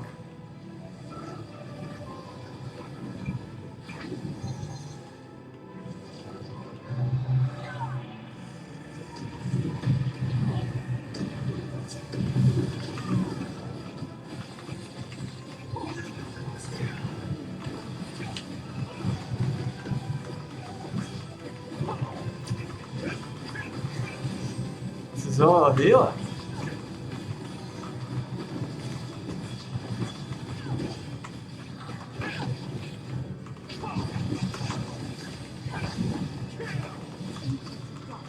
Awaken!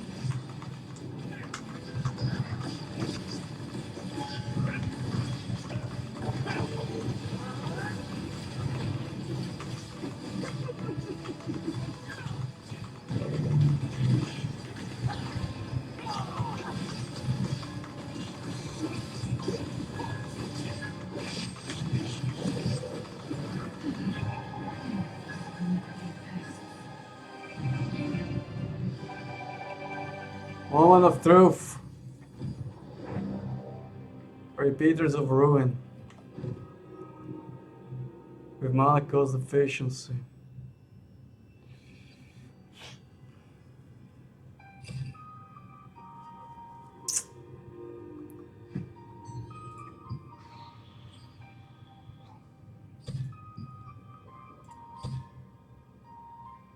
Not worth.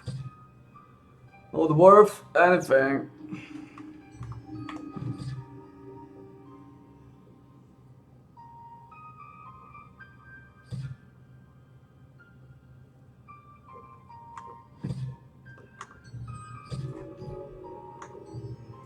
To je dobre na zošrotované. A dostane 15 kurmanek.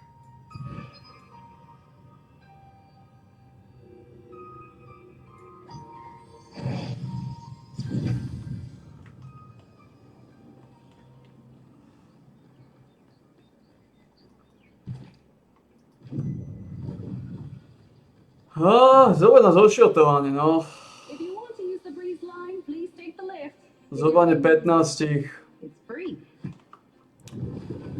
Zobanie 15 štokelíkov. The elves are already long gone. Thank you. 15 štokelíkov.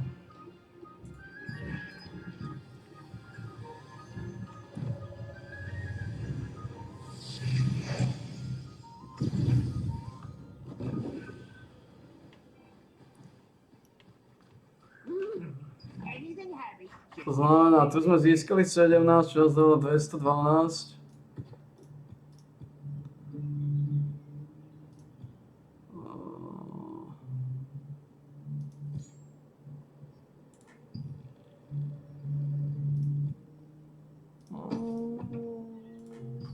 Dobre, no zaušil to, ne, zatiaľ je to v zbierke. Ale to zaušil to na 15 pečivalo.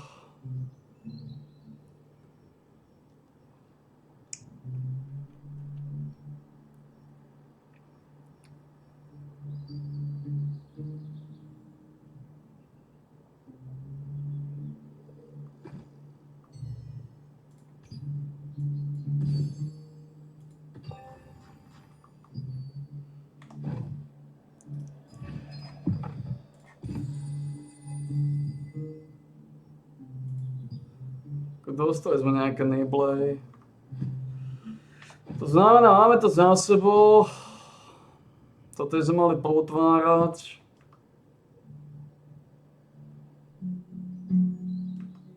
To máme 15 gurmánov. To znamená, v podstate nie sme ďaleko, keď sa to tak zobeje. Máme 24 gurmánov a to zošrotujeme za 15. 24, ďalší dá... Nie. Podľa toho, či dokážeme líznúť ďalšiu previckú vec.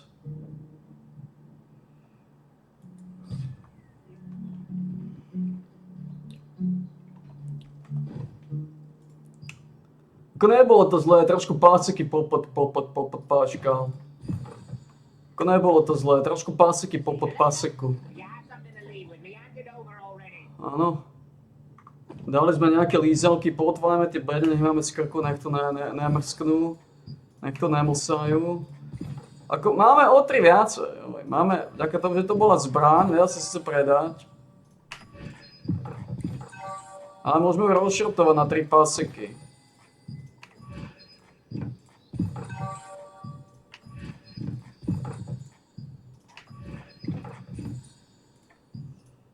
Áno.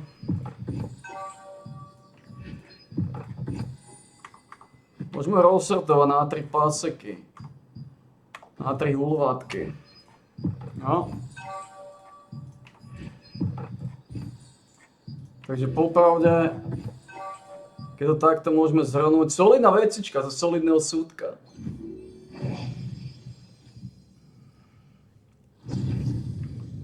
Áno.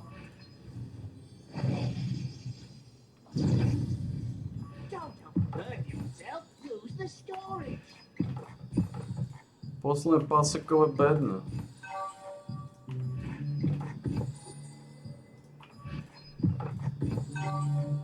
Máme žraločie jedlo. Takže to tiež navaríme nejaké hulváctva. Jedný z posledných várok žraločích jedál. Z posledných várok.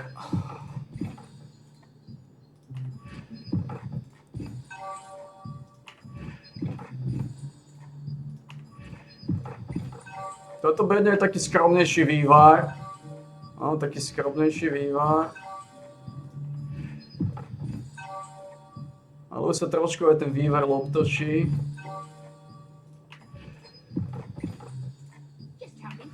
Last Epoch samozrejme prichádza, to sa začne otáčať. To sa začne tvrdo točiť. Na to treba byť tiež pripravený. Ešte sme dokoli z toho Sacred Reports, Takže ešte predsa by dostali nejaký ten tab of buff duration. Takže dostávame nejaké tie tabakové nátierky. A dostali sme minimálne jednu tabakovú nátierku.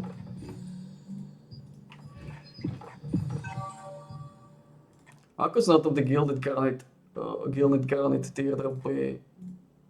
Zrejme nie všetky výsledky.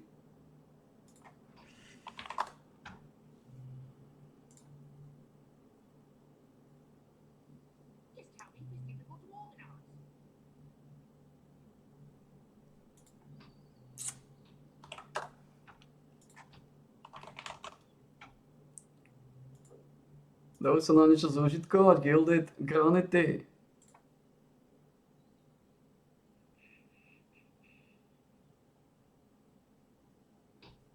Na Fortitude Heavy Attack Evasion a maximálny život. Dosad tu na tú špekačku. Môže sa dávať predať. Ale to je zase jedna z tých vecí, ktorú potrebuješ Great Success.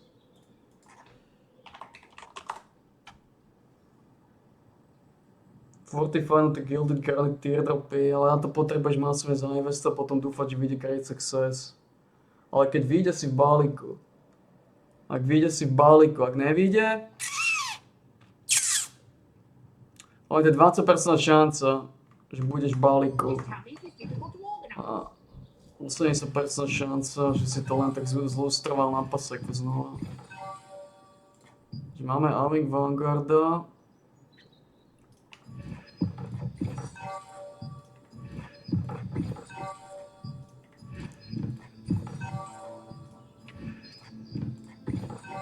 Oj, to je...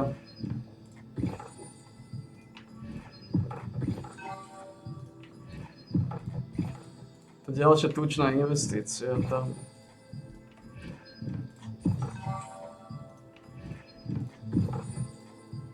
To na ktorú niečo sa spolieham znova, myslím si. 20% šanca. Teda musí výjsť na prvý záťah. Keď vyjde som v balíku, keď nevyjde som v hnisi.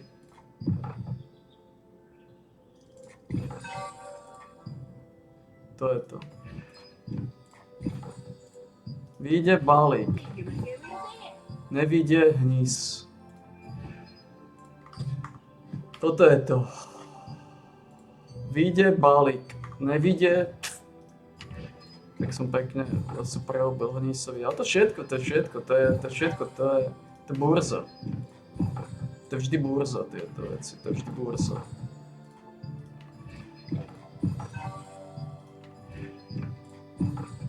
To je vždy extravagantná burza.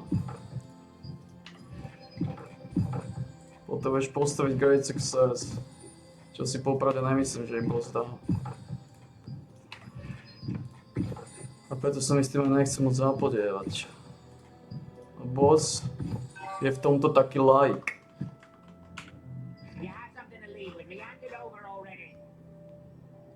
Koľko máme? 226 pouchov. Lebo boss je v tomto taký like. A tohto by som musel postaviť ešte znova 500. Znova 500 kúskov, respektíve 400 kúskov minimálne. Čo je drsná káva, keď si to tak zoberieš. Ako viem, že je to také bravúrne riešenie, dúfať 20% šancu a Great Success. Je mi to jasné, že je to také bravúrne riešenie, ale... Aj bravúrne riešenia majú svoje limity a naozaj si nemyslím, že vytočím Great Success.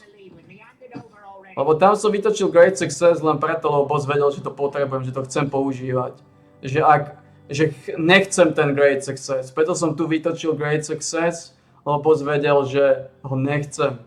Že ho tvrdo odmietam. Preto som vytočil v tej špekačke Great Success. No a teraz je otázka, čo si myslíme, že čo sa stane s tou situačnou aférou, keď boss tvrdohráz nevie, že chcem Great Success. Čo si myslíme sa stane, keď boss vie, že chcem Great Success? Ale nedá mi. Tak jednoduché. Je to tak bravúrne jednoduché. Nedá mi. Ale prosím mi ho nedá, nachrcha mi na hlavu a povie si vred. Čo si myslel, že sa stane? Asi taká by bola situácia. Si vred, čo si myslel, že sa stane?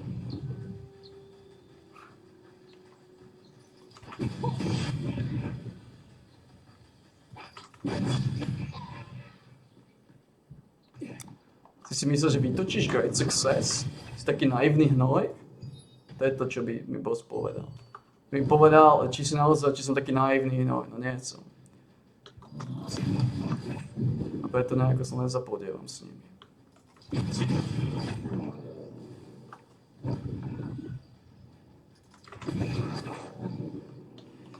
Nie som taký naivný. Je mi to úplne jasné, čo je vo veci. Takže máme, o 7 máme hnojivo 50 000, ako točím sa 50 000 jalovice. Kto by to povedal, že budem točiť sa 50 000 jalovice? Ha? Plná várka 50 000 jalovic. To mi nepovedali tí najväčší šmáci. Ale to bol druhýkrát, čo som vytiahol crossbow. To bol druhýkrát, čo som vytiahol crossbow. Crossbow už som dvakrát vytiahol. To neuveriteľné. A že by boss mi dal vytiahnuť díky, to už je trošku nekalé.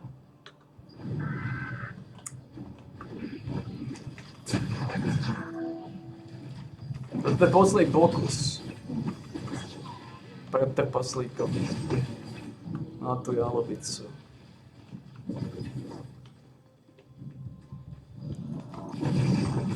Keď skúsim aj ťažšiu ženu, ale tam by som nemal nejaké veľké oči. Dôležité sme sa zbavili tejto prvej ženy. V relatívne dobrej časovej slučke. Áno.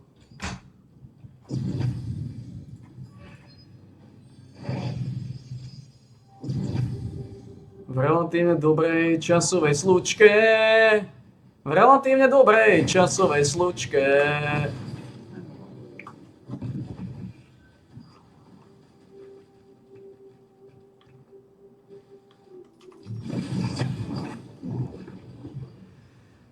V relatívne dobrej časovej slučke.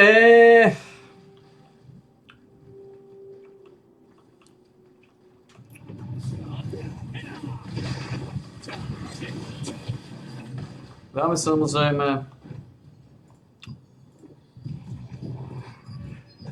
tieto tu veci, čo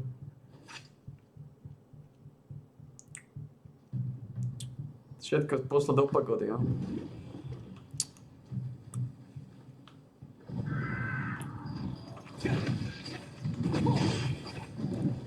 V relatívne dobrej časovej slučke, časová slučka masívna, časová slučka ružová.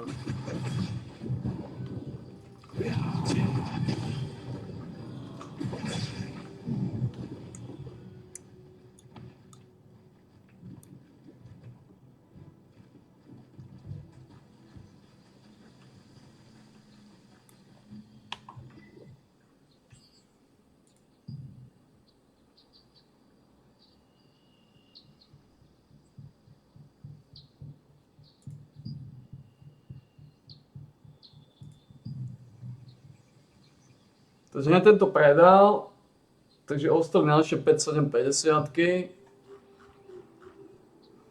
Ostali naše 5750-ky. No.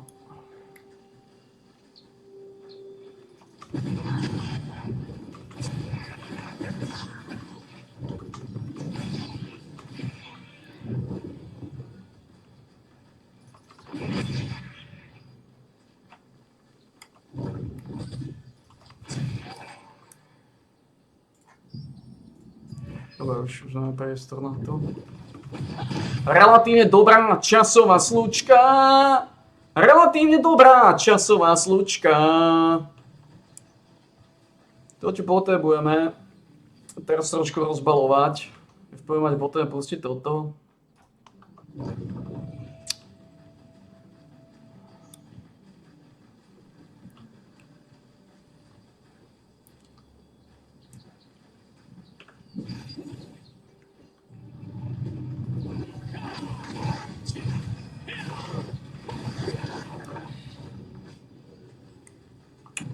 Tieto veci už tu trošku silia, ne?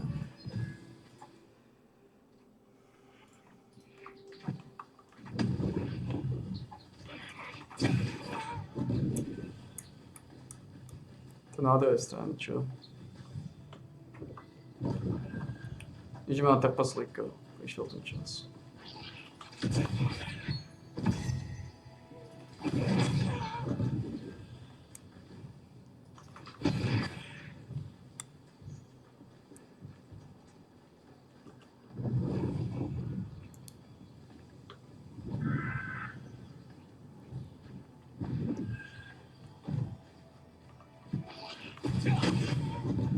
To je strašné, že tí kokoti healery všetci majú pičný look.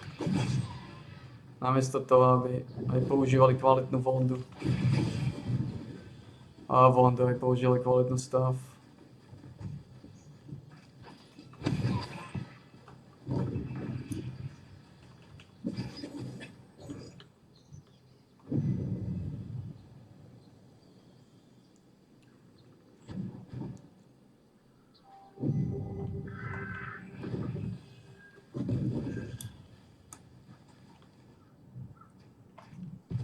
Relatívne dobrá časová slučka.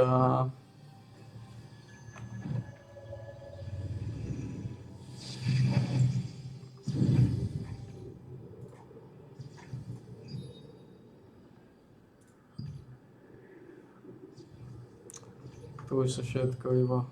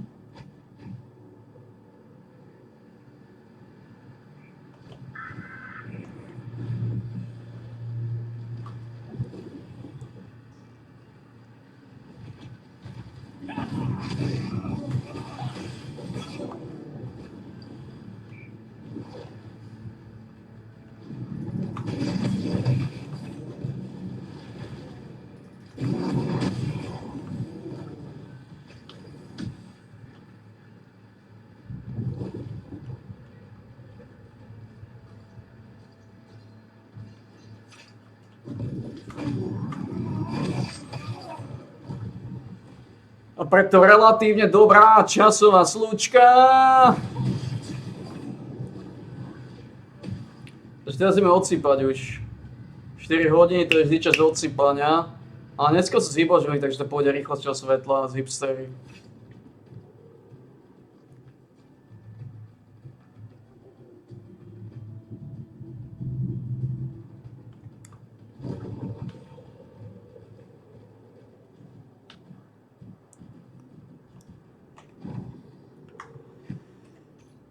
Dobre, tu máme 18 hodín. Takže sme v suchu. Kľúče sa pomaly otvárajú, pomaly točia, pomaly lustrujú. Tá megalománia.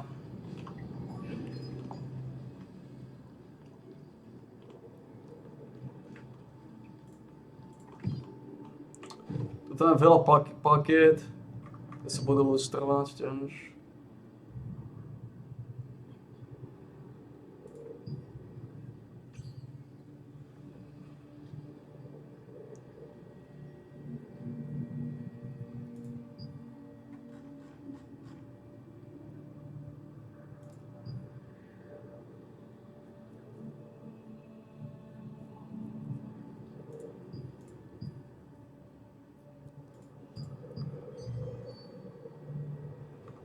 Koľko sú nohavice s buff durationom?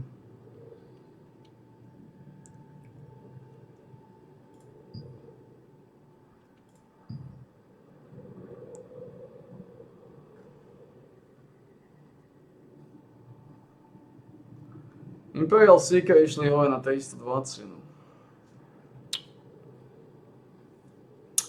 No aj možno sa tie veci ešte pekne stabilizujú. Ťažko povedať v dnešnej branži.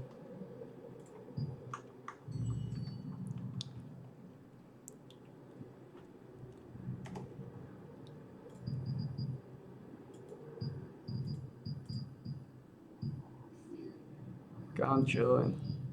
What should I do with it? There's nothing I can do with it, man.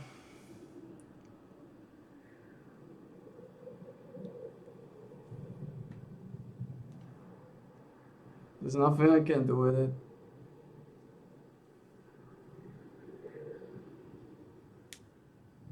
To sa trošku pognávilo. Ale je to pekný celý setík. Kým sa to nepogňávilo. A tá sáčka je 7. 7 wisdomu. Chore. Ale pripravme sa na odsypanie, páni. Teraz sa to rozprúdi.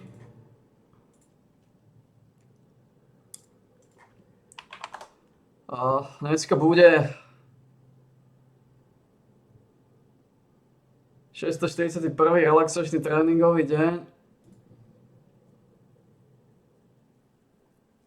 Ale tu hlavne last depok sa bude otáčať, áno.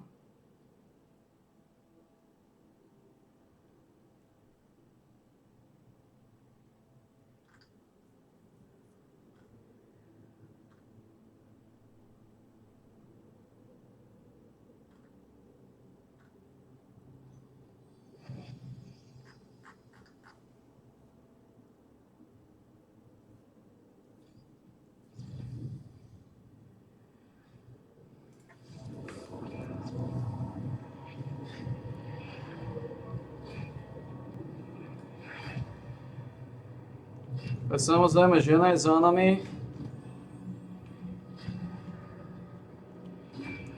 A žraločiu polievku potrebujem vylízať. Žrali ho.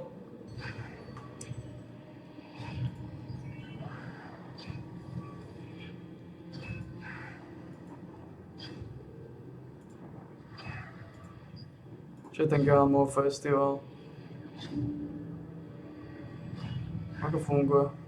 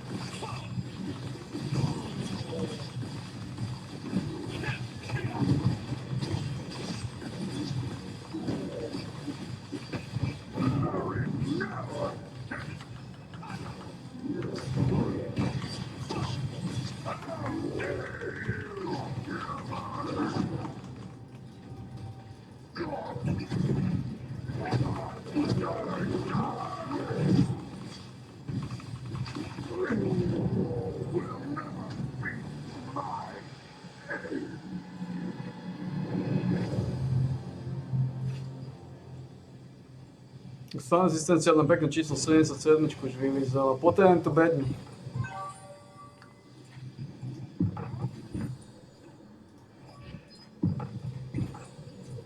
Kto by to povedal, že bedňa nebude? Kto by to povedal, že bedňa nebude? Kto by to povedal, že bedňa nebude? Bedňa nebude? Kto by to povedal? Tam už nejako nemáme nejaké filozofie. Ale páni, budeme to točiť, dobre? Budeme to roztočiť. Ale predtým, ako to roztočíme ešte, dáme šmízom trošku tabaku, dáme šmízom trošku majonézy. Ale čili.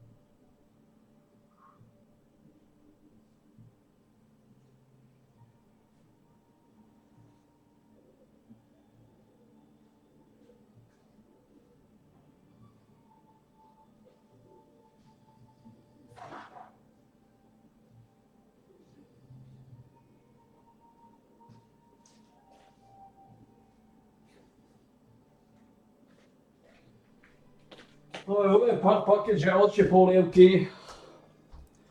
Aspoň tie 3 kúsky.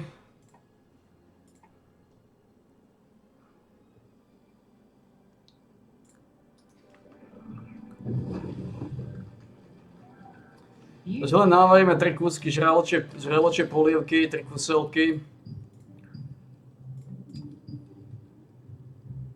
Opravde. 3 kúsky. 3 kúsky žraločie polievky, takže máme 9 kúskov. 9 kúskov žraločie polievky. No teraz už môžeme chytať žraloku, keď sme chceli, ale nie je na to priestor. Nie je na to priestor. Ešte by som nejakú globu našiel v rýchlosti.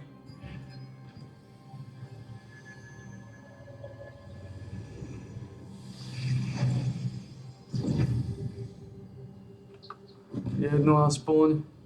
Jednu škvoricu. A ideme odsypať, tvrdo točiť.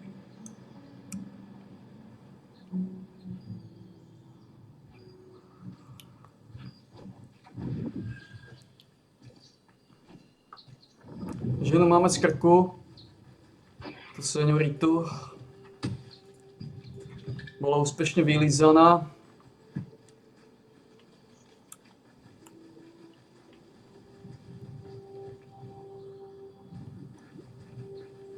Bola úspešne vylízaná. Tá seniorita.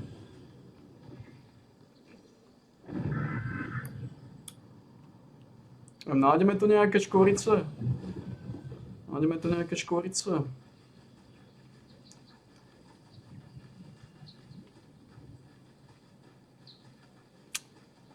Vyzerá to tak šíle ako s tými škvoricami. Potreboval by som nájsť slušnú várku škvoric, ale... A to poviem tak, nevyzerá, že je to v kartách. Môžeme si dať jeden pokus, jednu škvoricu. Máme si jeden pokus. Jedného lízala, či náhodou sa neosvedčí. Dneska spať nejdem pravdepodobne. Už na to nie je nejaký seriózny dôvod. Povedal som si kúsok výstrel kocúra, keď ma nachvíľal, bol výstretý.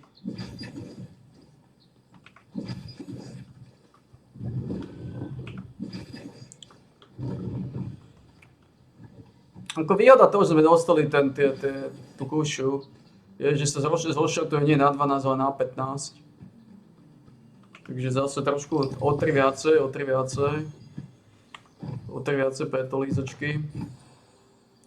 50 000, točím sa aj 50 000 škverky. Stále je to tam. Stále je to 18-hodinové sústo. Tak otvára viacej týchto škveríc. Nech to je väčšie sústo.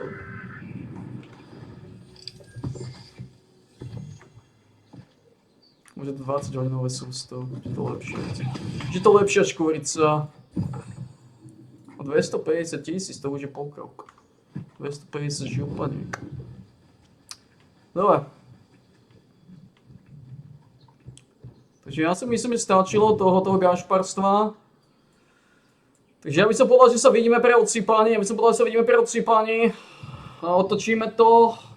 Odchytím jednu rybu na tú misiu, na tie krkočstvá. Odchytíme ju tu, prečo nie? Vidíme trošku zázvoru na to, A ideme samozrejme odsypať relaxačný tréningový deň.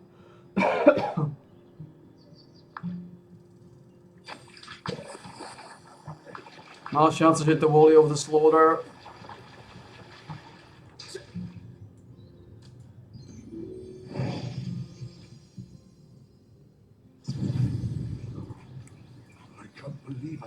Som aj predpokladal. Squiding. I'm the captain of a trading ship. A sudden tornado wrecked my ship and left me adrift. While we were overhauling the ship, the reptilians abducted my entire crew. I beg you. Takže je to solidné. Žraloko nepotreba nejako rozražať. Máme slušné žraločie vývary.